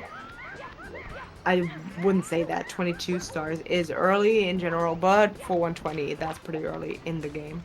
But yeah, she's in BOB right now. We're wrapping it up within the next 3 stars, right? Ooh, Cryptic. And again, Cryptic just always interrupts what you're saying, but he just messed up the monkey ledge, and Well, that's a massive time loss. You can see the rage pauses are coming out. That's a classic, yeah. I mean, Ouch. it could have been worse. We could have glitched the monkey. That's a good point, yeah. That would have So been an even more time loss. Yeah. Is there like a... There's nothing you can do once it glitched, right? You can slowly like get him back up to the platform where he's at originally, but he always like Mario always drops the monkey. I don't know when exactly, but it happens a lot when you try to get him back up. So when he's glitched, once he's back up, you get a chance again to do the glitch, I think, or you just let him down. One of the two. I think you might just let him down. Yeah. Oh, that's pretty unfortunate. Yeah. And Kelly, unfortunately, too high after getting a 138. Not gonna be any more Marioing today. It is what it is.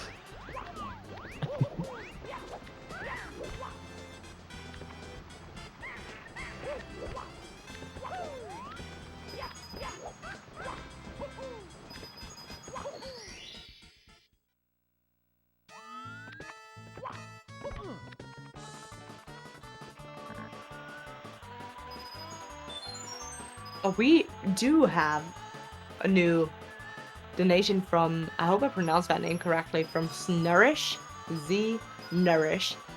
A $15 donation saying, OMG, so nice to hear D whatever and Elisa on the comms. What does your best Mother Penguin imitation sound like? I wish I could do one. Probably this is the best time for me to do one because I have no voice left in me.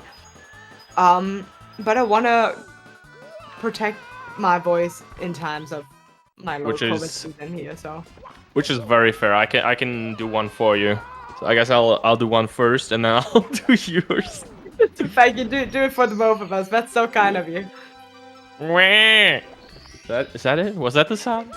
Was that yours? Yeah. Yeah, that was mine. Okay. Now let's hear mine. Wah.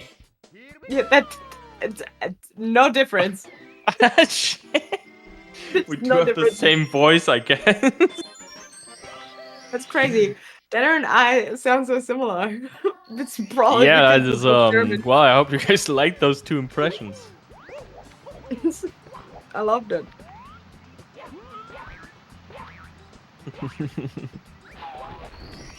It's just a German thing. We sound very similar because we're Germans. Everyone sounds the same.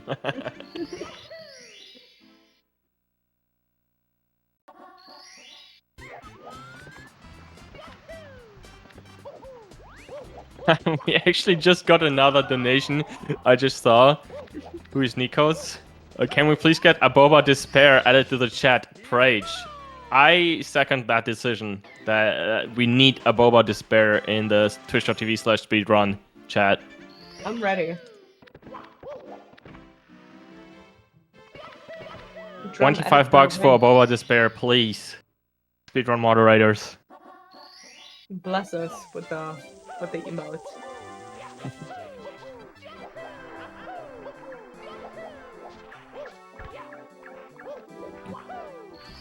No problem there. Yeah, I was just gonna say, no problem there. Not falling down. And Yeah, I was also so he lost about 17 seconds in TTM over his PB splits. Not too bad considering he messed up the monkey. That's all right, I would say. Yeah, I think Still on that 141 best possible time. and since we're not really, of course, best case, best of both worlds would be getting a good time on the leaderboard here, plus a PB. But we're not really aiming for PB right now. These runners just have to put in a relatively good time, and it does not have to be their PB or close to it. So yeah, I think Cryptic is still on a very, very good path here. I'd assume that considering how this run has been going with slight mistakes here and there, he's probably on the mindset to take it as consistent as possible to not lose even more time and just get a good time on the leaderboard. That would at least be my strategy, is to try to maybe take a slightly more easier, maybe not easier, but like more consistent than super fast strats. Yeah, And just kinda calm down just a to get it little done. and play a little more safe, maybe. Exactly. I think that's what I would do too. At least that's what I did in like LTA settings before. Yeah, I think it's one of the best game plans. Like, I would always try to finish as many runs as possible day 1, and then day 2 I would more so try to hard reset. Ooh, that's a slight fall from Cryptic. Gonna have to we gotta climb up again here. kick himself up, yeah. A little bit of a time loss. Not the worst as well, though, I don't think. Oh! We're having some trouble getting in. Okay, now we got it. That is such a mood. I felt that. Just that elo can be so annoying. I feel like SL Speaking of which, is really one of the most challenging kind of. It looks fun, but also the RNG, the money backs, you know, it's like there's tons of things that could go wrong or make it more difficult. yeah, in my opinion, it has, I don't know, one of the weirdest 100 coin star movements from all of them. I don't know, it's not my favorite whatsoever.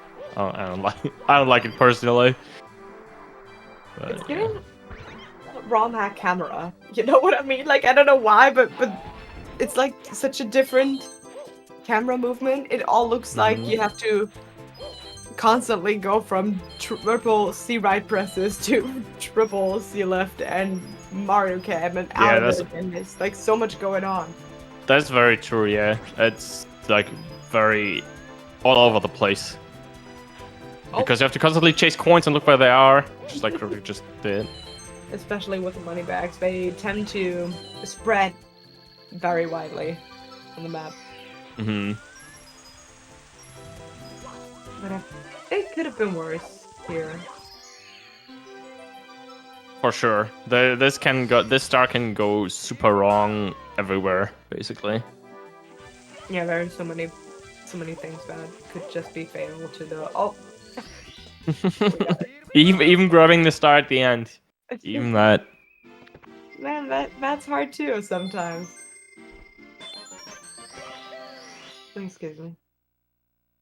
But yeah, we got runs on the screen right now. We got Hara back already in BOB. You blink. Ooh, that was quick. Once. Yeah, you blink once and it's already back. Might have been the first run after that reset he had, honestly. Must have been, yeah. And we got Raisin also kind of wrapping up a BOB right now. At least trying to. Oh my god, this camera can be so tricky. I know, like from some of the worst, yeah. This is... Oh my god, Raisin. Wow. He's playing with my heart. Mm-hmm. But it seems like he's got it. He definitely wants to take this run. No reset yet, even though he lost the shell. Seems like he definitely wants to get a run into basement. Which I love. Sometimes also you gotta finish one or like push one out and like try to keep it going just for the mind. I agree 100%. It's nice to know that, yeah, I have a time on the board already and now I can work myself down, basically. Yeah, sometimes you just gotta force yourself a little bit to push through, even though it's not the most enjoyable run at the moment. Yeah, we got Cheese finishing up SSL, and Horror, I think, missed a plus, unfortunately, went for the tail and backup. And Smau with a really good CCM time, too. Like, there's so much going on right now. It's crazy. And Cryptic, just in a tippy, too. Which means to see HMC hundreds from Cheese here. One of the very long, one of the longest, isn't it? The longest, like 100 stars. One of the longest for sure. I don't know how it compares to others. It might actually be the longest. It's like a little bit less than 2 minutes if you get a really good run. I was thinking maybe DDD hundreds, but and maybe SL. SL seems to be also long with the whole igloo entrances and leaves and exits. For sure. But yeah, definitely like one of the longer ones. So a lot of focus is required, just like always, but especially here because there's also so much like difficulty going on. We got the BLJs, we got the if you go for it, we got Salt Block, we got you know the ending movement. There's so much that could go. I'm not gonna say anything, you know. I'm just gonna like wait for it. I mean, all I can say so far is that has been. Okay, 1 second. That's been a very solid red coin room from Cheese so far. It's going good. It's going good. I was a And I got the BLJ. too early on the landing with the BLJ. Oh, but and we're going for it. Okay. He looks very confident. Wow. Yeah, he's got it. Super nice. Very, very good HMC 100 here from Cheese. Pretty clean, yeah.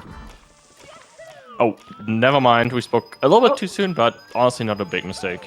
Yeah, if that's the biggest mistake here in the whole 100th run, then I think we're good.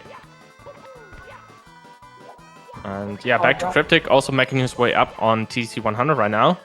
I don't think anything back has happened yet, so we'd love to see it. There's a lot that can go wrong here, and he's already about to wrap it up here.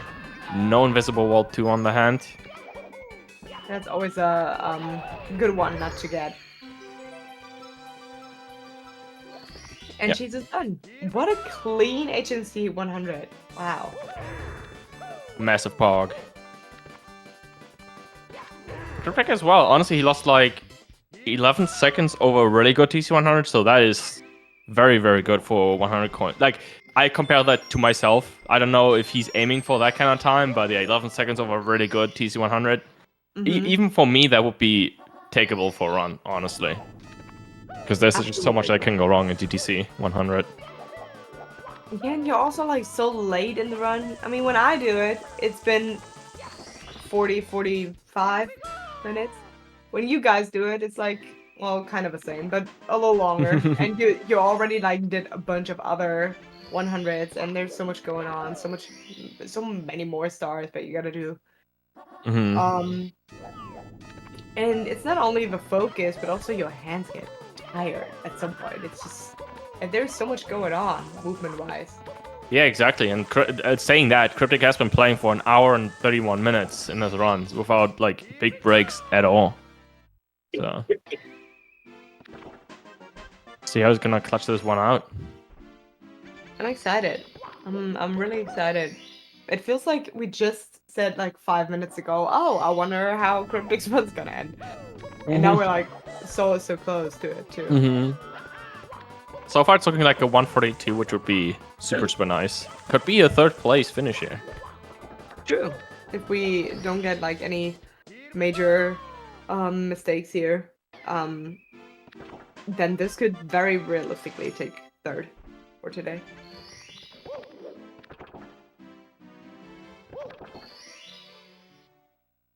Oh yeah, just seeing Jesus in chat. This PBH about to be nuts from Smile. Oh, misses the ground pound though. Yeah, I think he was gonna gold spill that if he got that ground pound.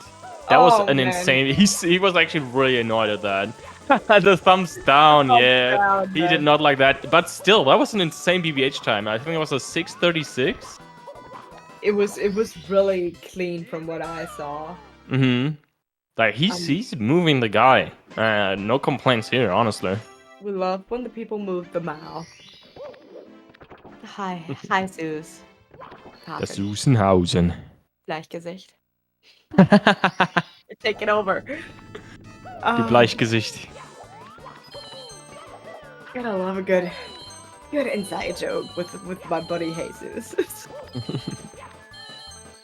All right, Cryptic taking it safe here. You see a lot of people going for moving reds, but definitely not worth it, in my opinion, when you're like on a 120 with, and you can go safe because it's not about PB, it's not about clutching out 4 seconds somewhere.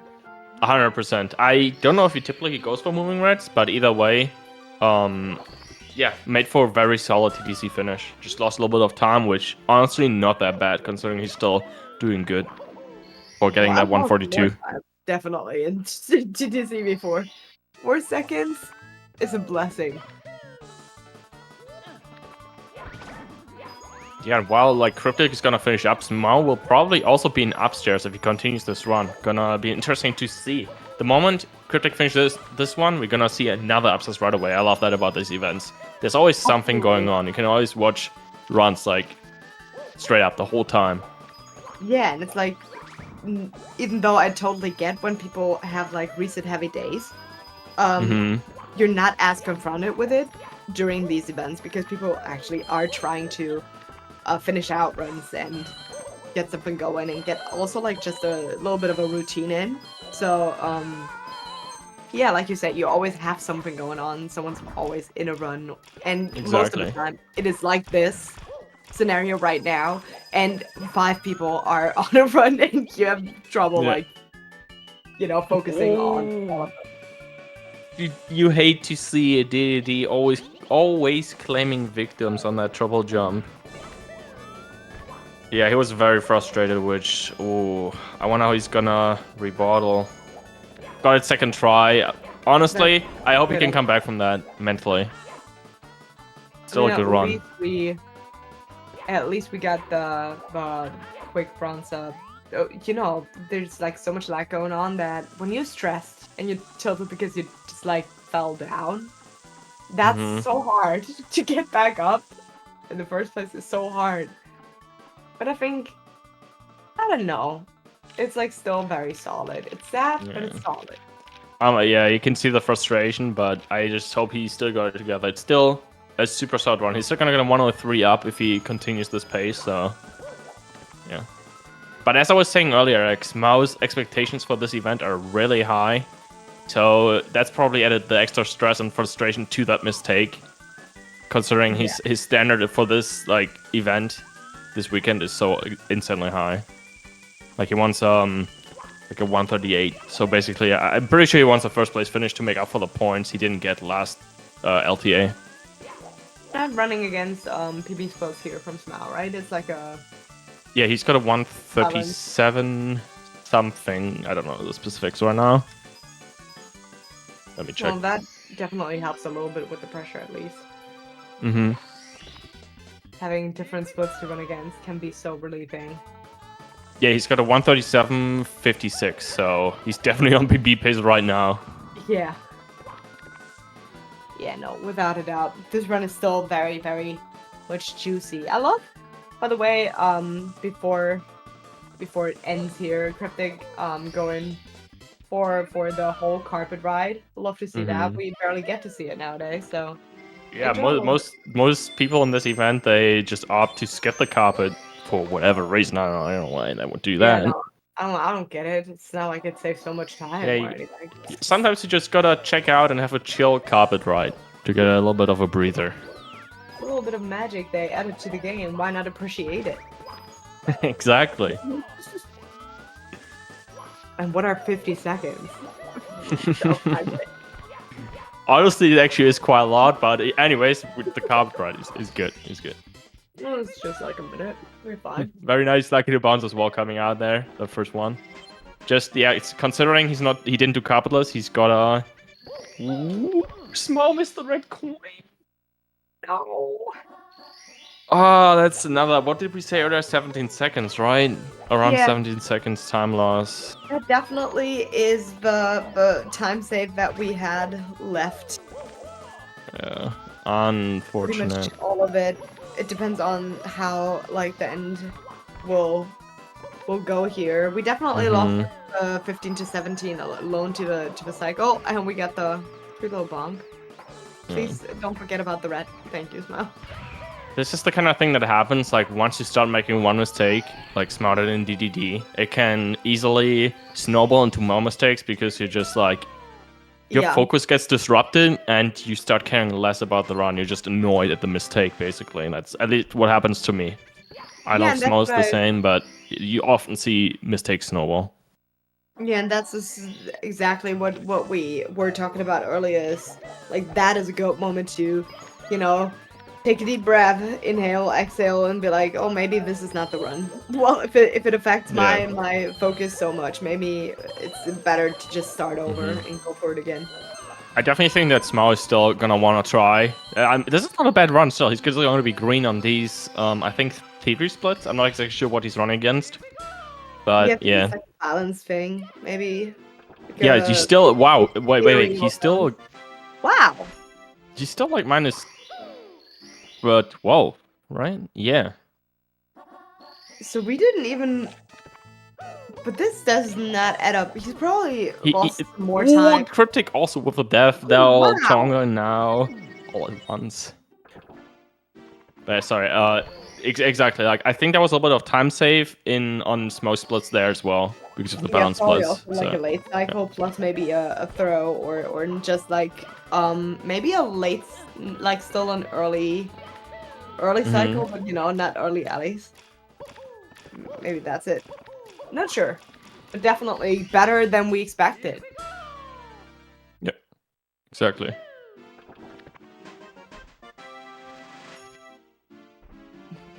Everyone, I don't know about Cheese right now. I have to look in, but yeah, Cheese is also -9 right now. The LLL split is -9. With a 41.01. Definitely not too bad. We're still on a solid 1:35.48, best possible time on Cheese. Everyone is having great pacers right now, from what I can see. Again, Cryptic is still, well, just barely missed the oh well, no. He's still on for third. We're still on. Yeah, I was gonna say he's still getting there. If he gets the good bits. Yeah, I was a little bit confused on the 141 from Hora, but yeah, no, we're aiming for third place here. All right. All eyes on Cryptic. Let's see how he can clutch this one out. Oh. Still good. Should still be good. That was not a big mistake. Well, it's going to be close after that. Little side flip mistake. Very nice side flip over the flames. Gets the 4 for red. I love that following movement here when we're doing the little speed kicks usually, and you know, like very fast movement when you kind of clip over all the edges, you do a little speed kick, and then you go into the triple jump. It looks so clean. Yeah, I love that too. Bits with red coins is a beauty of a star. Gotta practice that one still, or like learn it better step. Yeah, I think that was super solid overall. I don't think he's much behind his best split here, because his best split, also compared to like the best bit split, is still like 10 seconds, around a bit more than 10 seconds slower. So no, this looks still very solid and very third place. If he hits these throws, that's a third place finish there. Yeah. Gonna hit Jakverum onto 4th place. Let's see. Alright, that's one. There we go. Okay. 2. Come on, take us home, Cryptic. And We got 3! Nice! Gee, Cryptic. Let's go, Cryptic. The throws were a little bit slow, but I think he's still good. It's less than 10 seconds, right? I think this might be a 142.50. Oh, this could be so Maybe? close. Maybe? Let's go! Gets that third place. Let's go, Cryptic. Cryptic on third place for this weekend. Congrats. GG's. GG's. That was a little bit close. Just 1 second off. Nice. It was really nice, yeah. He's gonna feel really confident after that one. He made a lot of mistakes in upstairs on Tippy, and the fact that he still pulled through that run should be a confidence boost for the rest of the event. So, yeah. Hopefully, that's what we want to see. We want to see good runs followed by even better runs, solely carried by the motivation from the last one. So yeah. Exactly. Yeah. And again, I think personally, when I get a time on the board, it just feels nice to know, yeah, I'm on there right now, and now I can just work my way up and get the time lower in my own pace. It takes so much stress from you for Mhm. I don't know why though, because it's like usually would think the moment there is a time to compare, it makes you more nervous, but in settings like LTA, it's just good to have one on the board. Yeah. It's like out of the way. Yeah, exactly. I think that puts it very well. Like out of the way, you got something there, and you never know if people are gonna finish like morons. You know, they might reset a lot, and then your name's still gonna be there if people reset a lot. So it just eases your mind, I would say. Yeah, definitely. I think I need another tea, and I think you guys also should hydrate, get some water. Dinner and I will be on a quick break. You'll learn something about urban arts, and we're gonna be back for more goated runs, hopefully. And yeah. Yeah, just gonna grab some popcorn too because that small run is hot. It is really hot. I'll see you. See you in a bit.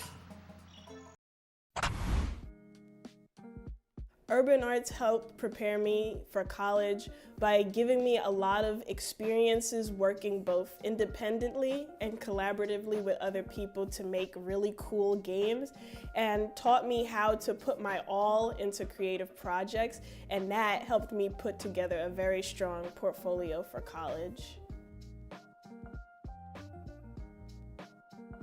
The best part about being in the urban arts community is the people that you meet. A lot of the people here have the same interests as me, so in the future, making friends here will benefit me and them and everyone around, because we all benefit from each other by gaining skills that other people had that I may need. Urban arts helped me see myself differently by showing me that I can be a good leader. In the studio program, I was assigned the role as project manager, and fulfilling that role for the first time actually helped me realize that I have good leadership skills, and it really helped me to develop them.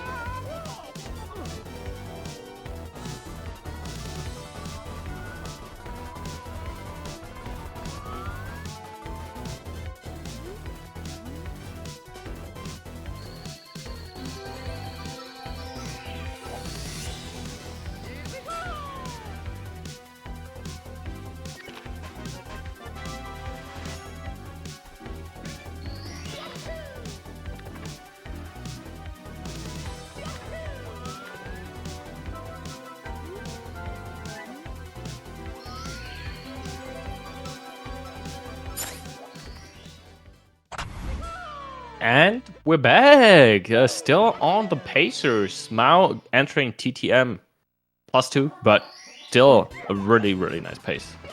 How do you feel, Ali? I love that so much. I love to come back and see my people still be on their runs, and also Small with a very clean breezeless right there. Yeah, I'm excited. I'm excited to see them finish what they started. How are you feeling? Or how did you enjoy your break? I'm having a little tea right now. Hell yeah, I have a nice cup of water. Gotta stay hydrated during this weather. And honestly, same. I'm very excited to see how far our runners have progressed. You see Cheese now in DDD, about to do the second half of DDD 100. Super, super scary. And I don't quite see his pace, but he's green. That's all I need to know. It seems like a really solid run. And Raisin as well, on a solid pacer. Let me pull those guys up too. We have definitely Cheeses on -22.3 right now, leaving the BH. We got a best possible time of 1:36.03 at the moment, and we're comparing against a 1:39.8. Sorry, Smo just had a little bit of trouble there getting up, and finally gets up. Almost happened again. And when it rains, of course. Well, we can only hope for True. a better monkey than we've seen before. No monkey issues would be great. Let me try to pull up, like some of our runners for a little close up. You obviously profit from like seeing them all big on screen. Us old commentators, we have to, sometimes lean in and check a little more in detail.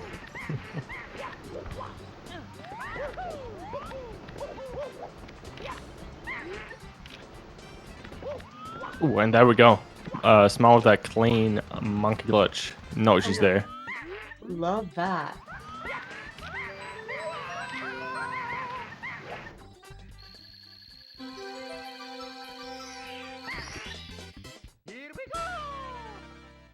And we got another on the screen. We got the Gothic Logic Seasoned, baby, on the HMC 100s as well. Looks like a very solid run so far. As you talk about it, unfortunate, but knows the backup. Nice. And it worked.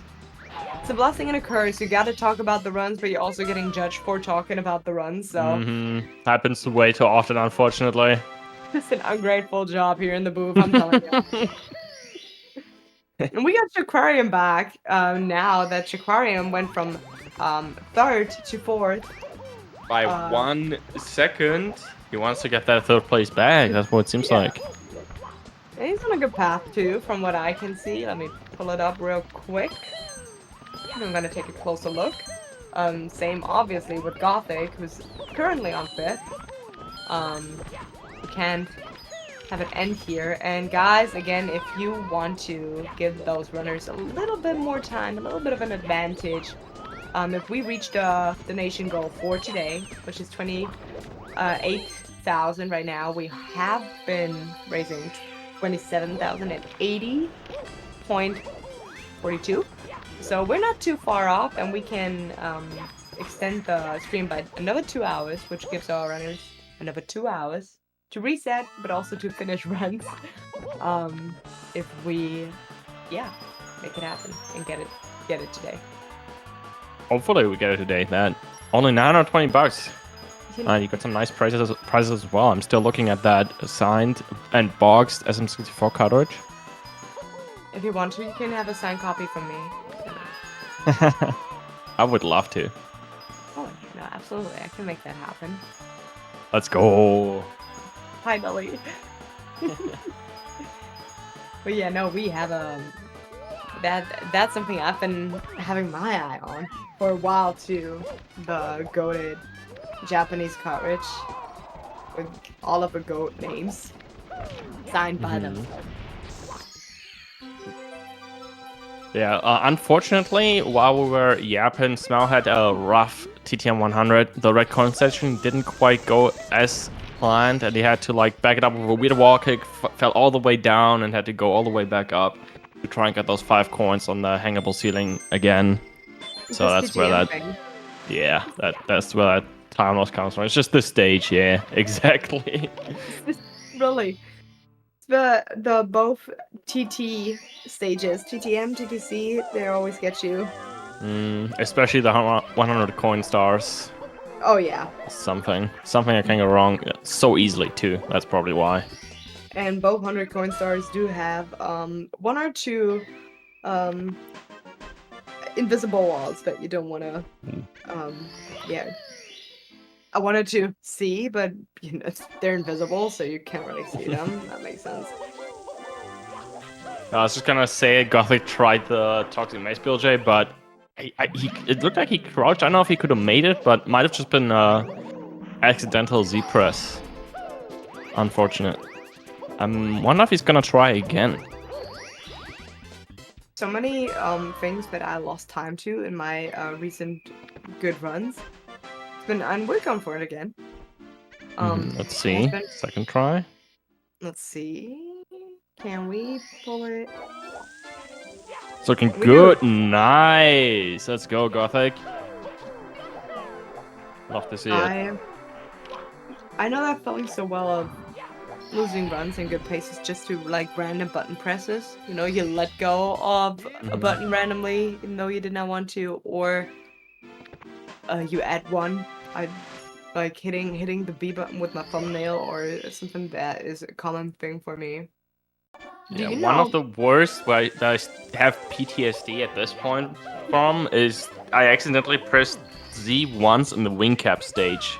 And ever since then I'm like, oh, this can happen. My finger can just just press down the button randomly. I don't know. I don't know why that happens though. I have that with not letting go of a button and you just like don't jump or anything. You just you know you have to, I don't know, you have to do a triple jump or you have to sometimes that control of your fingers isn't quite there for some reason. I don't know, it's weird. Yeah, it's like the brain and the hand are like having a little bit of a disconnect, you know, when you're playing with a, I don't know, with an Xbox controller on a computer and like it gives you the little USB eject sound. That's me in my hand. Good run. Hello. Hands disconnected. Yeah. Great. I know Smo's on that SR100. Cryptic earlier had a little bit of struggles here and there, but so...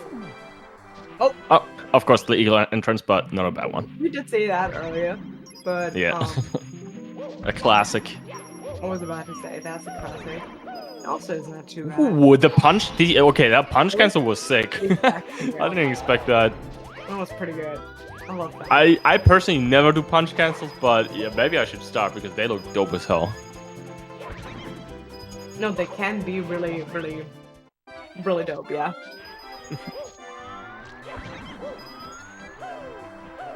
This is going really nice so far. I had a little bit of problems with the RNG in the beginning, but now it's playing along nicely, I would say. Got 67 coins, which I think is the optimal amount. I don't think it needs any extra coins so far. So yeah. Which will be in his favor, definitely. We have one money back coming up here. Can sometimes be a little bit of It's all the coins. Unfortunately, that was like one of the worst that was RNG that I've ever seen in my life. They just scattered everywhere. Wow. And now it really comes in handy that we were on, you know, a solid amount of coins because we were missing one? Yeah. He wasn't able to get all the money back coins. There was one that went to the right, and he just decided to not go for it. Oh, I thought for some reason that but, you know, if that's the only thing. RNG it's not the end of the world, but it's a trigger, and I think Smau has been, unfortunately, having a lot of triggers because of stuff that has been happening in this game. This game has just been not that nice to him, to put it lightly. Yeah, it can be a little unfair, I would say. But he's staying strong. Still got a really nice best popular time going into Tippy, so if he plays this well, I guess the Wilco clip. Nice! Look at that. Ooh, clipped into... God, we lost our orientation for a second there. Wow, that was so fast. Amazing start to Tippy, I would say. Unfortunately, fell down, but honestly, still, Worker Club is Worker Club. He's good. Yeah, it is like, for me at least, I hope it's the same for Smile. Like, getting those small things then after a series of unfortunate events is like a little bit of a relief moment for the mind. It's funny that you say that because it looks like Smile's molding a little bit. Right. Well, Yeah, it does not apply to everyone. Oh, it's fine. We're fine. This is fine. Yeah, I mean, I wouldn't be like mad at all, but I guess after everything that has happened, even small mistakes like that ledge grab before the bomb, the ping bomb, ledge grabbing there, yeah, it can be annoying. And grabbing the pole at the end, yeah, you can see the frustration. But I mean, it's I would still say it's not that bad. He still got it.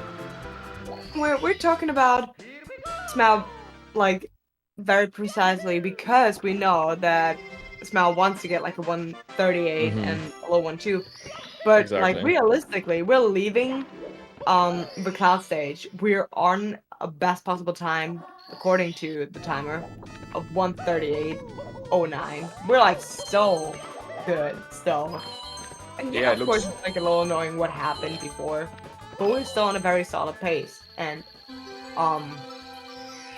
this is very, very much first placeable. It might be, well, personally, I would say I'm definitely attached to this run, but everyone else is also moving along very nicely. Cheese also entered upstairs. I don't see his time, though. Raisin is still, like, on a great pace. A lot of green. We're seeing a lot of green in the stream right now. You know, Horror as well. You know, I need the green. And, oh yeah, someone mentioned in chat earlier, Green Suigi actually playing now as well, and he's already out of lobby with a 23-10. Nothing less expected. Wow. Legend. But I'm very, very hyped now. Well, now a lot of really solid runs again, like, it just doesn't end. Now, really, really hope that we get... Also, just for very selfish reasons, I want this event to be extended by 2 hours because I need the content from the runners that we have on. I mean, just check your bank account. Maybe you got some about like $920. Sure, I can fill it with the euros. Sure. Or maybe chat can help out a little bit. Just a couple donations. Because so far, like, this day has been crazy, and it seems like the runners are insanely motivated to keep going too. Like, Horror has been going for so long, like, he had to run earlier and then tried again and just back to being on a good run again, you know? Yeah, you can tell that they're still, like, very much focused and in the zone. They are locked in, as the kids say, Denner. And, I say that too, and okay, but well, maybe it's out of my... Maybe I shouldn't. Maybe I'm too old to say things like that. Did you hear how it sounded when I said it? This is how you sound probably too. We're both old, okay? Okay. Perfect. Every time I do it, every time I have to say it, I feel like wearing a snapback. Like the other way around. Like you're that dad trying to be funny or cool like, and hip. So much dad vibes. Coming in like, hey champ, are you locked in?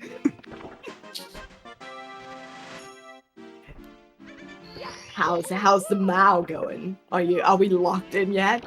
That's how we sound. Okay, if you say it like that, you maybe don't make it so over the top. I know it's it's so funny though. Nah, you got it. You can use those words. Sure.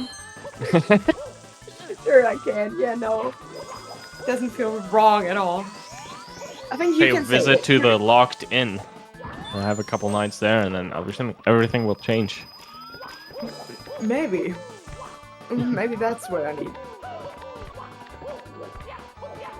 Wait, I'm sorry. I got so. I was yapping away.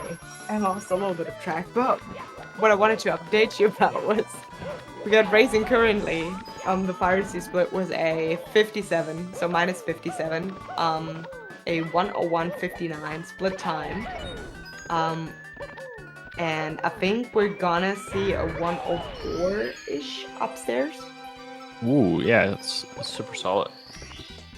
So we're looking Yeah. at a definitely possible 140, sub 140 pacer there. I don't know how good Raisin will do exactly in upstairs, but it's definitely 104 with Capitalist is a looking very good for 139, even with like mistakes in there. Yeah, I'm very excited to see how far this run can, like evolve and develop into maybe the pacer of our lives. Who knows? Anything could happen in this event. It definitely looks like it, with everyone just constantly being green. Hell yeah. And we still got, we got Smile now in Rainbow Ride with a 138.25. That's possible. I didn't know he is a capitalist last kind of guy. Getting Aslas out of the way first, very clean. That's fair. I don't know, sometimes, you know how I practice capitalist, and sometimes if I like had to do, not really stage RTAs, but if I had to, do them back to back, I would probably be more nervous about Aslas than about Carpetless. But I've also never done it in a run. So, are you a Carpetless first person? Yeah, I actually prefer doing it first, just I want to get it out of the way. Ooh, that's okay. Usually it's like either the first star or the last star, but Smo does it right after Aslas. Alright. Interesting. Mixing it up. I actually haven't seen that before. Maybe I don't watch enough 120, but yeah, let's see how this goes. Capital's attempt for Smile. This is a big one. Can we get a big screen here, maybe? Yeah, there we go. If he hits this, it's gonna look very good. Getting that first place. That's He's thinking. Oh no! I think it was one frame too late. No.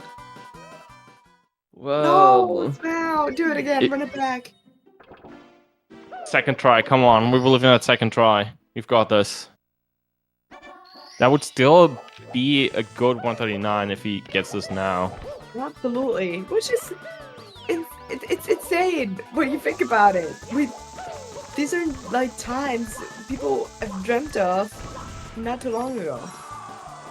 With that many mistakes, still getting 139. But yeah, gotta nail it second try. So let's see how this attempt goes.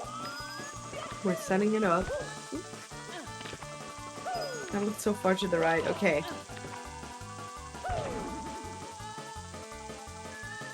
Sorry, I'm very invested. Same. Okay. We got this? Yeah. Let's go! Yay! Smile getting second try. Come on, keep it up. Keep up the gameplay. Oh, I love Nice. that. Sarah chat be like, y'all ever play Mario? No, we don't. We don't. I've actually never played Mario in my life. I know what that silly little guy's talking about. There's just the little guy, yeah. Okay, now let's see. I would so hope Force to wrap this up relatively, solidly clean without any major mistakes, because we still have like a good chance of a very low 39 here. Exactly. Like that is an insanely good time for day one. It's still not even over, but you can see the frustration. It's just because, as I was saying, his standards are so insanely high. So I hope he can fight those. Those thoughts of wanting to be even better than what is happening right now. But honestly, I think this is a very solid start to get your time on the leaderboard with a potential 139. Like, we have no time on the board, and you're coming in with a 139, probably. Looking super strong, honestly. I hope he recognizes that, but you never know. As a runner myself, you always have high standards, unfortunately. That's true. You know what? Who else did that, Smile? Simply came, did one run, 139 left. It's a good first run. We can work with that. We still have another day. Alright, keeping the 100 coins for last. That's Interesting. The whole Rainbow Ride routing is pretty interesting. Very different from what other guys would do here, other peeps. Yeah, exactly. Like I would always go through like capitalized S-less Warner coins. That was like, for me, the hardest stars, I would say, and I want to just get them out of the way as fast as possible. That's kind of how I think about it. And one of small also things like that. But Warner coins last is a bold move, I would say. Yeah. Like, well, you never know where the strengths and, you know, weaknesses might be for some winners. And Yeah, maybe- exactly. That's I don't know the smile that well, so it might be that he's pretty good at 100 coins. We're confident.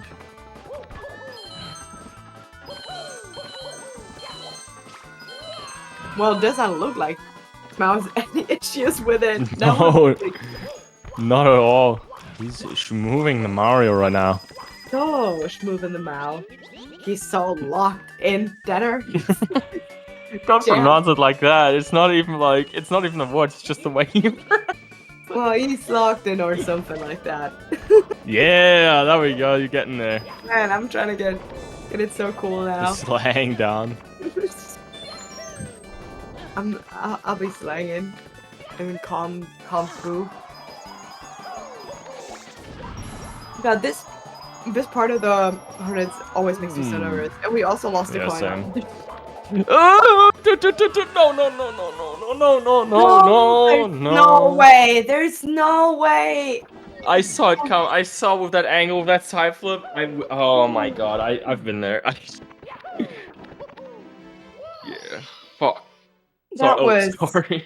I'm sorry. Oh, that my really God. hurt. That one hurts. That hurt my little heart. It was so clean too. But Smile knows, obviously. It was like such a clean 100 till then. At least he's still gonna try to finish it out, but that is so unfortunate. I would say that is probably the biggest heartbreaker so far. There's nothing else that you could have done, right? Like, Yeah. if you rolled out, you would have been pushed back. If you don't roll, like, there was nothing that... That's why the side flip is so scary, and I also stopped doing it. It's just like, I'm too terrified. Yeah, I mean, it's very late in the run. I don't know if it's like, if it would be worth it, unless you're like 100% sure it's gonna work. Yeah. So Like the reason why I say that is the first heartbreaking like thing that happened is because I would say as long as you stick in 139, still really solid. Oh, he just needs to open the can. Wait, no, we're just... Yeah, he already did that. Oh no. Oh, yeah, this is a classic case of, like, you did that mistake that took Lost the your 139 basically, the sub 140. There's no focus left, there's just anger. And that's totally reasonable too. Like, I can Yeah, that relate. was happens to everyone. No one is safe in this game. Man. That's really sad. So please don't do it again. Okay, we're doing it again. Alright. Looked a lot more confident this time, but I still think that side flip is terrifying. Oh my god. Please, just grab the chuck, yeah. Oh, okay. We good. This is crazy though. He can still get a second place even after all of that, even after that run right. If he gets a decent bits, he's gonna knock horror to third for True. 141. We gotta keep in mind it's the first run for Smile. It is so good to know that you have such a generous time save later on in Rainbow Ride. Like, this will be... Oh, come on. Come on. Oh, you actually got... Oh, almost got a good entrance too. What a legend. What a fast boy. Speedy boy. He's speeding. But yeah, I mean, nothing you can say or do. It's just, I think deciding to finish this one out and not reset is a very strong move from Smile here. So strong. Like, I would have reset probably 10 times by now. And hopefully it's gonna help us mentally. The fact that he pulled through even after all that, you know, that anger you were talking about, it's not easy to do that. With So no that way. should help. Like, he's gonna be on the leaderboard no matter what after this run, and hopefully that will take him you know, take a little bit off. Ooh. Super bit clean of pressure. movement.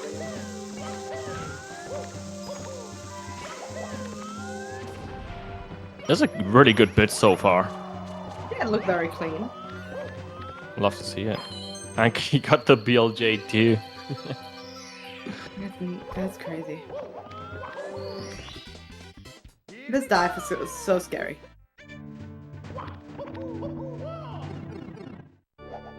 Yeah, nothing scares Smile anymore after.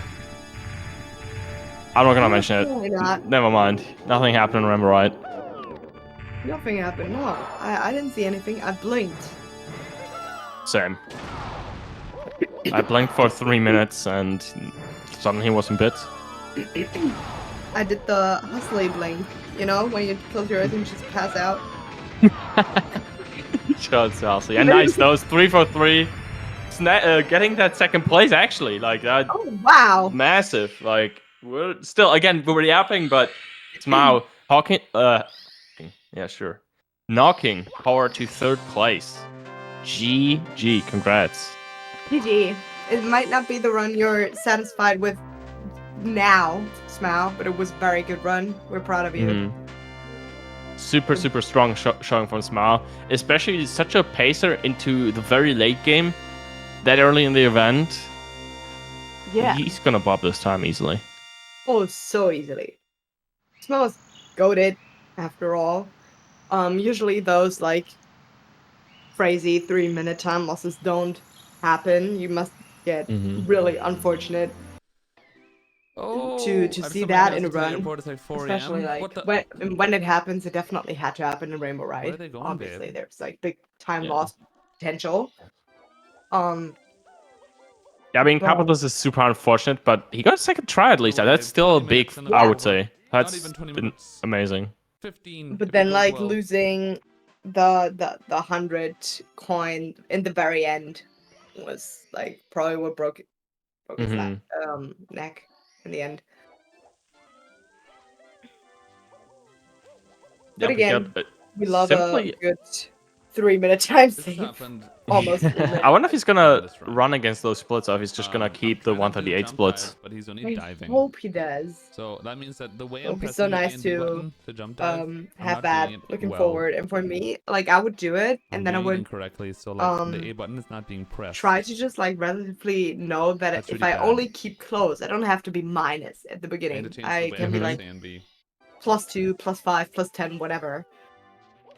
Just knowing that I have such a big time save later on, makes it sometimes a little easier for me. I'm also the kind of person that runs against like best exit times, though, because I feel like sometimes red splits. A bit crazy, but pop off. No, I feel like red splits sometimes make it a little easier, because if you then go back and you compare against PB, it's like, oh, we're actually not that bad. It's actually I see. Interesting. It's a reverse psychology thing that I like to use against myself. I mean, if it works, it works. So sometimes it that's why I keep doing it. But we had all our eyes on Smile, and I feel like we kind of neglected Everyone else, yeah, it's just the end game is so intense, and I get really invested personally. So but let's try and catch ourselves, but also for the other ones, trying to get a little bit of a recap what happened. We got Cheese in the plus now with a 3.9, so almost 4 seconds in plus after TTM. That happens, not too big of a deal. Currently also wrapping up the SL plus 100 coins here in a best possible time of 1:37.28. So that could give us really strong into Tippy as well. Yeah. So I'm excited to see. Are we gonna get Wilco? Wilco clip. Would love to see that. Raging. That was a good SL, guys. All right. But yeah, I was also gonna say we got Simply now, also in basement, running. Got Green Suichi still on the same run too, so everyone's moving along. Beast Assassin also on a decent run into Vanish Cap. Like again, there's so many runs happening right now. Cheese on the Wilco clip. Not a single fucking BLJ. What? Oh. Not get any? That's rare, man. Unfortunately. I usually get at least That's one the kind of stuff that only or Smell two can pull off BLJs. like You that. can Yes, you can hear him be fine. upset. Yeah, he didn't get it stuck at all. That just sucks. Gotta love a little bit of a cheese rage. But I was talking about so much. It's just like there's again so many runs going on, but I guess mostly we'll probably focus on cheese. He's gonna try to get that 137. Maybe. You're worried? Oh, I'm worried. Yeah. Oh, I'm worried. I believe. You bet your ass. I mean, we're trying to keep our eyes on every speedrunner that we have on the screen for you guys. We're trying our It's best just- for you. Yeah, It's it's just a just lot like of- it's so many hype runs into the late game. Like after cheese, we might see horror, and then raisin also finishing up the runs. And we're They're both also super just little close. nerds, after all. We're also just very invested. We're trying to. Keep We're just human after all. Yeah, we're only human. Hey, you can see from Drum That was a in good call stage at least. chat right now. We got 1 hour and 20 minutes Ooh. left for resets. Speaking of reset, there, Green Suigi unfortunately messing up the Volcano Star and 0.1 resetting Leaf Lava Land. Hmm. Well, again, there's like only Saved like a a minute and little a bit half over on Tiffy. an hour left for resets, That's so maybe fine. that was a smart move. The vendor. Yeah, he might just try to get one more really good run out of lobby. That might take a while, maybe not. We'll see. Maybe it won't take him too long. I would think it does not. It usually, it's like Usually he's with Green horror. Suigi, so you know. It's the same that we had with horror. You booty, blink your and booty, then our booty. and all of a sudden Yeah. they're My in booty, your basement. booty, Yeah, our that's a good booty. point. True.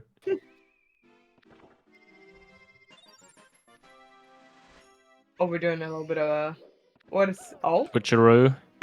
we're gonna do a little bit of a switch. Yeah, we got Avatar on screen now. Also, very goated runner friend of mine. Love to see him on the screen here. Also currently chasing a 139, 140. Everyone is getting so good. Yeah, crazy. I know. Crazy. It can't be stopped, Tanner. Get in there. The Mario is moving forward. We just live in this world. It's the Mao world. We just live in it. I agree with that, FNF. And I never want to Enjoy leave. The moment. Seize Oh, the no. moment. Seize the Oh, no. day. Heck no. Gotta stay here Wow, how are your runs, babe? for eternity. Yeah, just had to check. We have Avatar got his 140.37 3 months ago. What? Bad And is angle. currently going for What you mean? ideally a 139. Very much possible. So I'm really crossing fingers here. Because I would love to see the Avatar pop off.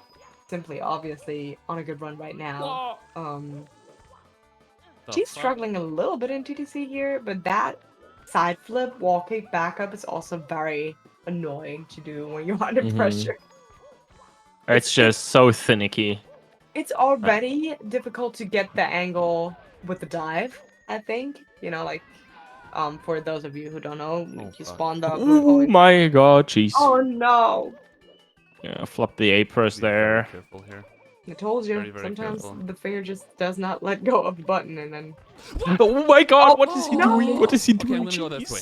Jeez. Oh, that scared the shit out of me. Please. He's still okay. He knows. At least 1, he still 2, knows what he's 3. doing. That's good. Okay, Oh there my we go. God. I thought that was it, dude. Okay. Yeah, okay. same. I thought that might have been it. That might have been the death. It's over. Well, we got This it. doesn't We have got to be it. this hard, you know. Like, All calm running down. a TGC 100 doesn't have to be. It doesn't have to be this hard. Like, we could just like kind of get up there, you know. We don't have. It Oh doesn't yeah, have to just be this kind of get hard. up there, as he says. I wish that's what he would have done instead. It's not difficult Alright, to just double Avatar jump kick, leaving you know? BOB now with -2. For some so reason, might it's want to just keep so an eye common out to of, fuck that part on up. that too, It because doesn't really we're make running any against sense when real you think PB about it. splits. 23:30 getting is up super there. solid as well. Yeah. It was really and I saw like the timer started, like Oh, we okay, started Smell. losing time already, so there was even more to 141, Lord. to get out of BOB from I mean, safe. you got that pace already Mhm. to Rainbow Rides, Mao. That's really good. consistency. Excited. Really excited Oh, to it see seems what- like Smao is talking to Cheese right now as well. You know, you gotta have a little bit of a relief in Mhm. between. We got Gothic on a very good one too. Honestly, they're all like all I see is green. All I see is green, green, green, no matter what. Guys, we have a little bit over an hour left. Unless we hit the donation goal. Because then we're getting should an be right extended after stream Summit, by another Sarge. 2 hours. 1 hour, But, 1K. I mean, the about plans 1K. seem to be like Surely we can do it. going to Ontario for Yeah. a week and then Absolutely. to No, British you can Columbia do for it. the We can week do it. I after would do it that. too, but I'm like kind of talking Yeah, right that now. seems to be the plan. So I should be in So British Columbia someone else has to take over for me, just this one time. around like October 7th. So we can- I around second there. that decision. I'm also talking right now. We were talking. Alright. There's no way we can do Let's both. do the thing. Oh yeah, speaking of which, I think Cheese is a Capital's last. No, he's not. All right, let's see how this goes. Capital's attempt for Cheese Love that. for that 138. This angle scares me so much. I know can't that believe it's, like, people do so- that. I That's know that crazy. it like it probably is so safe, but it Mhm. feels uncomfortable when I look at it. Same, massive same. But We got the hardest wall kick in the game. Let's go.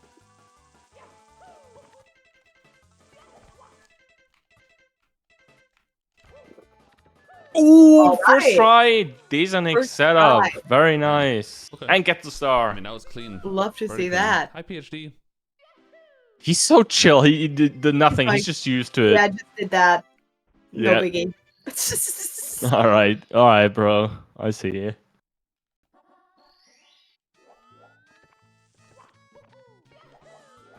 Sometimes I feel Assless like attempt. the clean. Nice, very clean. A little bit of a pole dance, but I was Not bad at all. triple jump. It's so hard to not get one though. Mario seems to like it so much. Okay. Okay. I'm still watching the Pete But stream what I VOD. meant to say is sometimes I feel like Oh, PhD. when you effed up something relatively easily, for example, you know, doing a triple jump dive onto the last coin box of 100 coins. He's fly guy. See this fly guy? And then Like, you my get something RNG in Mario relatively 64 difficult. For a good while It's now less has actually rewarding been, like, because you feel like, so Like, I what the can do fuck? that. Why couldn't I do this? You know, I Yeah. have that with. I know you and I. We both go for the single star strat for SL, Snowman's Hat. SL Mhm. 100. It's the only star that's been and- nice to me. Every time I get that, and then like right after miss something so silly in HMC or whatever, like left side or I don't know. yeah, it Like, is, okay, and this It's like that's the same person that just did the single star strat. Are you like what is happening? yeah, those mistakes are One the star, hello? worst. Oh, Honestly, oh, like what the a small pain, mistakes are the Ian. most Holy fuck. triggering, in my Well, I opinion. almost got the red coin star. Yeah, like I'd rather lose Low-key, it's a or good thing I like fought that part miss- I would out, so rather I'm lose gonna the go run one than star. do this. I would rather lose the run to that than Yeah. losing it to not Than getting my make- finger off the yeah. button. Especially because small mistakes add up and they usually keep happening, and it's hard to avoid for some I'm reason. gonna be in Yeah. Ontario. I'm not gonna be in Toronto. It's interesting to see how Cheese, like, he's doing one. Ooh, he's That's gonna go such for a- the pull. I think people still have not until Whatever. yet just, till just this get on day the figured pole. out how I to know I'm get too, this like, 100%. triple jumping is way too hard, but just The get up long there, jump dude. latch I don't trap fucking there. care how you do it. It is rough. Like, you have to be at the very edge and then long jump at the right time, I think. Yeah. Oh yeah, he's not doing the side flip. I kind of like that. Yeah, that's relieving after what we had to witness. That's. Oh my I was God, gonna that say it's interesting to see Cheese just talk to chat while he's doing 100 coins. Just answering a chat question. He's been on it for so long and is definitely like both a streamer but also a runner. Like we also see some casual gameplay from Cheese every now and then. Currently on a subathon too, so you might want to check that out. Or the Cheese-a-thon. I'm sorry, I did not mean to you know. How dare! I reported you to I Cheese know. already. The authorities will be at your door within seconds. Don't take me from comms. It's all I have. But yeah, I think that's something that I mean we already get used to. Some more, some less. I'm also a very talkative was person beautiful. through runs, even though I shouldn't. And the only time I can really like not talk is when I swim. that's the only time when Yep, that's relatable. Swimming and Shut talking is impossible. It really is. I don't know how some people do it. Some people just like swim their life away and just like talk, yap in between. Like how? What? Like Okay, sorry. What was that? That strat is crazy. The way Cheese does the triangles beginning. I have not seen the beginning. I only saw from like the That long was a weird jump. bonk. You don't usually bonk like Yeah, that, it right? was like like people do a high wall kick, right, and then a dive to be Yeah. safe. But he just did like a wall kick dive immediately, like instantly. Wait, I'm gonna watch this back. Actually. That looked crazy. But yeah, one more stuff for Cheese left, and then he's gonna make his way to Bits. Still on, I think, should be still 138 pace. Yeah, still 138 pace. So exciting. Leaving Rainbow White with 138.36 best possible time. Potential first place if he gets a really clean Bits That's here. crazy. We're really on He's some pacing his stuff right now. yeah. I'm trying to find the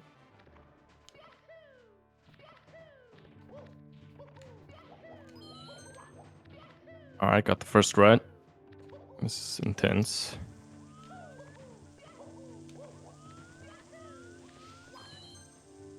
I remember Cheese used to lose so many runs to that triple jump, and I'm glad he just nailed it. I was like, I wonder if he's gonna mess it up right now, but he's got it. He's looking super solid, actually. yeah. Oh God! Oh God, that's God. that scared me. That took me out of the like. I don't know how Cheese is still focusing. That took me out of it. Oh my god, I just watched back the strat you were talking about. I had to. Yeah, it looks so crazy. Like it looks like a very like the lowest jump dive. Yeah, exactly. That's what I was thinking. I don't think anyone else does that.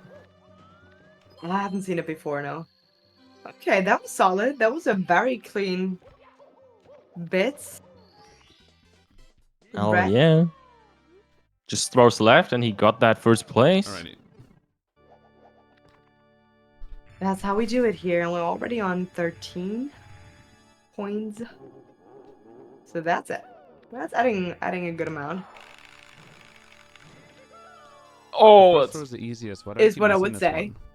one? Okay, we're cool. We can't miss one. Everything's fine. We're so cool right now. You can still see a second 138. Everything's fine. All right. I'm gonna kill myself. Ah. Oh, we don't want to hear that. I mean, he's gonna do it in game. You know. Yep. In game, fellas. You heard it here first. Oh, it's always having a little bit of a left. Yeah. On here. It's always too early on the B press. Yeah. I mean, it's nerves too. Yeah, that's true. Okay, it's still there day we go. one. I was gonna say like it would have been insane to see two 138s day one, but it's Boza 3 is rough. I mean, that shouldn't take away from this being an insane run. It's a 139, a low 139. That's still insane, but Still it's just we second. know Cheese can do better, and he wants to do better too. But still, will. congrats to Alright, Cheese. GG, Cheese. You did great. Great run, babe. First run for this weekend. Already got second, and I wouldn't be surprised if we get Cheese on the first place relatively soon. Yeah, he looked super solid this whole time. Just, you know. We're also kind of now like sliding into, you know, the part of a weekend where it slowly but surely gets a little more a little more difficult to enter the leaderboard. We have Gothic with a 144 now. Oh, and Raisin with a death as we were switching Oh. screens. No. That is so sad. Yeah, he was gonna have a really nice time, I remember right too. And he would have added to that, as we were saying, like people are getting the good times now. The lowest is a 144 now, and soon it's gonna be like a 142, 143. Usually what we get to see here by the end of the weekend is like a 139, 140 max at 7th. So yeah, a lot of change is yet to come.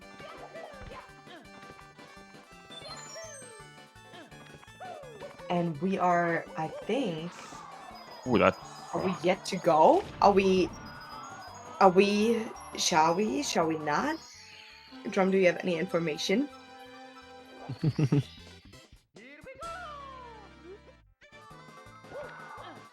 Well, as that's being figured out, Horror is still like on a really good pace and Raisin again.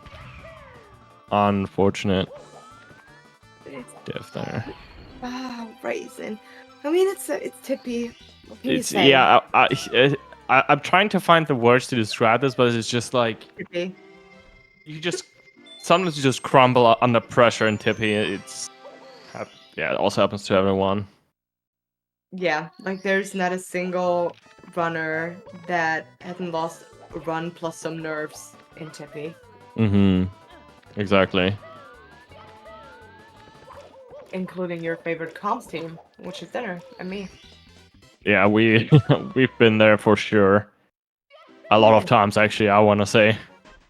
Yeah, you know, I dodge it now. I have a strat where I just don't end up in Tippy anymore. So, Raisin. Oh, woo! There it goes. Nice. With a carpet left.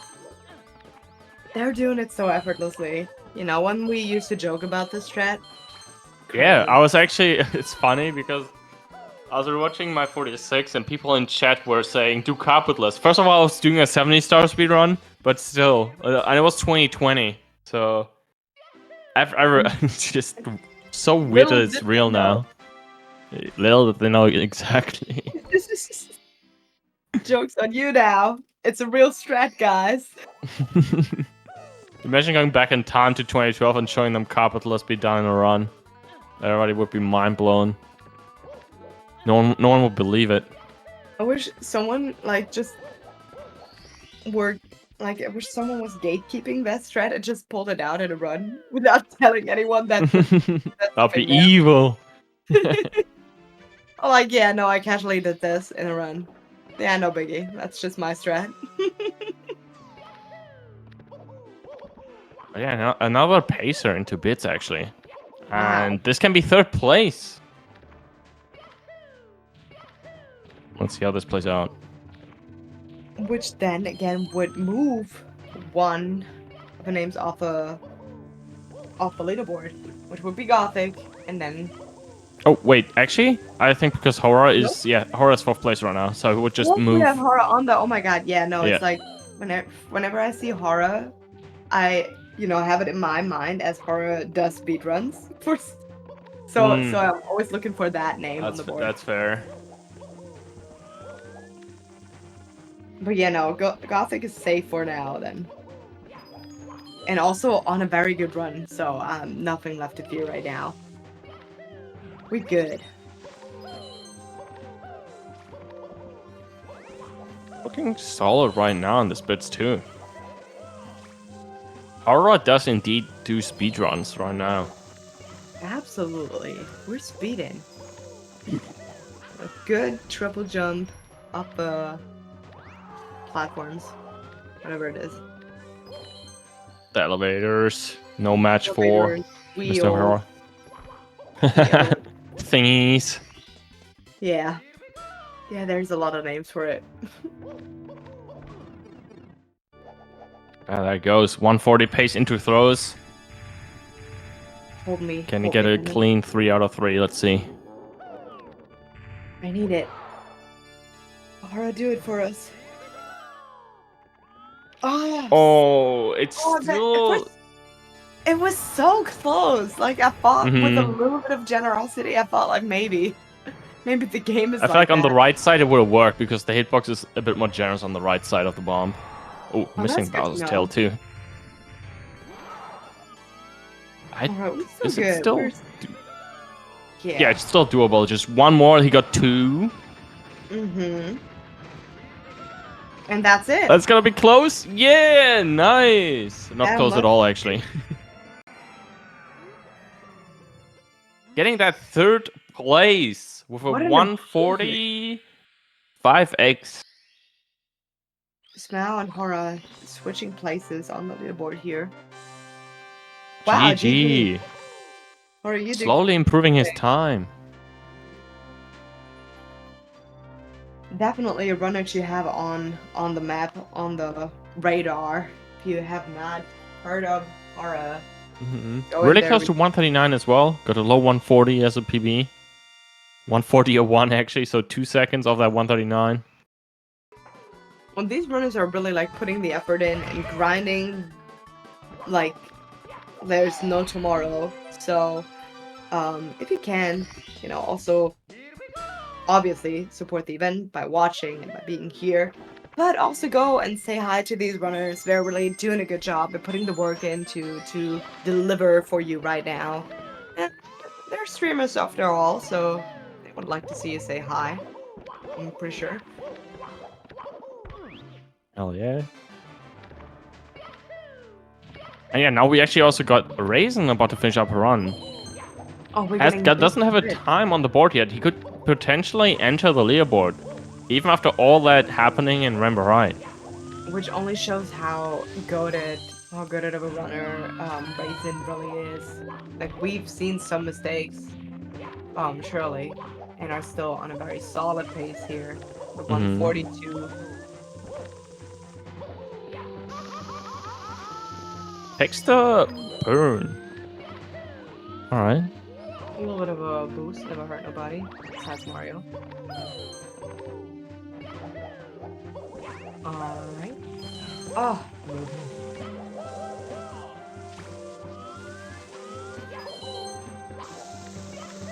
Yeah, he's looking very confident. I know, I'm just... Okay, got the elevators too. Lean the... I shouldn't talk too soon, but he's looking super solid right now. Yeah. No, I agree. Going for the dive as well. Okay. Okay. That is always making me nervous. Okay, all it takes is 3 throws. And they've done it for quite Actually, some time. wow, that can still be 5th place too, because yeah, Cryptic and Chakarma are so far on the 142. Wow! I blinked! Those throws! Whoa, That's so fast. the power on the spin. Wow, really? that is- I think that one Not missed? a hit. Yep, a Yeah. miss. But it doesn't matter. He still just needs to hit this. Wow. Okay, I mean, now he's just having a little bit of fun, you know. Yeah. Yeah, no. Some anger relief. There we go. 3 throws done.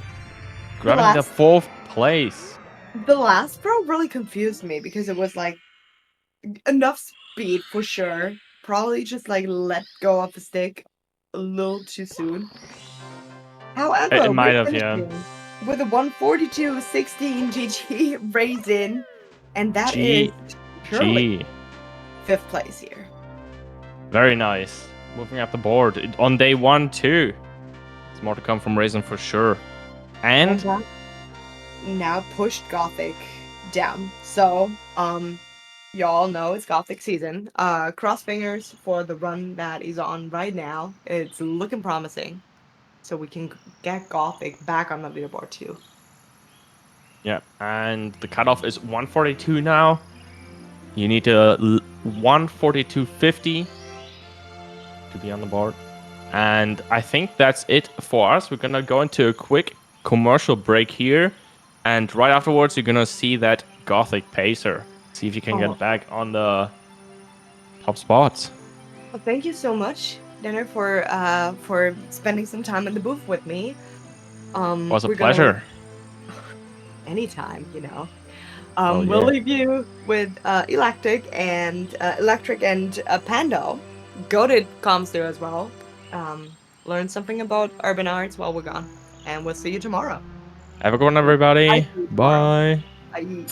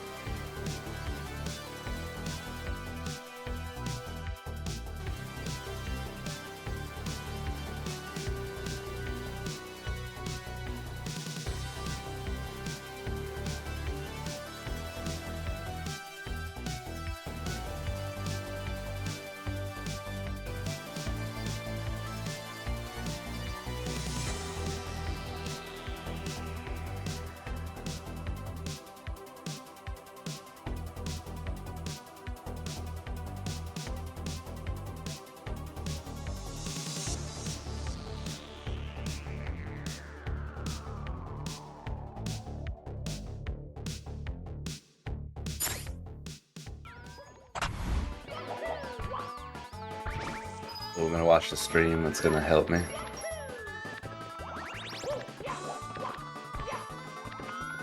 All right, and we are back live, folks, with the GSA live time attack qualifiers. This is round 2 of 3.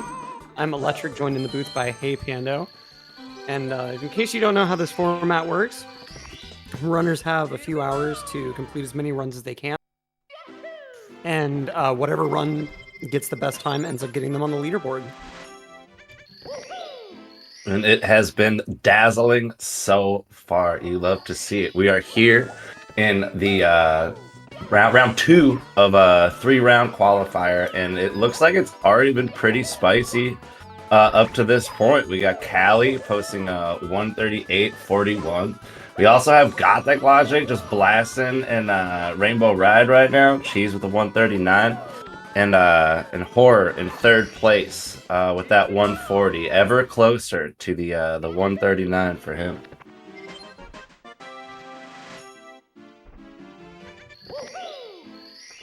But yeah, let's look at these splits. Looks like Gothic Logic saving Carpetless for last, it would seem, cruising through the rest of Rainbow Ride.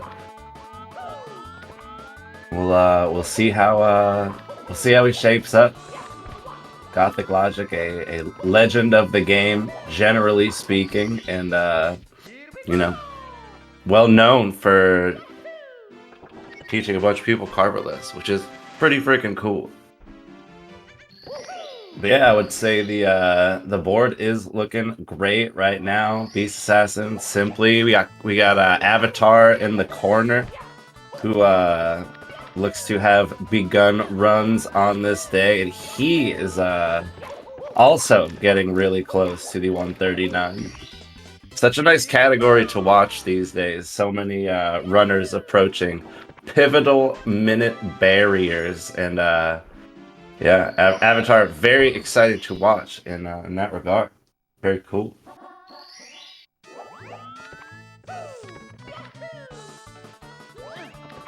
It looks like Gothic Logic will be getting this 100 coin, the updated route since the release of Carpetless, so to say. But yeah, a bit tricky at times it would seem, but I'm sure our guys got this, you know. Yeah, and it's really been kind of a make or break trick when people have gone for it in these runs. And it's kind of interesting seeing it right in the middle of the stage. Some runners will decide to go for it early, some will decide to go for it as the very last star, which I can't imagine having the whole run depend on whether or not you get this 1 star done correctly. It's kind of crazy. It's always been the joke that, 16 stars, just get to BLJs and like see if you hit them, and now 120, the longest category, is like, yeah, I'll just get this one way harder trick than BLJs. Just see if you can get to Carpetless and then hit it, it'll be fine.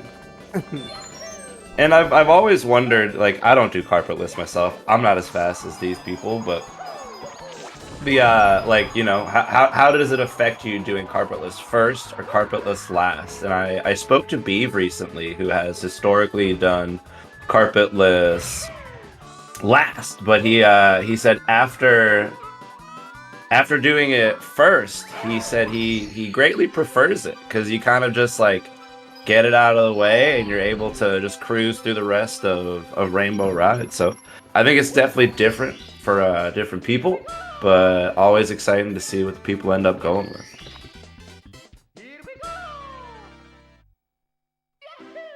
Yeah, and it's really interesting to see like those different approaches, because I know me personally, like I don't even run 120, so I don't do carpetless at all. But like any hard thing like that, as soon as I get done with it in a run, it's just the nerves increase that much more, because it's like, okay, I finally did this thing right.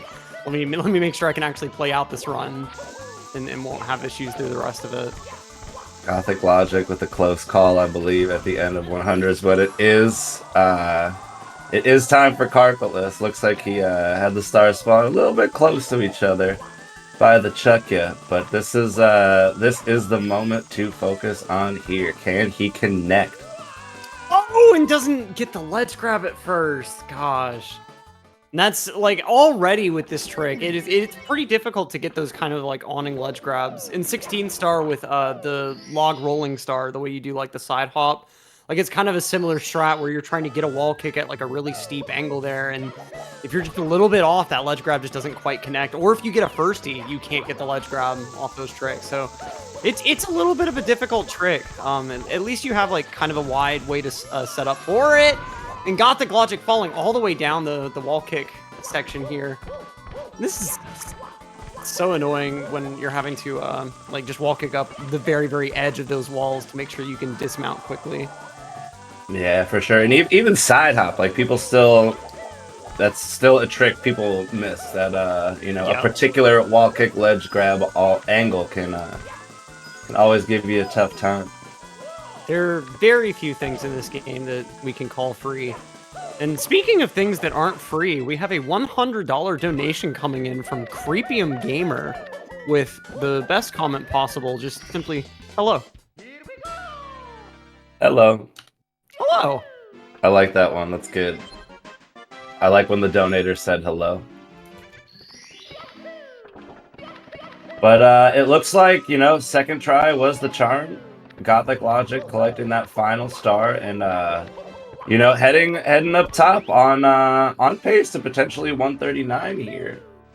It looks like virtually breaking even with this leaderboard PB. Or this may even be his actual PB. I'm not exactly sure.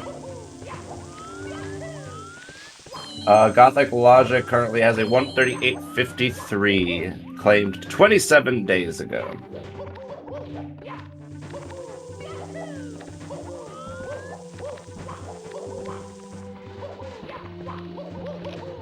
Okay, so yeah, this is definitely a definitely just a leaderboard PB he's comparing against, but still.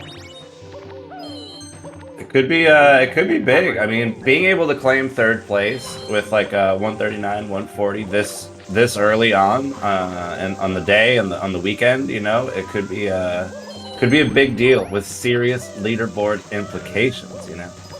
Yeah, 140 definitely still on the table with this run, assuming a good Bowser fight here. And the Troll Goomba staying out of the way. You're getting a little close, just for the fans, for the script. No, gotta keep it feisty for the script. You can't be too far away, otherwise we'll realize it's rigged. Wait a minute, is this mic on? Heck yeah. Alright, here we are. It is still possible. The 139 for Gothic Logic, just 3 throws separating him in this moment. Oh, just a little bit left of the bomb throw, so yeah, we're looking at a low 140 for certain at this point. Which is still enough for third place. Absolutely. Gonna take a couple more throws missed in order to hit that horror line here. But we've got yet another throw coming out. It just needs one more to clinch this. And there it is. So we're gonna get like a 140-15 or so, I believe. You love to see it. Gothic Logic connecting with throw number 3. And he is coming in with a low 140. It's going to be a 140. 12. Nice. Not bad, not bad. GG's. That is heftily enough for third place there. And, you know, after seeing, you know, the carpetless miss, some other things here and there, I feel like we've got no doubt that Gothic Logic can improve upon this time and is standing on the leaderboard today. Yeah, I mean, potentially even within reach of first place with the kind of performance that we've seen here. And like you mentioned, like that one trick carpetless is so brutal that, you know, just that one mistake being removed, like moves this run up a full place on the leaderboard, like on its own. Yeah. So we'll see exactly how Gothic Logic's able to continue on through this weekend, but third place with a 140 on day 1 is not a bad place to be at all. A lot of these leaderboards, you've been in the top 10 if you get a 140, I'm pretty sure. So certainly not a bad position to be in. And you know, once you've got this sort of run out of the way, you can take a couple hours break and then get right back on the grind. Like you're never restricted from trying to get something better. You know, you're not having to commit to the time once you get the run out. And I think it's always good to just get something on the board, even if it's not quite your best run. Like, just something early so that takes the pressure off of you. Because, like, I'm sure it's even more nerve-wracking on day 2 if you just don't have a time yet. Yeah, for sure. And like, here's the thing: like, a 140, that's like, you're above the top 30 on the leaderboard. But a 140, like, if you get like in every like heat, so to say, you got a 140, you very well may qualify with that time.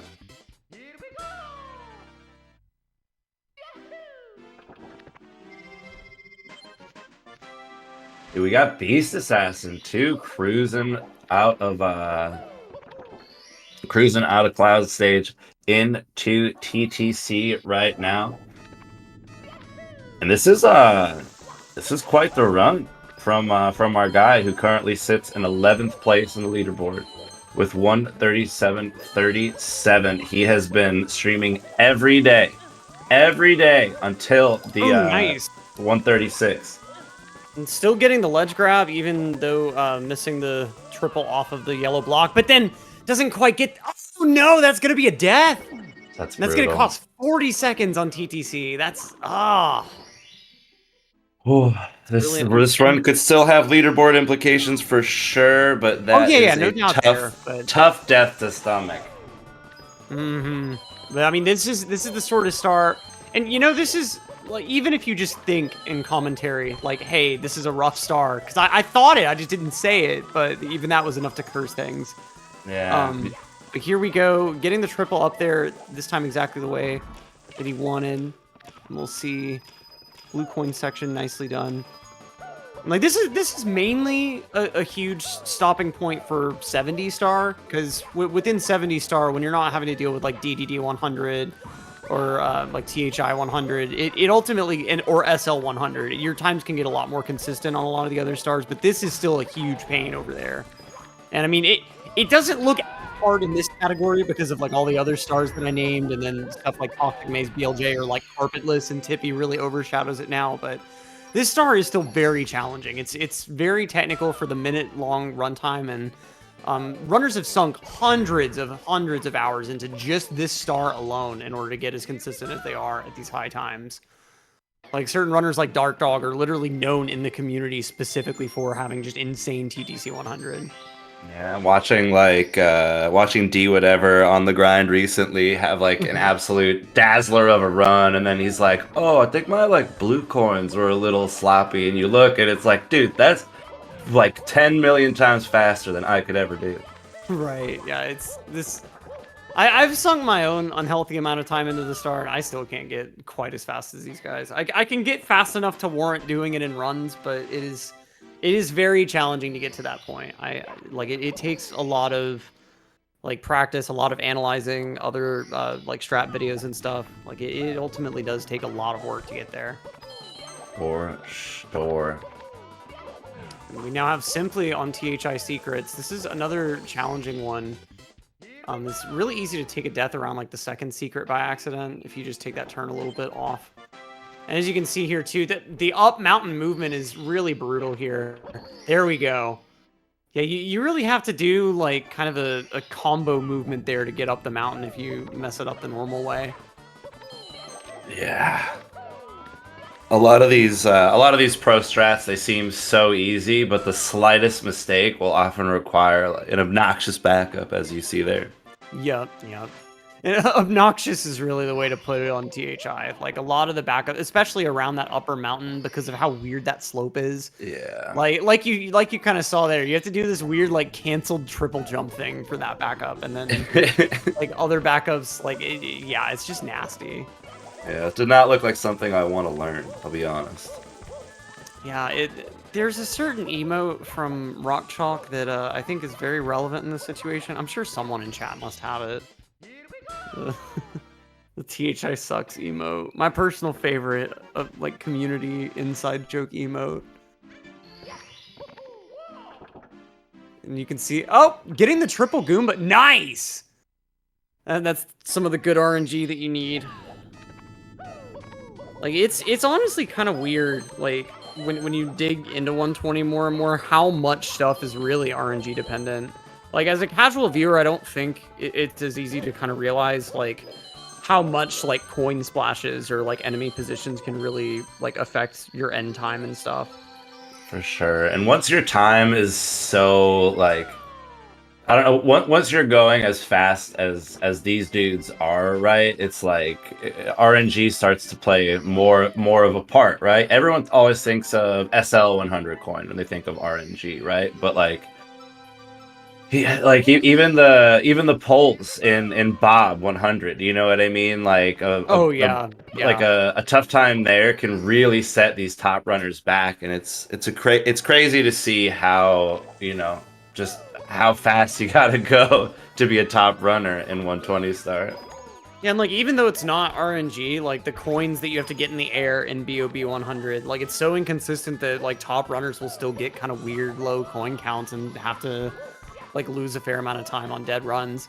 Or like the biggest example I feel like is like the HMC 100 blue coin right on the end, where it's like you're just gonna lose a ton of seconds most of your runs just because you can't help it. There's nothing you can do about it.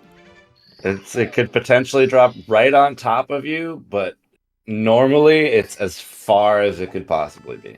Yeah, yeah. Let's stay on this pole that you have to do like this weird triple jump, wall kick, ledge grab setup for. It's so annoying. But here we go, Beast Assassin. I wonder what star he's going up for. Oh no! Oh, that's a rough way to start Rainbow Ride. No. Absolutely brutal. And it's a route I've not really seen or paid attention to before, but he did one Lakitu bounce and then was just like, yo, it's carpetless time. I wonder if that is his route, or if in his bones he was just like, it's time to party. Yeah, I'm not sure exactly how that worked out. Because I could certainly see the value of like separating your Lakitu bounce attempts. You're gonna have to do 2 Lakitu bounces with this route. And so here we go. We're doing the Ocarina of Time style setup here. A little ESS turn. All right, here we go. I think nice. There we go. Okay. Beautiful. And so we now have liftoff. And honestly, I mean, it was a weird death, but also that's faster than any other way you could die on the star, like on that section. Once he got to the window, he was fine. Yeah. Honestly, like a pretty quick setup. I think only had to pause like 3 times. So pretty quick on the pause buffers. Like it all generally went very quickly. We've seen some solid carpetless action today. Gotta love it. Have a little bit of a weirdness with the red coin maze here, but it's kind of something you almost like expect, just because it's a weird area to have to traverse in. Yeah, for sure. I don't know. It's like, it's Rainbow Ride Reds, right? You're like, that star is not that hard, but like one bonk, one slip up in such a weird, tight area, and you're just all of a sudden losing so much time.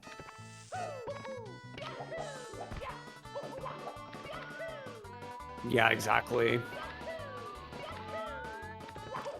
And tricky triangles too. Like, I mean, having to go through that tiny gap, it really does live up to its name. You come up just a little bit short on the gap, and like Mario just gets completely denied. And stars that can be like so comfortable, so chill at like a different skill level. Once you get to these like top strats, it's like, I don't know. There aren't many free stars. Right. The main one that I always go back to is Chill with the Bully in Snowman's Land. Unless you're trying to really try hard, like that one's pretty free. That's the only one that I think you can actually call like completely free like that. Because like even stuff like shocking aerolifts and Wet Dry World, it's not entirely idiot proof. Like you do have to pay a little bit of attention. And, like, I say that because I'm the idiot that fails it. Like, don't think that I'm throwing shade on these people, like... True, though. I even manage to mess up Chill with the Bully sometimes. There's my confession. Oh, there's nothing. I'm electric and I'm bad at strats. Yeah. All right, so we got 27 minutes left for resets here. If you're feeling it, you know, this could be a premier time to donate. You know what I mean? Extend the competition. Maybe we've got some friends, you know, who are willing to rock in this moment. It could be great. We're less than $1,000 away from that final total to get 2 hours tacked on. Oh my god. And it's going to be a little bit later on, so we got about 3 hours left for resets at the moment. But like Pando mentioned, if we get enough donations in, we're going to have an extra 2 hours tacked on at the end of that. So we'll see exactly what happens here with the donations here. And it's the organization we've always been partnered with. If you've watched us for any length of time, you know about how great of an org Urban Arts is, but definitely like a great org to be able to donate to, and a lot of nice prizes available for donations. You can get entered into the Nintendo Switch raffle, for instance. It's an OLED edition of the Switch for $25. Just donating a minimum of $25 total gets you one entry into that Switch OLED raffle. And then meanwhile, $15 would get you into a raffle for a signed SM64 JP cartridge in the original box and signed by the 120-star tournament runners that end up at PACE this year. And then for just $10, you can be entered into a raffle for the Grado SR80X headphones. And if you've never heard of Grado headphones, they're really nice, especially for like acoustic and like metal, like any kind of like rock music. They're really nice headphones for. Really interesting, like different from a lot of what you hear from like Sennheiser and other brands like that. But Love it. In Love any to event, see it. we've got Beast Assassin getting to Sky here on 139 pace, it looks like. For And honestly, sure. really low 139 pace. And even with that, like carpetless death, that it's still a solid run. Like this, he could, I don't know, he could get some points here on the board. Absolutely, yeah. This could definitely second place right now. I'm pretty sure. I might be a touch optimistic, but I think it's still possible. I think historically speaking, right, like 120 is really one of those categories that you have to dig deep in sometimes. If you make a big mistake, you can often keep going and still PB. But at this level, to make such like a, you know, such like a timely mistake and still be in this good a position is downright impressive. Yeah, and this is really low 139 territory. This could definitely usurp Cheese's second place run here. We're looking at like a 139 OX territory. I think like 139.02 with an absolutely perfect fight. Oh no, my wooden chair is not immediately nearby. That's one hit, though. Ooh, throw number 2 going to miss, but this could still be a healthy third place, bopping the recent Gothic Logic run. Let's see if he can connect. Second throw hits.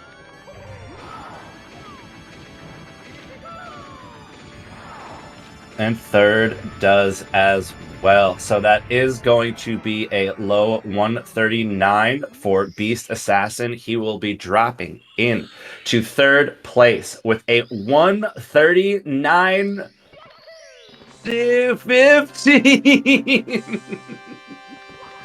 139.15 is incredible time. Incredible time. And just looking at the pace he was on before in TTM, 150 in the green against the 139, like that's insane. GG's to our guy. We've had some absolute dazzlers today as this run is finishing. We got Simply in SL. We got Smau in Deep, and I do think it is worth noting Smau recently making a return, and I do think he has said he's going to be going for the 136, which is super cool, super exciting.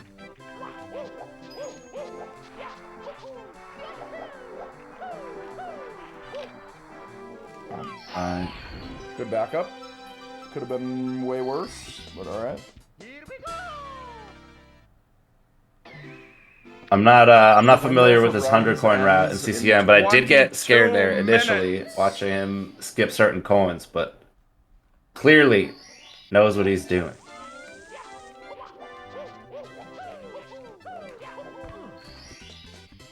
And simply here running against this 140, still on a very, very healthy pace with the best possible time of 137.14 this deep into the run. Is downright impressive.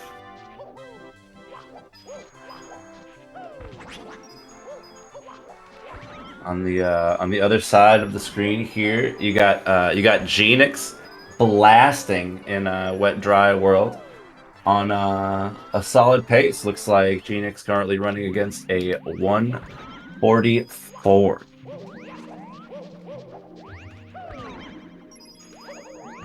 Damn it.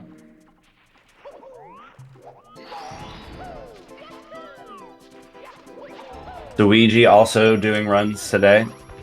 Tweeted last night he would not be participating, but I think we're, you know, all excited and pumped up to see that he is, in fact, doing runs today.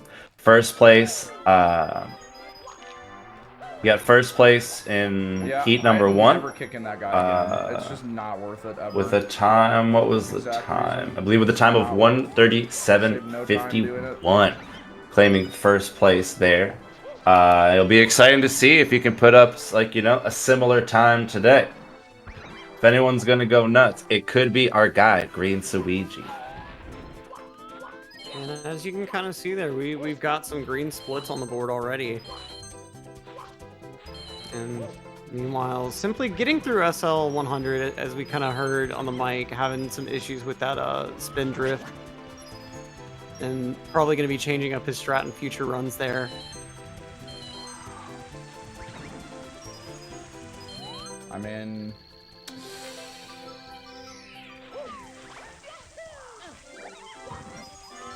that's fine. Not the worst RNG across the board in this SL 100, but I don't know. Even one coin going awry can be a bit frustrating at times. So that's fine.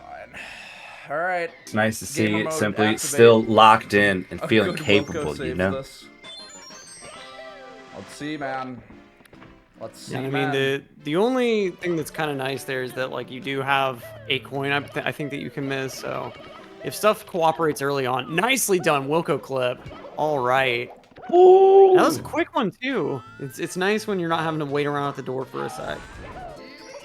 That was a huge post SL 50 door BLJ right there. 50-star door. Yeah. And we got the stored angle. We're gonna be going for the one cannon shot. I almost want to look away because, like, this trick gives me so much anxiety when I see it. And it always, like, weirds me out for just a second. Like, I forget that you get the coin on the cannon exit. But here we go. Here we go. Barely. Oh, eking out that corner. Jeez. You gotta be a big dog if you're going for that strategy. Holy bones. Yeah, there's some runners that have really kind of perfected the art of going pretty quickly on that, but... No way! It also... Oh! Okay, we can still recover this. He went left for the tight turn onto the 7th coin, didn't make it. That is, like, from what I hear, that is very hard to do. Something I would never attempt, but it's, yeah, it seems to be a point of struggle for most people attempting it. Oh no, and having to basically go the casual route here. And I will say, even with this mistake, there are still huge leaderboard implications on the day. The 137 may no longer be attainable, but heading into TTC and Rainbow Ride, that 138 in first place still certainly is. Yeah, absolutely here. And I think these splits may be uncarpetless. I'm not exactly sure on that, but... Nice. This Rainbow Ride split may be a little more consistent than we've seen from a lot of these other runners. And I mean, not saying that consistency is a problem. It's just like you're going for carpetless, your runs are going to be more inconsistent because the trick is so hard. And Simply taking a big fall there, but still surviving. Oh my god, the save. That was incredible. Nice backup there. It's pretty hard to get back into the flow of things sometimes there, but going back for the traditional good old movement, you know, you had the new strat let you down, so going back to Old Faithful, Old Reliable. And that was obviously like a huge chunk of time lost, but his ability to not die there and you know, save his coins, so to say, is huge. You gotta be pumped. Yeah, because I mean that is a lot of extra time, like that he's not losing there, like the time from the respawn animation, the time from, like you said, having to recollect the coins. It's like it really does add up, especially in a stage like this. Because I mean, this is probably going to be the stage you're most likely to take a death in. And I mean, it's especially on this star, it's going to lose so much time. Like, imagine taking a death in the middle of the cave in TTM Reds. And I mean, the strats runners go for on that star are pretty tight, but like you practice it so much that, and like it tends to be open enough that you don't really see runners tend to fail that area. But like TTC 100, like you're having such weird movement around such weird objects that like it does end up causing issues for a lot of runs. For sure. And add on to that, the strats that top runners go for, you have to go through a potential invis-wall zone. There's a great video from Pan and Coic that kind of shows like the way that runners will go from like the 80 coin box to the 90 coin box. Like you have to go through an area that like will just randomly bonk you down with the invis wall, and it is just random. The only way to avoid it is losing like 3 seconds walking over to a plank nearby. So like crazy. Even if you play everything perfectly, sometimes the game can just say no. Simply there hitting an incredible moving reds, and you know, in a run where you have lost a little bit of time, there has been a little bit of struggle, right? Hitting a strat like that this deep into the run, it's got to be a confidence booster. No, hitting that strat, but then falling down off of this move. Because what really sucks there is moving reds tends to be your backup if you fail one of the other time moving stars in that way. I mean, it's brutal. You hit moving reds and you miss flippies. I think that's literally Mario in a nutshell. You miss the elite level strat, or you hit the elite level strat, and then something you do all the time, something that's so chill, you just create these random mistakes out of nowhere. Yeah, exactly right.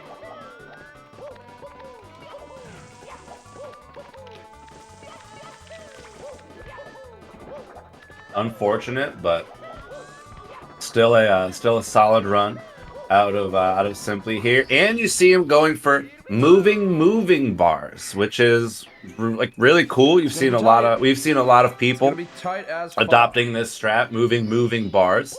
As of late, and I believe it only saves like like a half a second comparatively. I could be wrong, but it's such like, I don't know.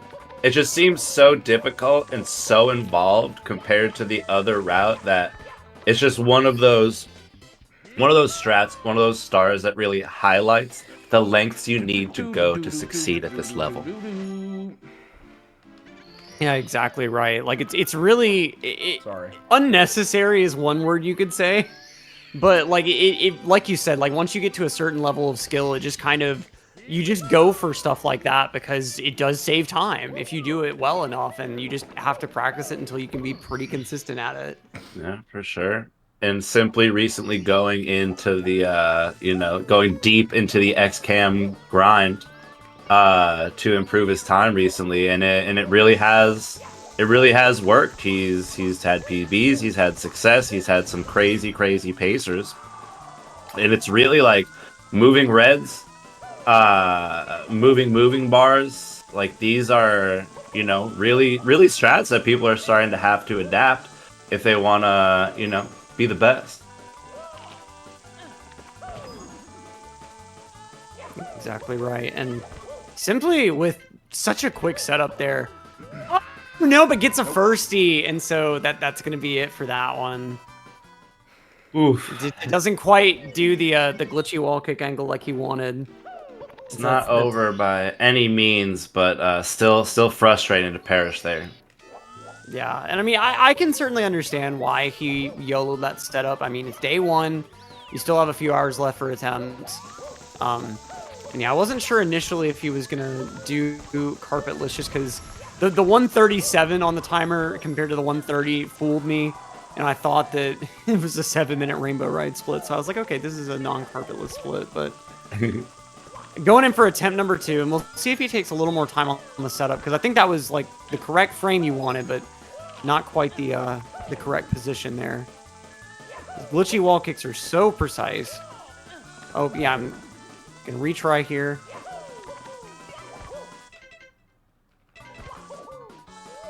He really is going for that fast out of that punch. Not gonna connect for the second time in a row, but you know, it is cool to see runners pushing such like dangerous strats, I guess. You know what I mean? Like, he's here to save some frames, and you can tell. I respect it. Yeah, like it's all over the run. You're seeing people do stuff like that, and I mean, yeah, like you said, like it's even on one of the hardest stars, specifically going for an even harder way just to kind of micro optimize. And I mean, it's even if it's inconsistent here, what's always scary is like if you keep doing this, you will get more consistent at it over time. You'll understand the trick better, and like, you know, it's even if like in a certain event you have someone that's having a lot of issues doing the trick this way, like, you know, if they keep going for this trick, it's just going to be more consistent eventually. There we go. Third tries the charm and doing the pro dismount there, nearly falling off the roof. And so third try is going to end up leaving us probably in like 140 territory now.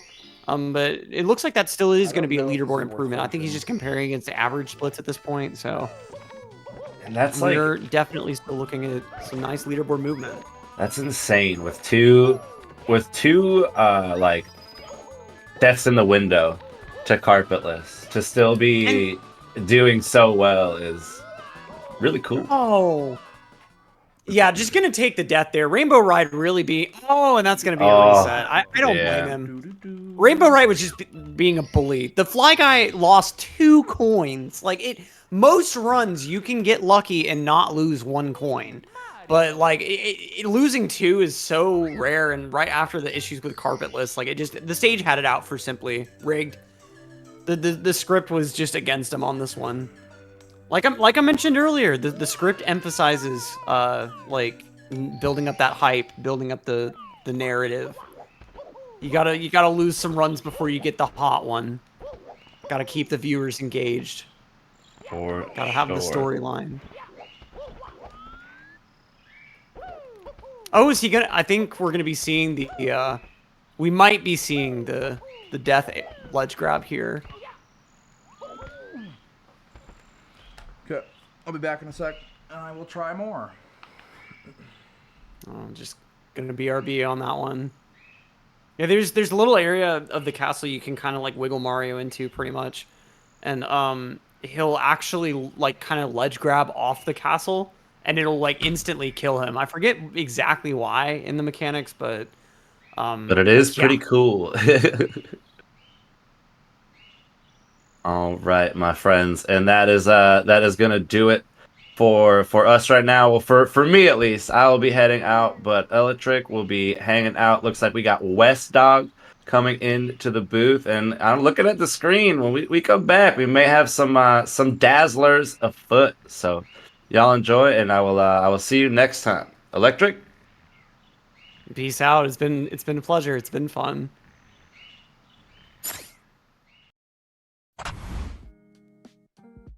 Urban Arts helped prepare me for college by giving me a lot of experiences working both independently and collaboratively with other people to make really cool games, and taught me how to put my all into creative projects, and that helped me put together a very strong portfolio for college.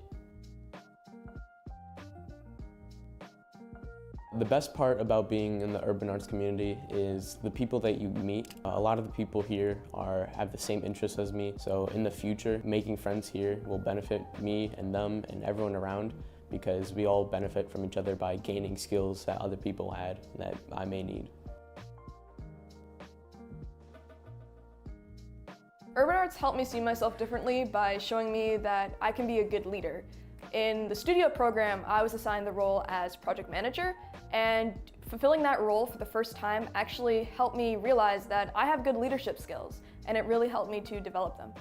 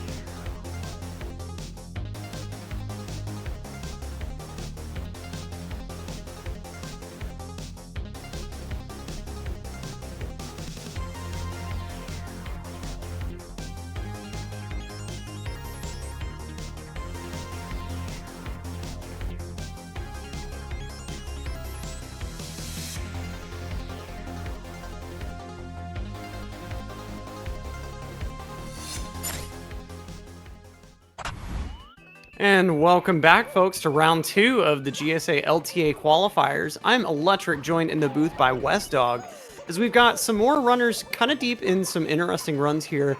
The ones to watch, of course, we've got on the main screen, Smal 64 up and upstairs, 47 ahead of these splits.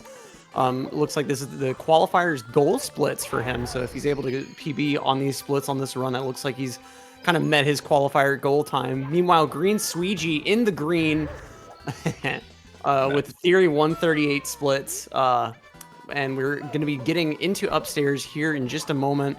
Not going to be the greatest upstairs door touch of all time, but still going to be a really, really nice one, as we can see from BPT. This could definitely still be in the 138 first place kind of territory. And then, of course, Genix late in a run here, a little in the red, but of course we're in Tippy, and you know, you can always end up saving a fair amount of time, especially in the new carpetless era. Got some interesting runs earlier on with Horror and Jaquarium. So it looks like it's shaping up to be a nice little evening. What do you think, Wes? Just with all the situations we got right now, I'm actually shocked to see Green Sweegie competing in this qualifier, because he sent out a tweet, I think just within the last day or two, that said, "I think it's best if I don't play in the qualifiers. Hope to do well to get in if I'm playing by then." So I wonder if, because of the new point system we've got in place, perhaps Sweegie doesn't entirely feel comfortable just sitting with the 20 points he got from the last qualifier and just wants to do a quick 1-no reset just to guarantee some points in there. So way to power through there. And above all else, just trying to keep up with everything. I know over the last hour we saw Beast Assassin shoot up to the leaderboard with that 139.15 he's now got, but it's my understanding that Ouija is not going to be participating, so it looks like the door's open for a new contender possibly to join at pace. Yeah, and that's certainly going to be interesting to see. And like you mentioned, like with the points, it's always good to try to compete in every event, even if you are just going to put forth like just a no reset. And it's a really interesting strategy from like someone that's already gotten a first place finish at one of these qualifiers. You know, if you've got any kind of like top 5 time at this second event, you're probably going to be pretty close to a shoe-in. So I think that's ultimately the play to at least do one run here. But certainly exciting to see like all the potential top runners that could be ending up getting over to pace. Because like it's really interesting seeing like how that kind of list is changed over the years and how many people have remained top level contenders for all that time. Like it's really awesome to see, and it'll be interesting seeing exactly who gets on the list this time. It's something I just completely forgot about once we got in here. This is the last batch of runs right now, unless we get some mysterious donor to just drop a casual $819.58. These are the last runs of day one here. The qualifiers could be coming down possibly to the last bit of runs we're watching right now. Yeah, I got it wrong a little while ago and thought we were still in the reset era, but that's right. If we don't meet the donation goal, these are your last runs. So if you've got any runner here that you see, like, you know, has to take a reset over a particularly nasty death, and you want to see them be able to get a time on this day one, get those donations in. We're so close to that 28K goal.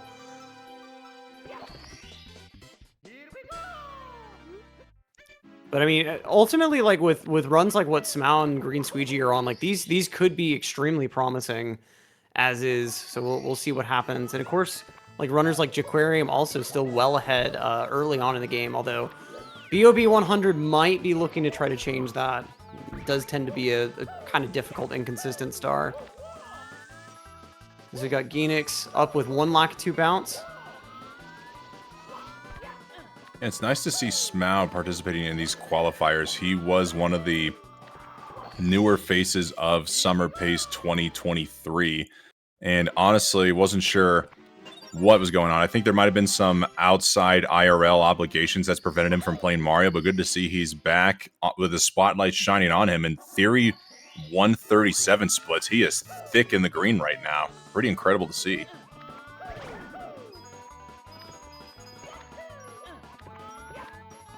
Yeah, it's funny because like him and Green Squeegee both look about on the same like pace and territory, but like if you actually look, Squeegee's comparing against the Theory 138, whereas Smal against the Theory 137. So Sweegie, unfortunately, not able to get the long jump off of that house. I swear, this star looks so simple, and yet when it goes wrong or it doesn't go smoothly, it is one of the most aggravating stars in the entire game. Yeah, no doubt there. Because it just, like, the momentum and flow just gets so interrupted. And Phoenix in the blue coin section. And we've seen a fair number of runs die to, like, making some kind of mistake and not being able to get all the blues.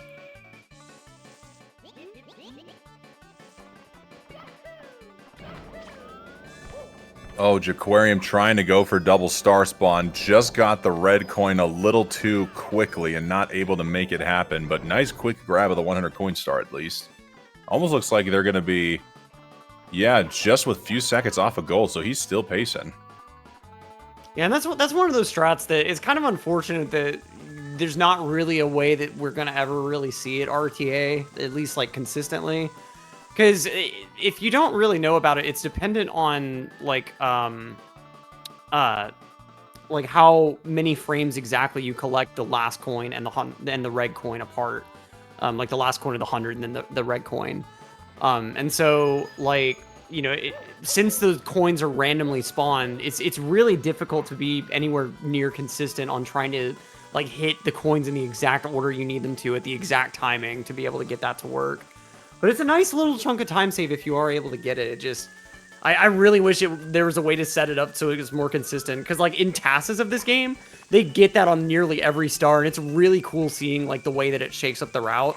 Because like with Womp's Fortress 100, it ends up causing the blue coin that the Piranha Plant like up the staircase spawns to be the last coin instead of like the normal last on like the path at the very intro of the stage. Interesting. It's really sick to see. Oh yeah, because there's the red coin right up there next to the Piranha Plant. That I would love to see somebody possibly go for that. I know Callie has been recently trying to do Big Boo's Haunt 100 coin double star spawn.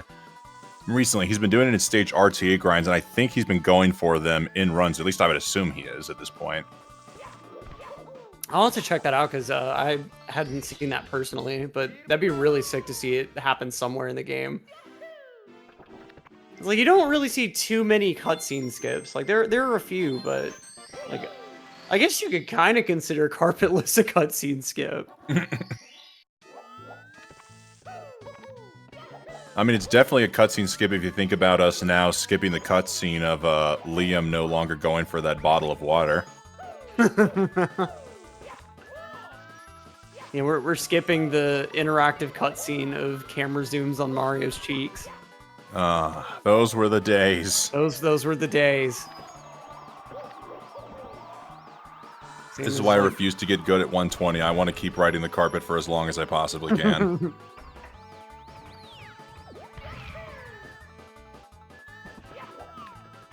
It's really been wild to see how that trick has like really taken over the meta with this game. And like Pando was saying on the last hour of comms, it's really wild how with 16 star, it's always kind of been like the short categories have always had like the really difficult tricks, or like 0 and 1 star. This, you know, you have SBLJ being crazy inconsistent, but then, you know, now we have it with 120 star that has like arguably an even worse trick with Carpetless that's at the very end of the run. No way of avoiding it. Like, even the long category got ruined. 70 star is the only category that's safe. 70 star just got optimized to death. That's its problem. Yeah, it seems like 70 just goes on many waves of just absolute tears. Like 46.59 seemed to be the world record for the longest time. Then you get everybody going for 70, and they get a low 46.5x. Then out of nowhere, Sweegie and Ikori just drop the record absolutely lower than I think anybody could have thought it could go. And yeah, no doubt. Now it's just basically untouched. I don't even know if there's ever any plans or anybody seriously grinding to possibly get that record. Even though Sweegie's got the 1435 right now, legitimately 70 seems like it's the most untouchable because nobody wants to touch it. Yeah. Because, like, even though that 1435, which, like, that is still insane that that's an actual time a human has done in 16 star. Like, I remember the days of, like, Aki and, like, 1459 really being this huge landmark that's like, okay, no, That's not getting beaten for a long time. And I mean, it didn't. It took a minute for it to like really start dropping from there, but I never really expected it to get down to 14 3x territory. Like, that's just insane. But I just remember first getting into the community for the just I guess in 2021 still being integrated in the community, just getting even lower 14 5x's was the big accomplishment. There still wasn't any notable strats or improvements to make even 4x a possibility. Now here we are, 35. Oh. Genix collecting the same star. Oh no. See, this is why in practice you always practice with yellow stars. So that when you see a blue star, you instantly go, that's very weird. What's going on? I've known a couple people, they'll practice, because like the practice, it's a really easy setting to change to make it always be yellow. But I've known some people that, like, for whatever reason, they just prefer to practice it a different way. And I mean, that could also just be that, you know, he realized a bit too late that that wasn't the last star he needed to collect. And so decided, you know, let me go ahead and, like, just back up here, and it's going to be faster if I exit the stage this way. I do know when he got the star the first time, he had to do the backup movement that involved the triple jump off of the flame spitter. So I just wonder if that threw him out of his mojo into the stage and just completely didn't register with him. That could be. That absolutely could be. And we got Aquarium finishing off a nice SL100 here, or SSL 100. Nice. Now we see Genix getting ready to go to Bowser in the sky. I'd say 146 potential. Or wait, I've got something for this. Bowser in the sky.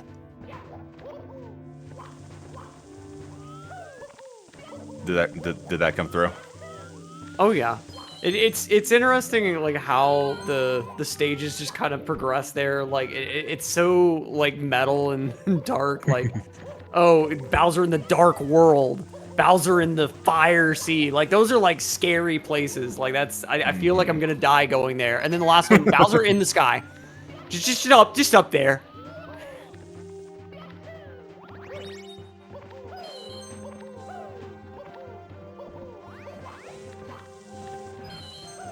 Right, Mao got about to get 101. I don't know if he's got 100 coin left here in Snowman's Land. Still gaining time on those splits. Definitely keep an eye out on him.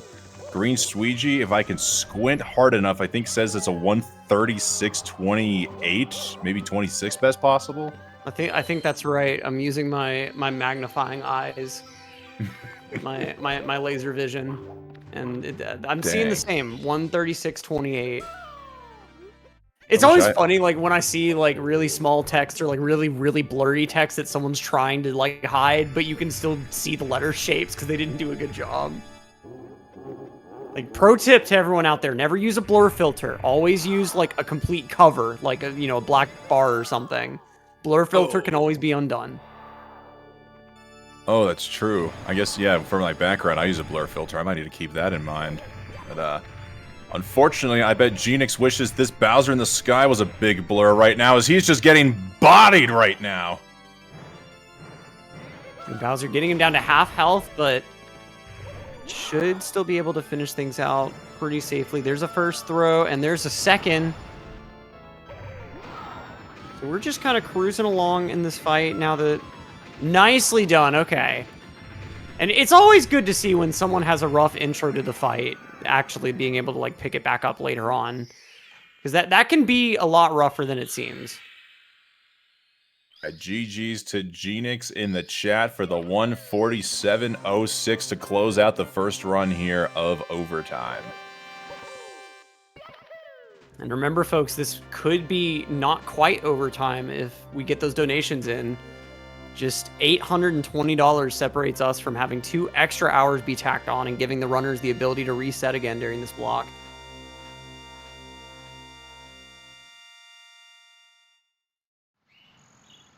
I'm trying to think. Someone asked, is that enough for points? We could find out if we go to the run.gg/GSA, where we have tracker for all the runs completed. It looks like as of right now, Genix is in 12th place, so if the qualifiers were to end right now, he would secure a couple of points. And we got Smau, unfortunately, having to take that snowman at the very end of the 100 coin, but Still going to be 39 ahead going into Tippy over 137 splits. So the splits he's running against are there is 138 exactly. So if he's that is going to be a 137, and potentially if he plays well enough, this could knock first place down a whole minute. That's a good start with a great Wilco clip. A little slippery getting into the cloud, but nonetheless, Wilco, I'm sure, is very proud right now. Okay, I thought the angle was off for some reason. Yeah, the entranceways in that area can be really weird, but okay, and Smau taking things. Oh wait, no, never. I'm silly. For some reason, I forgot the cloud routing, and I thought that this was like, I don't know why I thought he was going into like the 2 cannon shot route or something. That'd be extremely weird. Meanwhile, Sweegie is minus 1 minute and 9 seconds comparing to that Theory 138 split right now. Jaquarium still well in the blue. Beast Assassin on HMC 100s getting a very nice 3rd through 5th red there.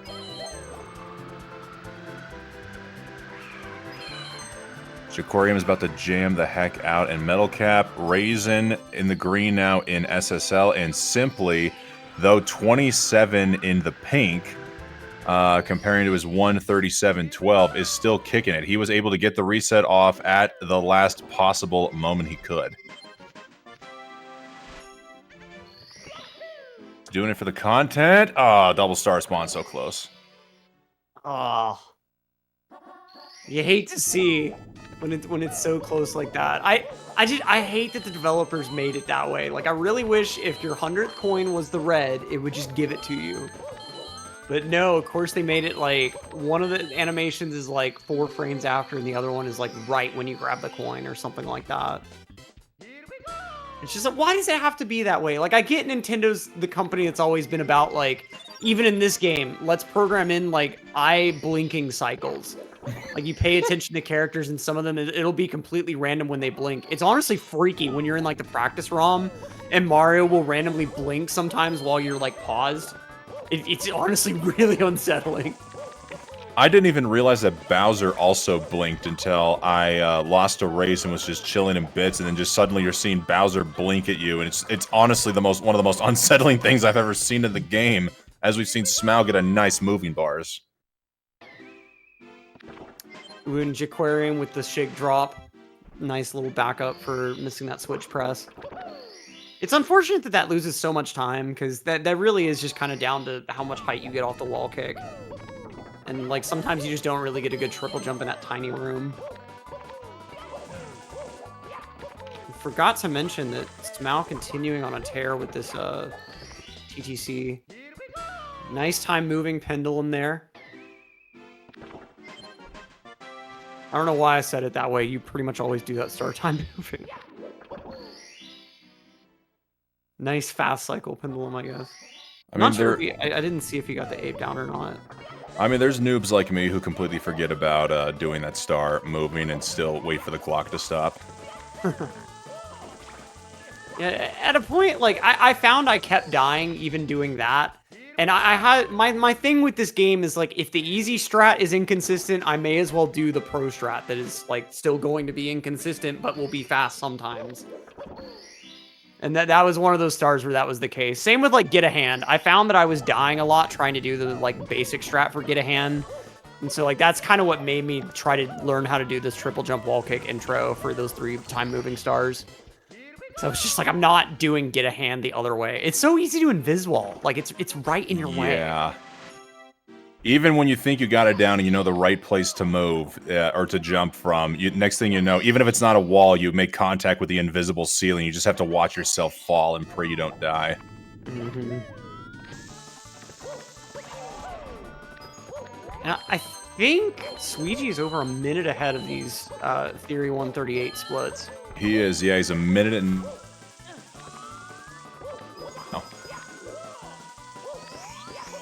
I guess I should say minus 69. Smaug coming in with that, not even using the triple jump for that alternate direction for the blue coin press. Like, really just going off with this 100 coin movement. Oh, nice. This is pretty much exactly what you want to see. Oh, the dive into the triangles. Yes. And then here we go. Chances the Invis wall. Ooh. Loses 1 coin, but that's what I love about the safety red. You get to play so fast and loose with all the coin spawns, because if you miss one, who cares? And most of the boxes, they tend to be tame enough that as long as you're just kind of in the center of the general area, you'll get most of them. It's really nice being able to just kind of, like, not be that concerned. Like, it really lets you play through the whole star faster. Like, even though you're going to lose that couple of seconds grabbing the coin, I feel like a lot of runs you kind of make it up with just how much faster you're able to take those boxes. Right, Smau now 36 seconds ahead on the Theory 137 splits. I don't know what his PB is, but he could potentially be flirting with it right now. I don't know if he's a carpetless first or last runner. Let's see. He goes for it. Looks like he'll be set up for carpetless first. Yeah, we'll see how this shakes out. We've seen this not really work out for a lot of runners historically, like in the last few minutes that I've been here. But always room for a combo breaker. Always room for a first try to come out here. Let's see. Nice wall kick ledge grab. And now we got the setup coming out. Praise! Oh. Doesn't like the setup. Gonna be going back.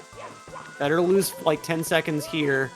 Oh! You're gonna go ahead and redo that setup one more time.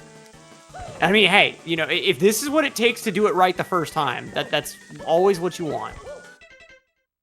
Okay, we got one glitchy wall kick, and we got the pause. Oh, that's so close. There we go! My Nice! gosh, First let's try. go. Yeah, we're gonna bleed probably about 20-25 seconds, but first try, and that's you're still gonna be saving hella time with that. Yeah, even with that, Smau freaking out, or not freaking out, but celebrating there in the top left corner on camera. He is stoked to get that first try carpetless, and this is where I'm interested in why he decides to go for carpetless first. I remember talking to Callie about it, and he chose to go for carpetless last because if you do get it first try, you're so excited and so nervous, but at least you only have bits left to go. Whereas if you go for it first, now you've got to suddenly have a really good rainbow ride on top of hitting first try carpetless, which I think could possibly add a little bit more pressure. Oh yeah, absolutely. And I think there must be some runners that they get nervous in different situations, because I'm the same way where once I get a hard trick, that instantly heightens the adrenaline, all the nerves, and like if I could delay a hard trick as much as I can, like like if it's gonna be inherently inconsistent, I would want it to be like towards the end like that. Like, I mean, something like Womps, of course, like I'd rather be at the very start of the game, but like I would much rather, like you said, like with the rest of a hard stage remaining and a trick is like as hugely inconsistent as carpetless is, I personally would definitely put it at the end myself. But like it seems like some runners they're just built different, because like we saw from the Lakitu bounce there, like Smau just still playing out of his head. Electric, I got a quick question for you. We've done comms together quite a bit, but I don't know if I've ever asked you this before. Do you believe in commentator's curse? Not personally, but I also don't want to be blamed for it happening. So I will like knock on wood and try to avoid saying stuff like that. But I mean, sometimes it just slips out. Like, I'm not a superstitious person. I'm just a little stitious.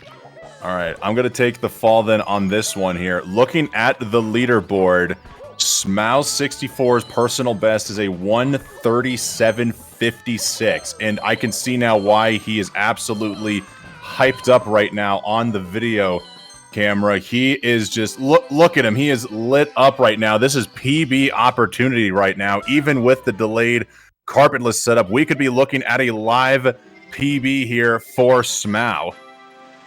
And live PBs in the 137 range are not the most common thing in the world, as I'm sure anyone that's watched this game long-term knows. Let's see. Oh, the Fly Guy kill. Oh, just like with Simply's run earlier, or whoever had gotten really deep into the late game.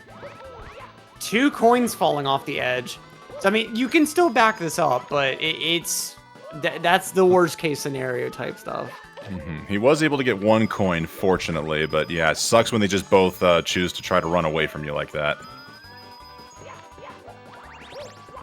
Alright, Sweegie did unfortunately have to go for Snowman in his Snowman's Land 100, so he's losing a lot of time here, but still very healthily ahead of that Theory 138 as he's now heading into Tippy.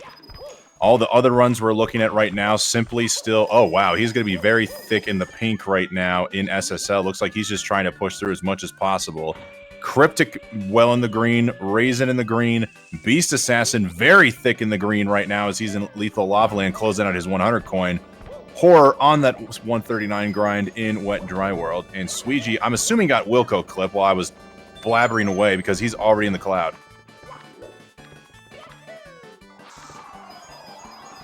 Yeah, with runners like Sweegie with all that short category experience, it's rare, but it's like you almost expect for them to, it's rare to have a runner like this, but you almost expect Wilco clip to happen more often than it won't with someone like Sweegie. Yeah, we hear the meme from GTM saying 120 runners never get that, but of course Sweegie is a 16-star runner, I would think first and foremost, or at least short category runner first and foremost. And we got Green Sweegie with like a pretty cracked cloud stage here with the coin grab on the 1 cannon shot. But here we go. Down on Theory 137. And we got 137.33 BPT. Getting a little caught up on the staircase. It's always inevitable in the runs where you're like really hyped up. Like you'll always get a little bit caught up on the staircase. Nicely done with that triple jump for the first red. And we'll go ahead and see the second red progression, that little small platform there. Taking things really breezy here with that triple. Just quickly going back to the stairs, I'm glad you brought that up because I remember seeing Armada on a pace in 70 recently, and he was having a struggle getting up those stairs, and he was just like, can anybody tell me, please, how to consistently get up these stairs? I'm losing it. These jump dives are your friend. That's what I've found personally, but it still is like once you fall out of that rhythm, it's so weird to like try to get it back on pace. But pristine red so far. Nice pole grab. Here we go. Let's see the elevator triple. Nicely done. And the Goomba kind of cooperating, kind of forcing a bit of a wide turn, but no more than 5 seconds lost across this sky. If that. I really didn't see any major mistakes, but here we go. Yeah, don't think about it. Don't think about it. Nothing is happening right now. There is nothing occurring on Smile64's stream. Into throws, 137 3x capable right now with clean throws, 137 4x possible even with a missed throw. Throw up the praises, get the numbers ready. Ooh, that's gonna be, okay, that's fine. You can see the pain on his face. It always hurts that the whole game comes down to this kind of fight. Taking things easy and breezy there, but we got the first throw down. Let's see. Second one, nice and fast. All right, nice tail grab. PB there with the bounce. Nice. Boom. Clenches it. That's probably going to be probably like a 49, 50. Mm-hmm. I think 49 will be the time. He's right underneath the star. 48. 137.48. That's GG. That's a new PB, right? You said it was like a 137 5x? Yep, that is an 8-second PB now for Smouse64 achieved live here on the Global Speedrun Association Pace Qualifiers. GG's Smow. What? I just came back after being I was on a break for like 8 months. 8-month break and I come back and all this shit. What the fuck? Oh my god, you can hear him tearing up. This is so wholesome. Oh my god, I'm sorry. Oh no. Don't be sorry, Smow. Don't be sorry. Live after a break like that. I don't know, man. Don't be sorry, man. Let it all out. This is awesome. You've done good. I didn't realize his break was 8 months long, and to come back and get a 137.48 is truly incredible. What? It's truly just wild. And that is going to instantly be in first place at the moment. By a good margin, too. 53 seconds ahead of Callie. Now, yeah, look at Smouse setting the bar now with a 137. As we now have the leaderboard with a 137 on top. Like it's always crazy when it falls by so much. And it's like a new standard, you know, like Callie had the 138. Now we're all the way down at 137. I mean, it's so crazy that the times are this low. Like just PB times, like not even world record anymore. Finland, because I mean, yeah, time zones. All right, Green Sweegie now on his final stars here. In TikTok clock, looks like he's going to be losing some time. I don't know if 100s went bad or if he took some deaths here or there. All my eyes were focused in on Smau, but it looks like these might be a couple quick ones here for Sweegie. Looks like his opportunity to overtake Smau is gone as we now see that best possible creep up to 138, but could still potentially take, I'd say, up to third place here with a clean rest of the game. Yeah, I think that's a pretty fair assessment. I'm not sure what his last. It's probably Reds is his last one. That's the one a lot of runners end up saving for the end. We got time moving, whatever it is. So yeah, he's gonna be barely behind this Theory 138, but oh, it's Get a Hand. Okay, that's the fastest one in the stage. So that's good that was all he had left. Nice. All right, so a little bit red, but, you know, like we can see with these splits, there's ample time save available on Rainbow Ride, but it is going to come down to a first try carpetless. So get those prages out in chat. Even if he doesn't get first try carpetless, he doesn't have a time on the board. He's pretty much only going up against himself right now at this point, so it's just a matter of whether or not it's going to be top 3 or top 5 finish here for Sweegie.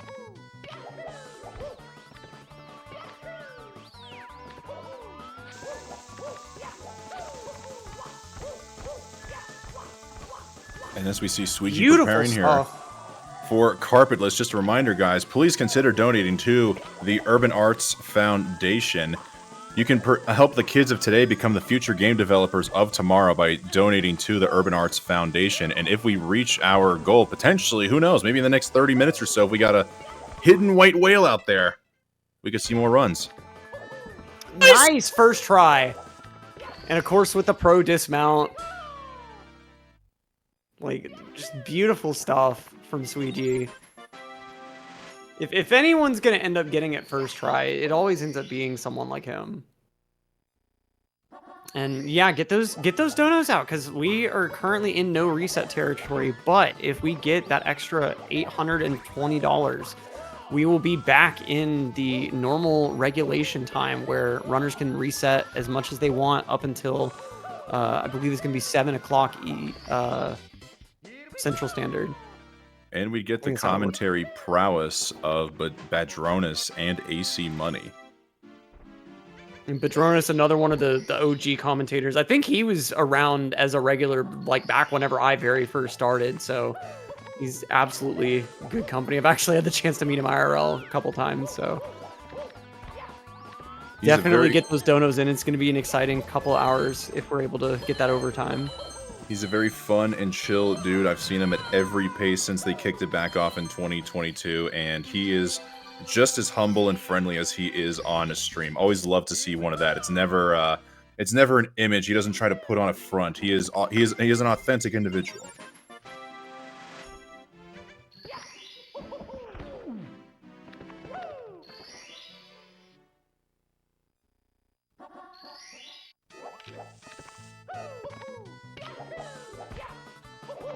All right, we got left side tricky triangles. Just the standard at this point for like any kind of advanced top level play. You really don't see people going for right side when they get into like 140s and below territory. But working through Rainbow Ride. And I think, you know, especially after Carpetless went well and these other stars seem to be going pretty okay, we do still have some time save on the table to be back on that Theory 138 kind of pace. And yet another unfortunate Fly Guy coin miss. The Fly Guy is really just kind of saying, I'm not giving it to you. You don't deserve it. They may be fly guys, but they're not fly guys. How have I never heard that one before? How has no one ever thought to make that? I've been watching this game for I don't even know how long, and not once has anyone made that pun. I feel like it's just right there. I feel bad that I never thought to make it. You know, it's like Carpetus. It was hiding there in plain sight the whole time.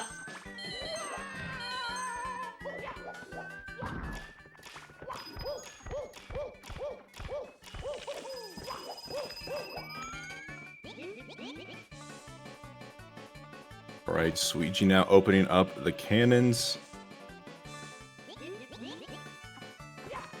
Oh, the bomb sound effect is just legendary. Like, I love how simple it is, because I think it's just the same noise, like, pitched up and down a couple different ways. But, like, it's so satisfying.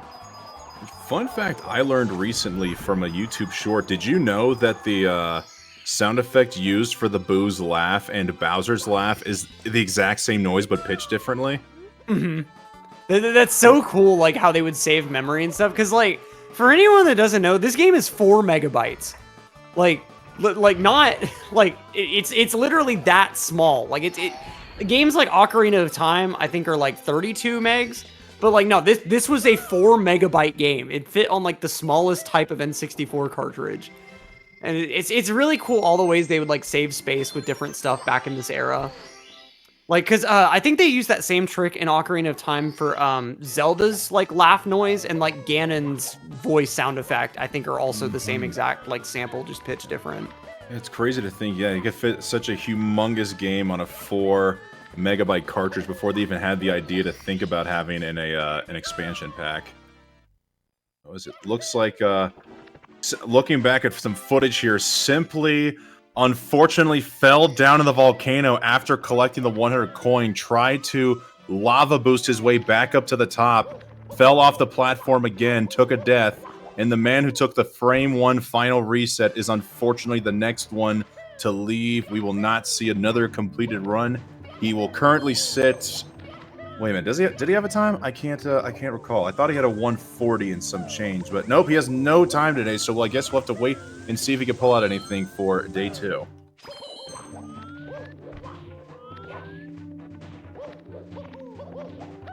Yeah, and it's always unfortunate to see, but sometimes you really do just kind of need that day refresh in order to start getting some good runs going. It's exciting to see Cryptic on the big screen, though. Cryptic, another longtime mainstay in the community. Shoutouts to Cryptic's 49 grind. Yeah, Cryptic, formerly known as Villain, now once again known as Cryptic. If anybody remembers the Villain saga.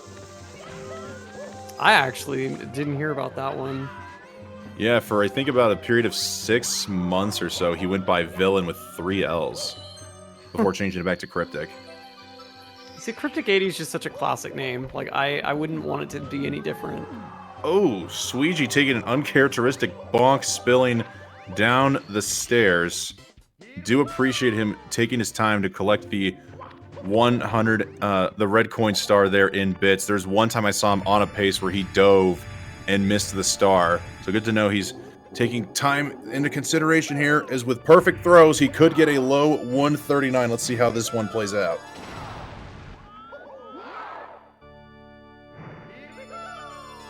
Oh, that's going to be a hard... Yeah. Unfortunately, that's going to be just a little bit too far to the left. And add on just a few seconds. We got a second throw here, and we'll see if he's able to hit the third one. Oh, Weird it's going to be wide angle. right, I think. Yeah, I don't think that... Yeah. And just like that, third and maybe... Yep, third and fourth place are now gone for Suigi. So it looks like with finally hitting this throw, he will be in the top 5 with a 139 high 1x. Yeah, and with that, 139 is going to take, or sorry, 5th place is going to take below a 139.30, which is a pretty tall order. Like, that's really where I would consider, like, definitely pro level time. So only a like select handful of runners can really kind of challenge and get up on top of runs like that. on a reliable basis at least. But GG's to Suigi finishing this one out. And like you mentioned earlier, like coming out on Twitter and saying that he wasn't really feeling playing in this event, wanted to just go ahead and let his current point total ride. You know, as it stands, if the leaderboard doesn't change, this is going to be 30 or like an extra 13 points being added onto his point total. And, you know, that could definitely be the make or break difference between getting to pace or not. So it's definitely good to do at least one no reset run. And even if this falls a little bit on the leaderboard, still going to get some points out on the board that he wouldn't have gotten without this run. So GG's, and we'll see if he comes back tomorrow, because sometimes you're just not really feeling playing the game, but, you know, another day is a new day. Wow, the most obvious statement of all time. A day is a day. Oh my, wow. I mean, honestly, it's Next one of those you're gonna things tell that me it's so water's obvious. wet. It's so obvious it hits deeply on a whole new level. It kind of gave me the it's a good day for a good day kind of vibes. Yeah. I saw this interview the other day with King Gizzard and the Lizard Wizard. If you know about that band, you know. But at one point, one of the band members said, even in space, they got spaceships. I'll never forget that quote. That's It's incredible. So good. Like he was trying to talk about like how like even in like fantasy type songs you still like have references to like real world objects. But it just Someone says a day is a day. I guess, oh, we got a $20 donation here from Anonymous. No message. Thank you, Anonymous, for the donation. Doesn't look like there's even a gift in there. Just a pure $20 anonymous donation from their heart. Thank you very much, Anonymous, for the donation. We're now at $27,200. If you'd like to help the cause and donate to the Urban Arts Foundation, you can go to !donate and help out the Urban Arts kids today. The thing I couldn't let drop, especially since we did some SpongeBob references before we got into the booth here, Electric. Someone said a day is a day, so now that makes me think, a grill is a grill. This is surely so. Oh man, I'll never get over how Mr. Krabs sings in that scene. Like just the real channeling Louis Armstrong vibes. Like I was hoping you would, but I guess I'll have to do it quickly. And fries should be fries either way. There you go. I couldn't let it go. Yeah, pretty spot on. Pretty spot on. And speaking of pretty spot on, Beast Assassin spot on with that DDD 100 and just really going off with the time here. So it looks like this is going to be a 139 split that Beast Assassin's running against, but at the moment, still well within like 137 territory with a good upstairs.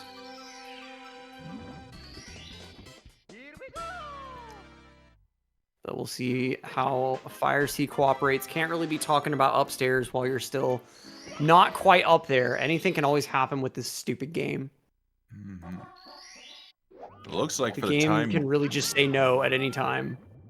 Looks like for the time being, we've got 4 runners left here for the first day of the second qualifiers. We got Beast Assassin, Raisin, who apparently golded their Cool Mountain split on a wicked pacer right now in BBH. Triforce TK, who just recently switched from emulator to console over the last month and has already got a 148 PB in 120 star, now making his debut on the GSA screen. And of course, Cryptic still chilling there in BBH as well, thick in the green. Yeah, and that's a runner to definitely bring up. Like, people that mainly watch these kind of events with mainly console players may not have seen Triforce a ton, but Triforce has been around for years and holds numerous world records in like various ROM hacks and stuff. He's always been one of these players. Different strokes for different folks, but he's always been someone that swears up and down the Xbox controller is actually like extremely good for this game. I could not imagine playing this game without notches personally, but like people like Triforce, J-Mill is another one that I remember was really big on playing on MU with Xbox 360 controller, and they swear by it, like something about it. And I mean, the results speak for themselves. Like some of the ROM hack records that Triforce holds have some just absolutely nuts strats in them. Like some of the strats you'll see in like Mario Star Road 74, like different stuff. It's really weird compared to this game. Like in a good way. It's really satisfying to watch, but And if I'm you'll see correct, these, like, even at weird one point off-angle he was triple jumps and stuff. he was also the world record holder for non-stop 16-star in vanilla for a little bit there, playing on the Xbox 360 controller. Oh yeah, different like category extensions on the MU leaderboard. And like I think he messed around with different other stuff in the vanilla game, but it was always on MU since there's not really a good way of using that controller on an N64. It'd be kind of a wild adapter if that exists anywhere. You know, if we could turn a drum set into an N64 controller, surely we can do it with an Xbox 360 controller. Yeah, surely. It's just a matter of, is somebody willing to put in the effort to make it happen?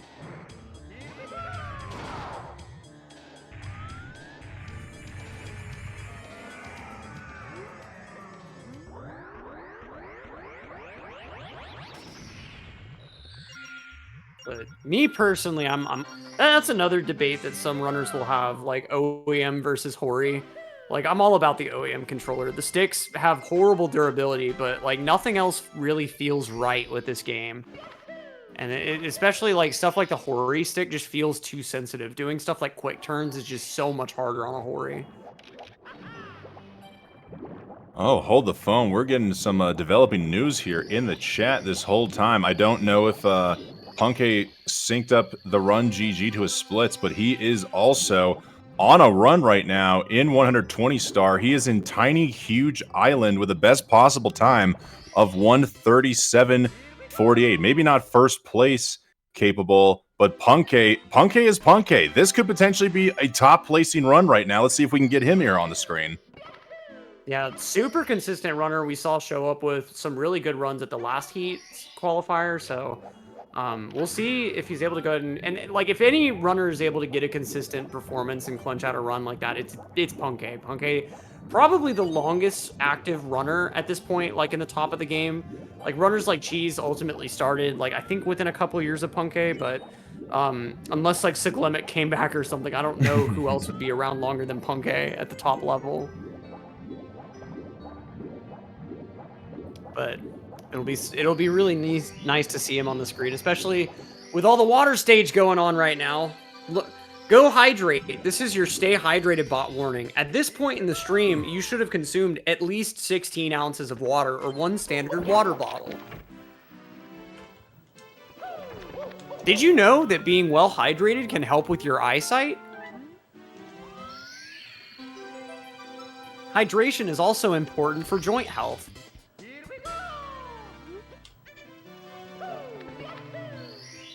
If you don't hydrate, you will die. This stream sponsored by Big Water. I probably can't say that because like I'm sure that there is some corporation that actually like refers to itself as Big Water. But I mean, as long as I don't name a name, like I can't be on the hook, right? Like, if I tried to sit here and say, we're sponsored by Cadillac, like, if I actually tried to say that seriously, I'm sure I could get in trouble. But if I just said, we're sponsored by a bougie car company, like, who's gonna sue me? All right. Okay, though, in TTM, and got a nice mountain clip log wall kick star to start things off.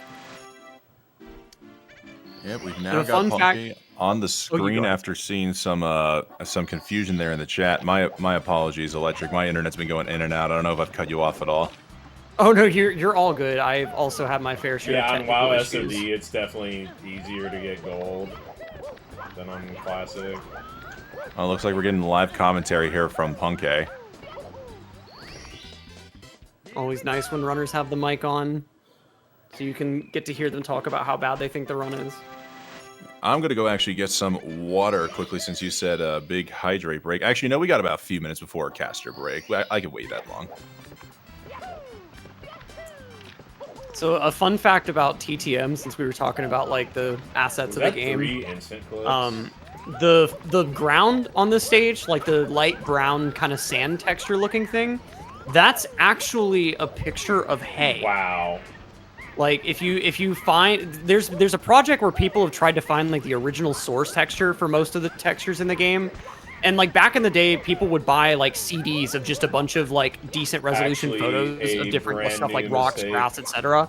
And like since it's a so low Never resolution, before like it seen. looks like kind of a rocky sand Just texture installed in the the, game. the- But the new if you ever see it in mistake high DLC resolution, it's pack. very obviously just like straw, Just wanted them in there. like hay kind of thing. Crazy. Wow. Like what Mario's standing on right now. Yeah, I remember first hearing about like people trying to find the source texture, that the color that they use for Mario on when he wears the metal cap, or the color of the, I guess, goop when you drop into don't think I know HMC. what dungeon It was originally a picture of a flower out in the middle of the field, but they distorted it to include some black in there and give it that kind of like red glowish look. You know what I'm talking about? Oh, Punky missing the fourth red. That's so wild. I didn't know about that one. That's really cool. One of the other little tidbits I found out over the years is in Wet Dry World in the town, the houses have doors on them that they reused in the Forest Temple in Ocarina of Time. No, bees! No! Not the heave-ho! No, Not the heave-ho! double-ho! Oh my! The What? heave-ho just getting uninterested. The flame spitter telling him no. I've never seen that before. I've never seen one of them quit. Oh my Like, what- gosh. I'm really curious if that had something to do with the flame shooter getting to you. And so the heave-ho was just like, all right, you're already getting hit by something else. My job's done. That was the craziest sequence of events I've ever seen, getting heaved by that hoe on the top twice and almost getting double heave-hoed, but yeah, I might need to go back and watch the clip. There's even if the heave-ho's energy, like the wind-up thing dies, it could still toss you, can't it? I think so, yeah. Like, even if the spinner, like, quits turning, I'm pretty sure it can. Yeah, so that's just so weird he was able to get out of that. Yeah, like I said, like, I've never seen it, like, hook onto you and have the plate be under you like that, and then have it just, like, give up and be like, no, actually, I'm not interested. I don't know, maybe after he got thrown twice by the upper one, the lower one just said, I've had enough. I don't want your seconds. You've already abused Mario enough. Nobody likes sloppy seconds. A fun fact about the heave-hoes, too, if you get the camera really up close to them, they have, like, a little design picture thing on the side that, like, I swear it looks like Bowser Jr., even though I don't think he existed as a character yet. Like, it's like this weird, like, Bowser kind of themed logo that's, like, surprisingly high res for what it is. Like, it's really tiny on just the side plate of the heave-ho. But, like, yeah, it almost looks like some of, like, the I know this is such a weird comparison, but, like, the flavor text it would use for the stages in Mario Double Dash. Like, how, like, the different stages would have, like, the name and, like, the, like, artsy text or whatever. Like, yeah, it has that same vibe.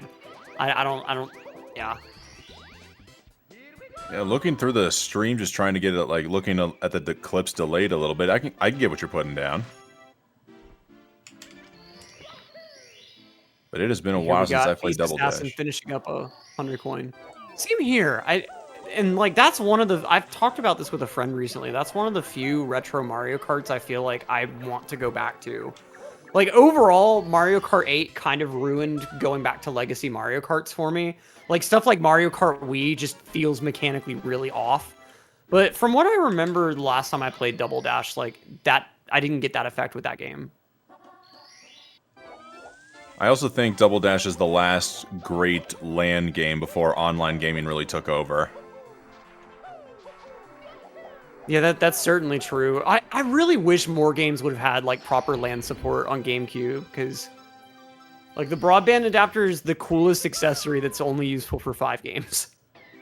Like even PS2 had a better online experience, and that's also a console that like you say PS2 had online and people go like, what? It did?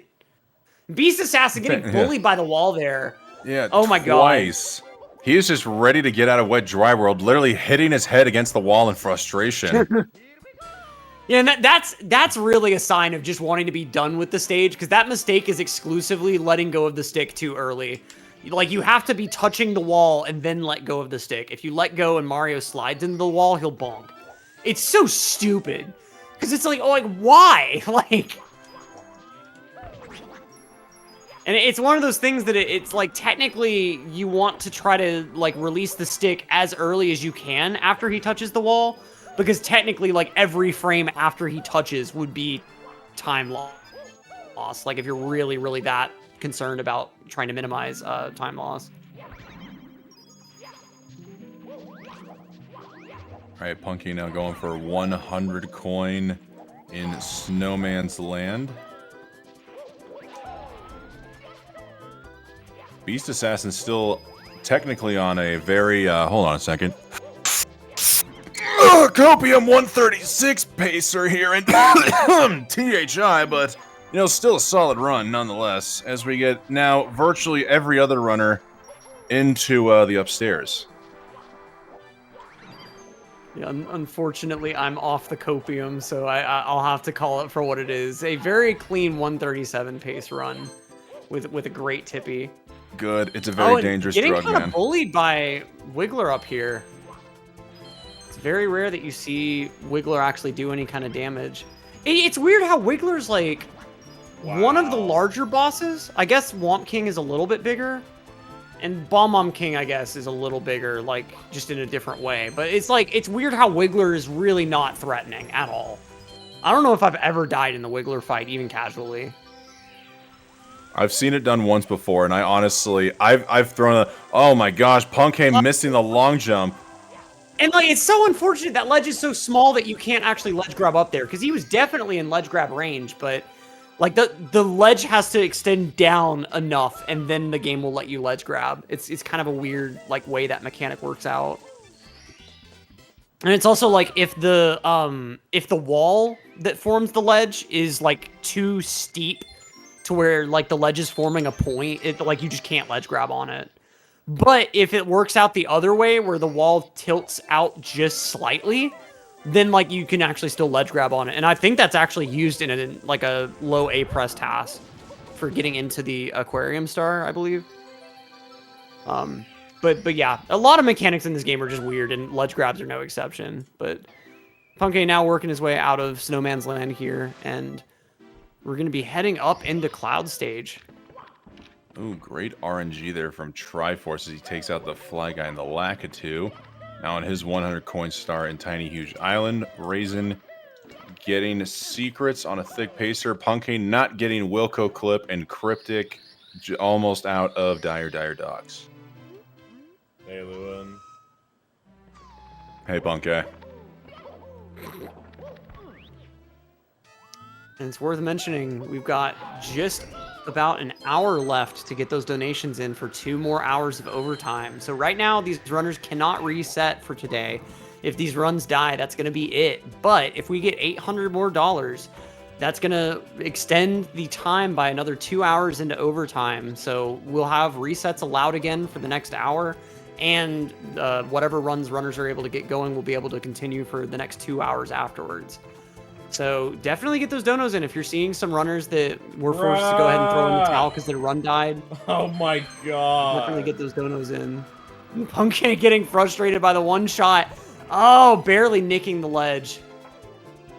God, it's so difficult to manage. I didn't even mean to like go for this strat. I normally don't do the angle storage shit on base qualifiers, but my brain was on autopilot. I mean, I didn't fall down. Did you say baseball fire? I think so. That's an interesting Not way like to. The run was good, anyways. I've never heard that. Yep, there it is. The run wasn't good. Obligatory speedrunner talk. If you've never seen it, there's a video on YouTube by Average Trey, who's a Sunshine runner. This about the phenomenon of runners saying this run sucks. And if you watch speedrunning content like at length, it's a really, really good watch. Because like he was a former world record holder, and so like he really kind of knows the mentality and what he's talking about there. Did he There's ever even a get any- Punkay clip in the first minute of that video. Oh, Punkay, okay. He went down the pole, but fortunately didn't fall too far. I know Trey was the first person to get a sub 3 in Sunshine 120. Did he ever have the any percent record for that game? Do you know? I believe at one point in time he did, but I could be mistaken there. He has a couple of really good videos on the world record progression that were like they were posted I think like 4 or 5 years ago, so they're a little out of date at this point. But I forget whether he actually like held any percent or not. I'll have to give that I'll have to give that video a watch. Thank you for the suggestion.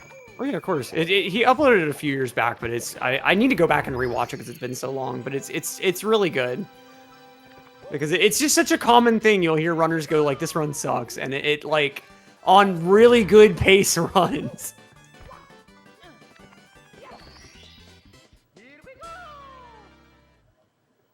But we got Beast Assassin on a run that you really can't say sucks, because now no amount of copium can help you now. 136 is dead, but 137 is still low and on the table. Hey, man. Steel Gold Bits. can go carpetless.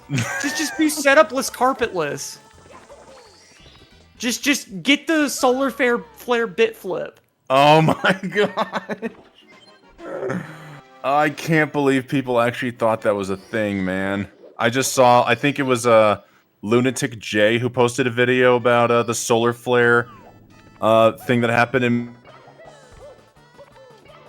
genuinely thought that was a real thing, or that gaming journalist actually reported on it. Why?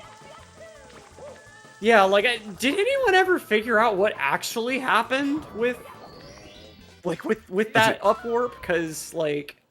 I think if I recall from watching the video, it's just a very freakish one-off thing. It can't seem to be replicable. It was a very specific set of circumstances that, to this day, we still don't know how the causes were generated. It could have been a faulty card, could have been a faulty console, could have been some input numbers accidentally got flipped somehow, some way without any explanation. It was just literally a 1 in a million, if not billion, thing that happened. Right. I really wish there were a more satisfying explanation. Like that's one of those mysteries that goes up there with like, you know, like the who was DB Cooper or like all the other like unsolved mysteries. Yeah. Like who was Jack the Ripper? Why do all of the unsolved mysteries have to do with like people doing like awful stuff? Like it's never like who was this good Samaritan that donated $3 trillion and solved world hunger? It's always who was this mysterious person that killed 18 people? Yeah, or I'd like to think of it more in like the medical aspect of things. It's just the more you know, the more you realize how much you don't know. It started off as a freak occurrence, and then you break it down, and then we realize, wait a minute, this could be an explanation, but how do we get to this explanation in the first place? Yeah, it just opens up more questions than answers. Yep. Here we go. Punkay saving some decent time on TTC here, so 139 looking like it's on the table, but that does pen to a pretty decent rainbow ride here. Yeah, could Bob. Just comparing against latest run, it looks like he doesn't have a time on the leaderboard though, so even like something like a 140 or a 141 would definitely be a nice way to end day one here. I do wonder if technically he did finish one. I guess he's only been live for a couple of hours, so yeah, I guess this 141 wouldn't have been during the day here today for qualifiers. So I guess this is his one and only run, and I can't remember, is Punkay a carpetless first or last kind of player? I believe he gets rid of it first, but I could be wrong on that. It looks like he's doing it first. Yeah. The one thing I liked about Punkay that I still use in my 120 runs is that he would do Rainbow Ride 100 first and had a separate set of splits for that, which is what I like to do. But now, that too is a thing of the past. Okay, nice ledge grab. And let's see if we can match the green Squeegee energy.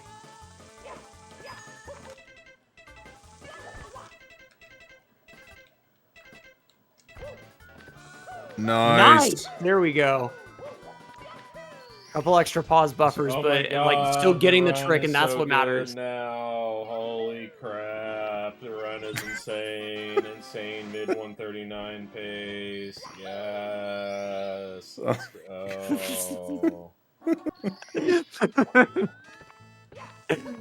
Never change. Never Oh change. no! And as I soon mean, as it adds to the comedy, I guess.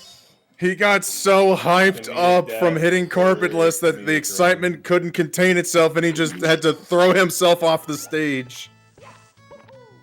excitement is one way of putting that emotion. Yeah. Oh, and barely missing the wall kick angle. Oh no. Oh my gosh, what is happening? Yep. We got the yup. Yup. Sometimes it's just, that's all you can say. It's just yup. It's the way she goes. I've learned that the more and more you play this game and the more you start to lose time or runs going in that deep, it just, like, you'll experience some frustration, but once you've experienced enough frustration, you're exactly right, Electric. You have nothing else to say but like, yep, this happens. Yeah, like your meter gets it's like anything else, and it's like you'll get to a point where you've had so much of enough that like you break and it becomes funny. Like you're not mad anymore. It's just like, oh, what else can happen at this point?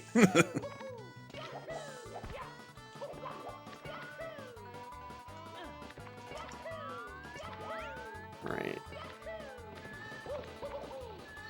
God, that double jump dive always gets me on Swinging in the Breeze. They make that look so much easier than it really is. Like you really have barely any room to get that double jump out in front of the flame shooter. Mm-hmm.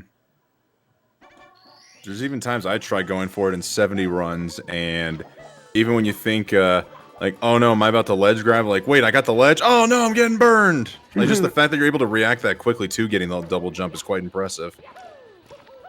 Yeah, it really feels like one of those tricks, like, you more so just have to get, like, the starting position and the muscle memory down. Because it's like, how are you going to react to that quickly, you know? Like, it's really, like playing this or, like, any other speed game at a really high level, like, it takes a lot of unique skills and practice that I think, like, especially people that aren't really into video games may not realize, like, how difficult it actually is. Like, it's really a lot like any other competitive sport in, like, how much you're having to, like, focus on and learn about the way that the game works in order to, like, get what you want to happen reliably. Beast Assassin unfortunately hitting the wall there in Snowman's Land, gonna lose a little bit of time. Raisin now peacefully talking to Toad. Triforce finishing Tall Mountain and Cryptic in the middle of THI. Looks like we got a couple of stars left with no break in sight. Electric, do you care if I get some water and or take a quick little bathroom break? Go for it. Go for it. My water jug is amply filled, thankfully. This is another reminder to drink water. Since the last reminder to drink water, you should have consumed at least 42 ounces of water, or at least 2 American quarts. All right, in the words of Schwarzenegger, I'll be back.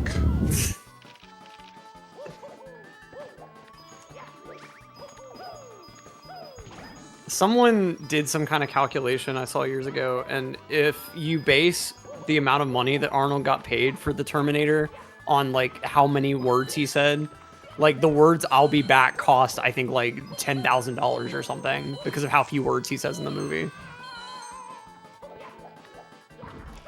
Anyway, Punkei on a pretty decent 100 coin here, as Beast Assassin still maximizing the green, and we've also got Cryptic 80 just still continuing nicely throughout THI here. Still on, it looks like, possible 140 pace, but more realistically like a low 141. And that will definitely still improve leaderboard position. We're looking still at potentially at least a minute of leaderboard improvement there. Meanwhile, Triforce getting a nice run here that I think this could be a console PB. I'm pretty sure that he's got a better MU time for vanilla, but since that switched to console, like it. Oh no, Punkei getting absolutely bullied by the pole there. And of course, coins go all the way up to the front of the ship with the wind. But it's exciting to see Triforce get these better and better times on console, because it can be very difficult to make that switch. We got Ryzen also with some nice green. Just generally good green splits all the way around. Failing to get a 139 Hello! with the first try carpetless I have is returned. kind of impressive. I don't know how. Well, I hello managed to do again. that, Just in time Got here for it. Punky to close this one out. Yeah, and we'll see what final time Punke is able to get. Not in the green at the moment, but he doesn't have a time to compare against, so ultimately, whatever this run finishes at is going to be a leaderboard improvement for Punke. And, you know, any kind of time in this, he's kind of in a green Squeegee position. He's already got 17 points from the first qualifier, so any time that's pretty respectable and gets within, like, the top 10 is going to put him in a pretty safe position. As we see, What in the world? Yeah, it looks like at this I rate, based on best landed possible on time, the Punke cannot rotating bop part in the Gothic middle. Logic, so it looks like at the very least he can take out Horror and round out the top 7. Assuming the rest of Bits here goes pretty well for him, as Beast Assassin now on his way into Tippy, still a minute and a half ahead of that theoretical 139, so he could still potentially shake up the leaderboard, already at a 139.15, but could move up further up.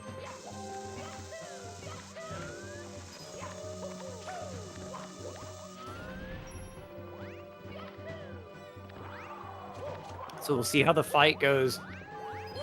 Like you were saying, low 140, pretty much out of contention, but mid 140 and that Horror Bop still possible. But Beast Assassin also with a very likely 138, pending a good Oh my god, tippy I'm here. so nervous. I'm on the run of my life.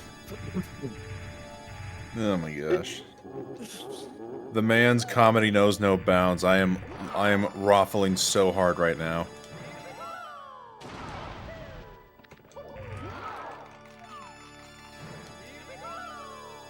Two.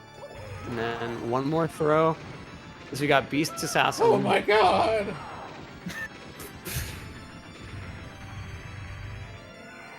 Got it! Yeah, so that's going to be a mid 142x. GG.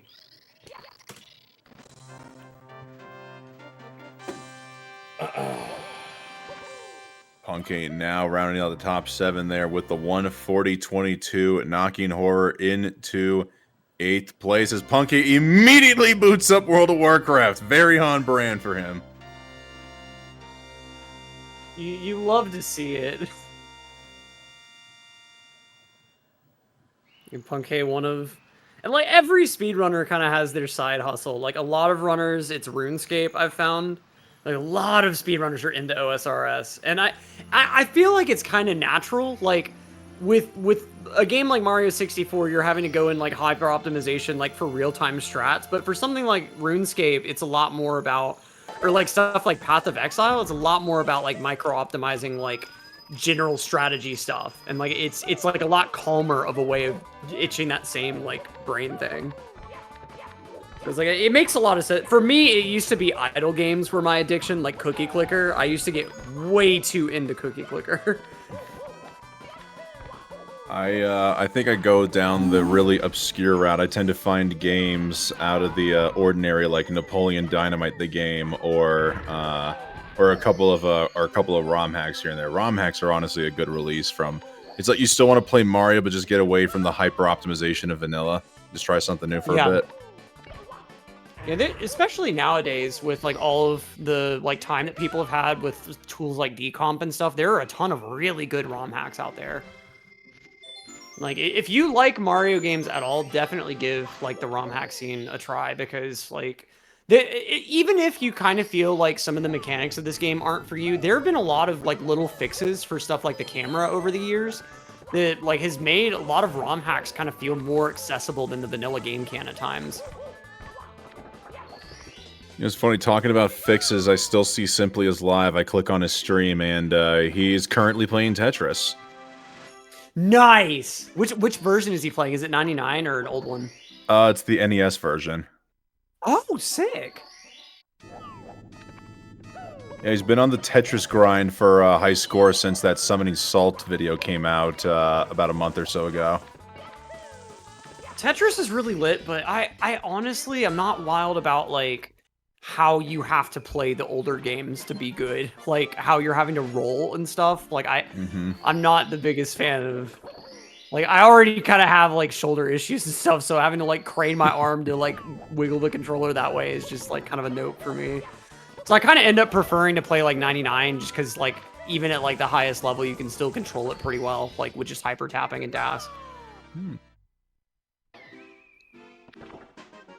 And like once you get used to a hold Q and easy spin, it's a little hard to go back, I'm not gonna lie.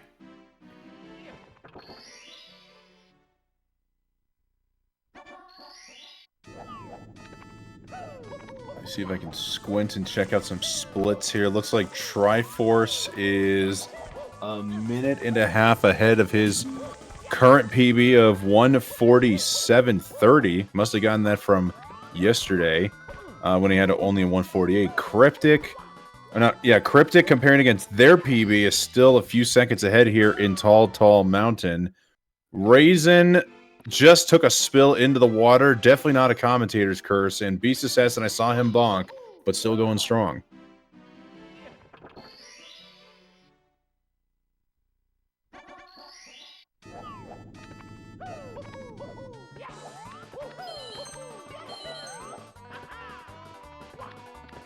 And Beast Assassin just working through TTC, and it's kind of weird how like in the carpetless era, you just kind of hold your breath through TTC, and it's just like whatever happens, happens, and your eyes are kind of more looking towards Rainbow Ride, I feel. At least that's how I end up kind of being. Nothing matters until carpetless.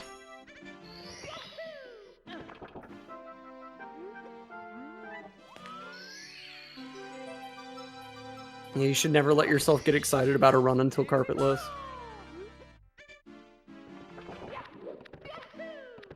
It's funny because like used to like DDD 100 was kind of that line for me. It's like I'm not gonna let myself get hype about a pacer until after DDD 100. But it's like now, like the whole game up until carpetless is kind of just like, well, this one trick might kill the run. Yep. You know, Electric, I've been saying this for years, and it's becoming less and less of a joke at this point. Just never get that good at video games. I'm still in that mindset where I can enjoy a run, but then the moment DDD 100 comes, that's where I know, okay, this is real or not. I don't ever have to worry about carpetless, and I prefer to keep it that way. I feel at peace, man. Right, right. Carpetless ruined it for so many people.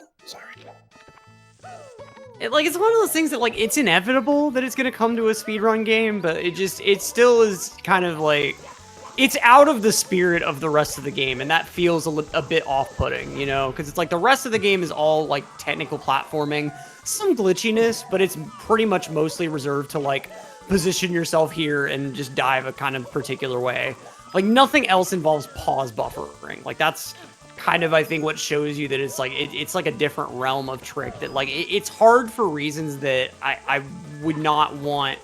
Like the rest of the game is not hard for any like similar reason, if that makes sense. Oh, and See from Beast. So we're gonna have to take a death on that one.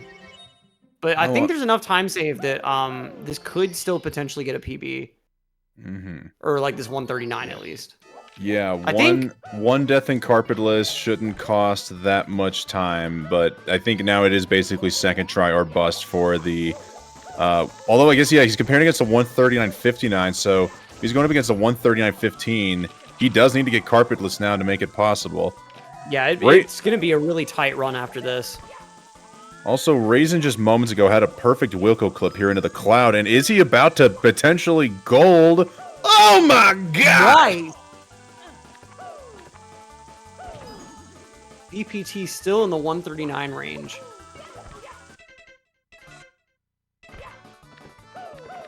All right, There we he does go, get the glitch Beast. walk this time. But as mentioned, this is going to be a pretty tight one with how much time that death unfortunately lost.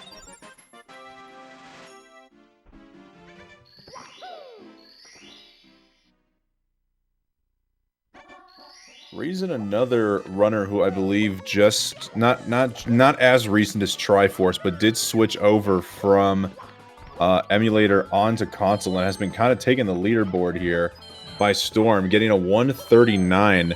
not too long ago. Best possible time, still a Copium 139 here potentially. So maybe we keep an eye out here on Raisin. He can provide us with a little shock value here.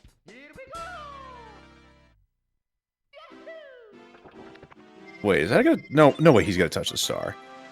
Wow. And then meanwhile, we got Cryptic finishing up SL100, so going to be moving into Tippy pretty soon here. Triforce just tried for Carpetless and unfortunately missed it. I saw the tail end of the death there.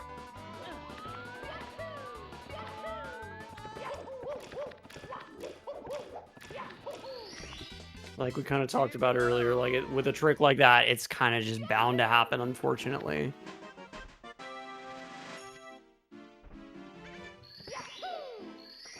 And so now comparing against 139.56 for X Ryzen.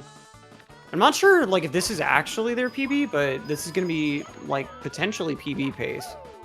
It is going to take like pretty much a perfect Rainbow Ride though. And a perfect rest of TTC. I can't act like that's a done deal. Beast Assassin's 100 coin though. Again, needs to be pretty quick in order to have that leaderboard PB potential. Second and try. that is always the thing that's rough about continuing like an overtime type run. Like when you've already got a low 139 on the table, it's like, you know, you're having to keep pushing yourself to play, even though you do know in the back of your mind the chance is pretty low that you're going to be able to clear that PB. Right, second try Carpetless there from Triforce TK. Now still over a minute ahead, theoretically speaking, on his new 147.30 personal best pace. As we see Raisin now comparing against his PB splits there.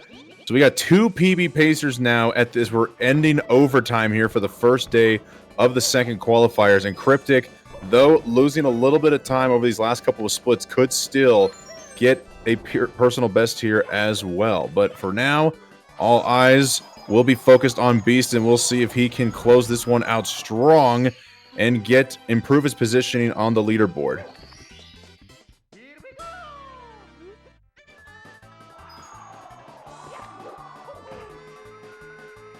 God, that side flip jump dive always scares me.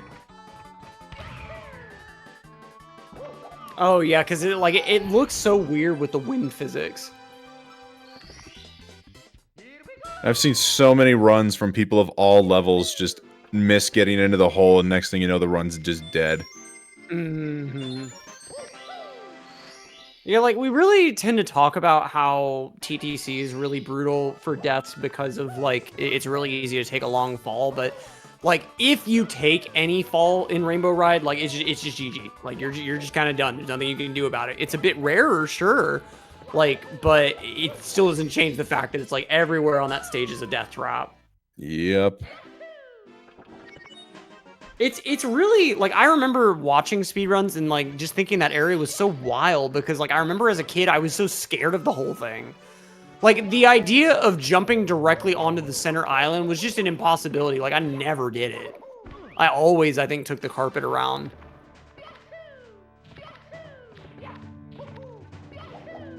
Right, Beast Assassin now with a 138.55. Now here to Bowser in the sky.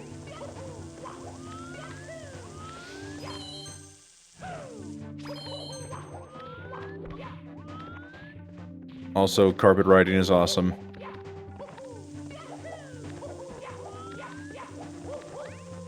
All right, Raisin now getting into Rainbow Ride. Looks like they lost some time inside the clock, so don't know if the 139.56 PB is possible, but I guess it's all going to come down to Carpetless. Even if he fails Carpetless, still got ability to improve upon their 142.16 they got here earlier in the day. Man, it does absolutely look like, at least according to their golds, that the 139 PB is possible, but wanting to really make sure this setup is perfect. All right, Beast Assassin getting star number 120. Raisin not gonna make contact with the wall. Yeah, and so Beast Assassin in leaderboard potential here. Leaderboard improvement. I think this could actually leapfrog Cheese. Yeah, with clean throws, not only leapfrog cheese, but just get a high 138 5x.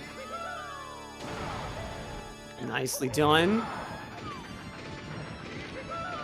3! Wait.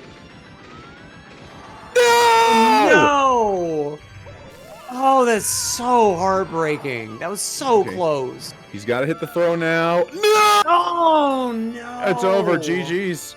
GG's. Yeah, that's... There's no more leaderboard improvement. Oh, that's so unfortunate.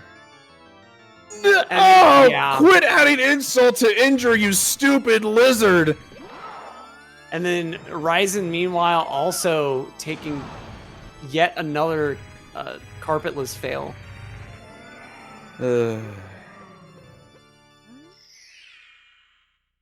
we got Triforce now with the furthest along run, still well within the green, but Beast Assassin going to go ahead and finish out that run with a 139.28. Huge GG's. Always hard to actually like finish out runs whenever you've got like just you've got those mistakes and you know it's not quite PB pace anymore. It's always hard to finish out, but GG's for actually getting that final time.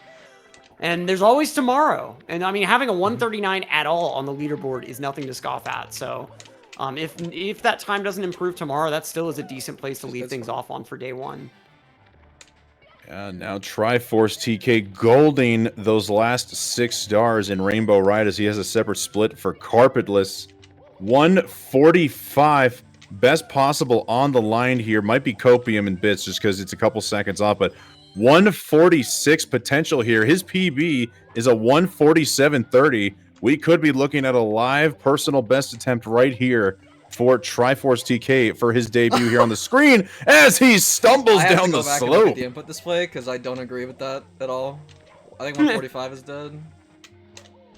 I love that whenever runners are like, I disagree with the game. And I mean, I feel it. I've been there. Sometimes you press the button and Mario really says, no, you didn't. Like, sometimes it's stupid that way. That's exactly why we all need input display so we can exactly show, I hit the button, where did it go? Well, see, like, that's the thing that's Oh rough my gosh, is, like, man. it's kind of hard to get the input display synced exactly with your game feed Alright. sometimes. It's dead. It's all good. We can get a 146. Because, like, for my Still case, PB, like, I have to pace run. delay my input display, like, over a second to get it to actually sync with my capture card. And, like, that, it ends up causing a lot of issues in OBS sometimes.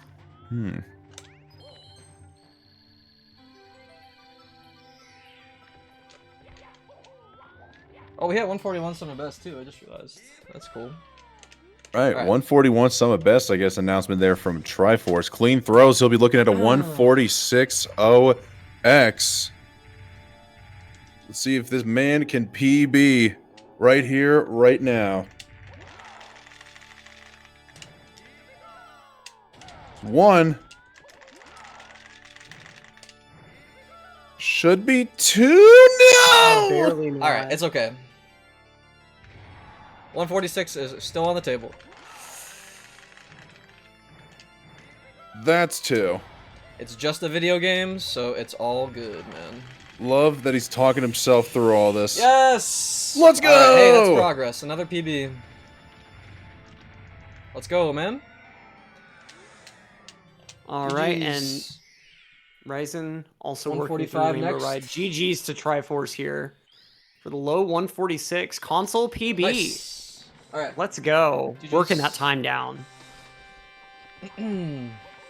It's always so satisfying, That was like a bit of once a you nightmare make of like an a ending, but category hey, switch or a console clutch, I switch, guess. whatever, and like you start managing to get those like back-to-back rapid PBs. It's always nice. Ugh. Now all eyes on Ryzen and guys. Cryptic, and then there were 2. Cryptic's PB looks like it's dead, but they're going to finish out this run. I guess get the last laugh here as they're riding the carpet. Let's go! Let's go! We're gonna get that premium camera action. I never Yes! thought I would see the day we're seeing Yes. a carpet ride again. Epic. Mario has the most well-designed, well-proportioned model in history. I'm surprised Mario doesn't like complain more about shoulder and neck pain with the way he holds his arms. Like, that's gotta be so uncomfortable. Like, he's really going for that wide shoulder stance there. He wants all the Goombas to know not to mess with him.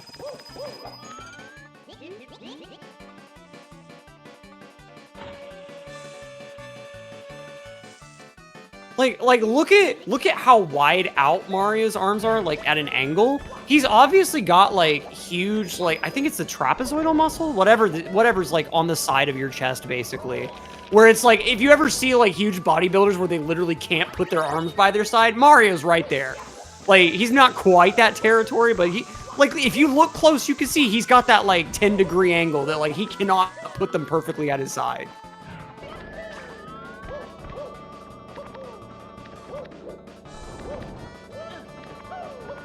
Raisin struggling to get up to the cruiser, took a spill and is going to be losing a lot of time here in Rainbow Ride, but still low 141 potential after this is all said and done. Maybe even not. Wait, no, you can't quite leave. Yeah, you need to get some coins before taking on the Chuck. Yeah, the backflip. Holy. All right, well, we're in there. We're finally in there. And so this rate, it's looking, below 141 possibility here for Raisin. Still going to improve upon their 142.16 event PB.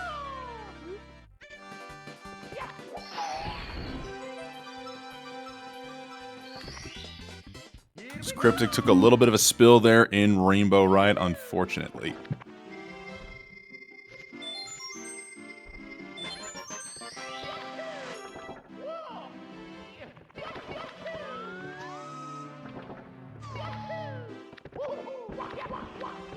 So we're getting a raid here from Beast Assassin, and we can now see ourselves on the screen here. It is Inception, Memento, mirror against mirror. Everything is just becoming an infinite feed down there in the bottom right corner. Beast, thank you for the raid, and GG's on your runs today, good sir. Even though I've seen that effect like hundreds of times, like the monitor within monitor within monitor, like it's just that part of my brain. It's so cool. I think I just have something for like repeating patterns like that. Have you ever been in an elevator where all the walls are a mirror? Yes. Like, it's so cool. I love it. I always love it. It's where you actually come to realize that mirrors are actually green because you can see just all the reflections, and sooner or later you look in the very deep corner of looking at all the mirrors and there's just the green tint there, and you just also want to see how far deep can you go before you can't see anything anymore. I think my personal best is like 16 layers. I don't know if I've ever kept count, but... Okay, 141 is what we're looking at mainly for X-Rays in here.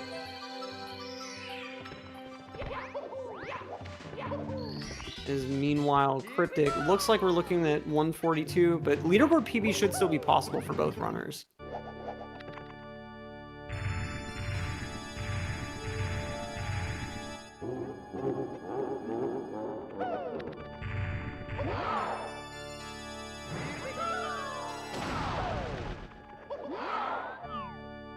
Cryptic getting a little stumbled by the tricky triangles, but thankfully working out in the end.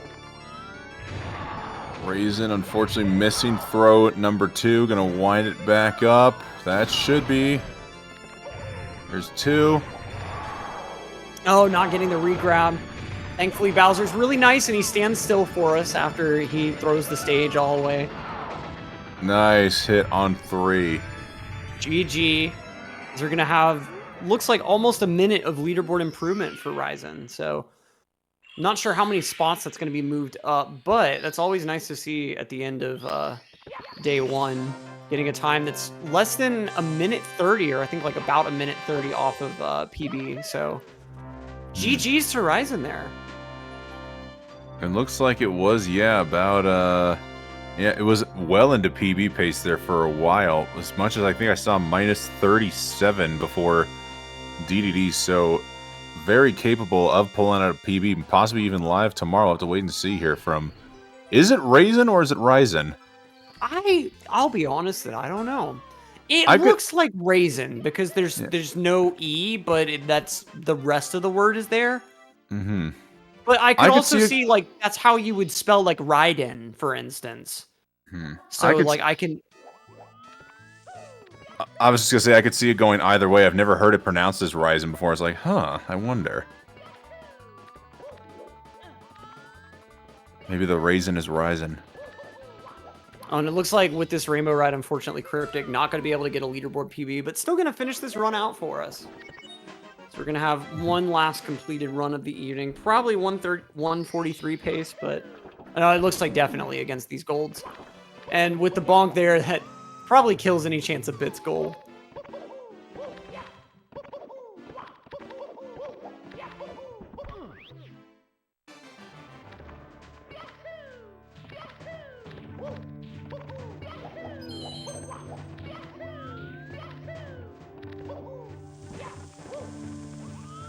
Looks like we got many people in the chat confirming it is Raisin, not Ryzen. All right. Well, because I didn't want to assume it was raisin and have people make fun of me. Like, it's not like a raisin food, you dummy. Because people do that. Yeah. Like, I'm sure that you've been around Twitch chat enough. Twitch chat assumes that everyone should correctly pronounce everything that has ever existed. True. I feel that anxiety all the time when I see new people come into my chat and I get very nervous about, oh god, am I pronouncing it correctly?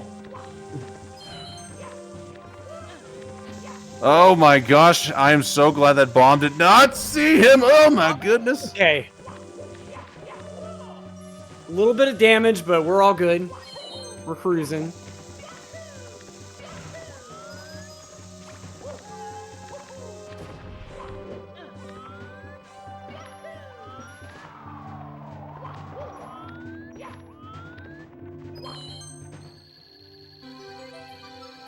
All right, Cryptic going to be going on into the fight at low 143 pace.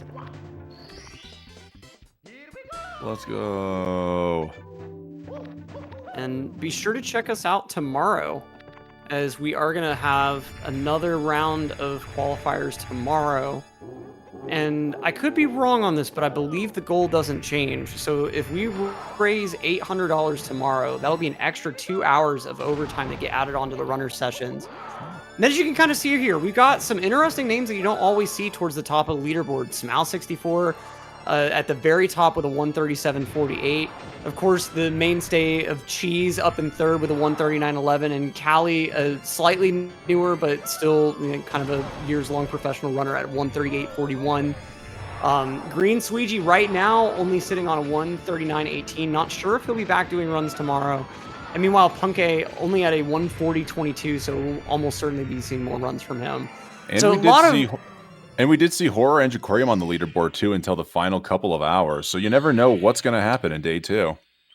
Absolutely. Yep. And Gothic Logic, another one that we're probably going to be expecting to see at least a little more leaderboard improvement, or at least a lot of grinding for it. Because I think Gothic is one that normally will play like the whole session. I know Horror is also like kind of that way. We'll play for pretty much the entire session.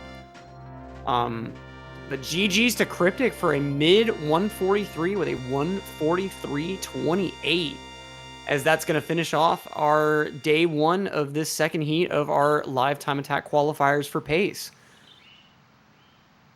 And so as we can see the current leaderboard, like I kind of ran through, we got Smal with a 137 on top, followed by Callie with a 138. Cheese, Beast Assassin, and Sweegie all with 139s, and Gothic and Punke rounding out the top 7 with 140s. So huge GG to all of our runners that have competed. If you're interested at all in competing, you can actually start up on day 2. Just download the run.gg extension for Live Split, and you'll be able to join in on this competition yourself if you like. But with that, I've been Electric, joined by West Dog in the booth. It's been a pleasure as always, man. Yo, it's been a pleasure as always, Electric. It's been a hot minute, so good to reunite with you back here in the booth. You are truly one of, if not the most knowledgeable person I know here in the SM64 community. It's always a pleasure to hear your quips and truth bombs here in the booth. Oh, there's no way I know more than top runners like T whatever, but I appreciate that. Thank you. All right. On that note, I guess as we ride off into the sunset with a quick little peck on the nose here from Peach, I guess here's a peck on the cheek from me to you. Have a good night, everybody.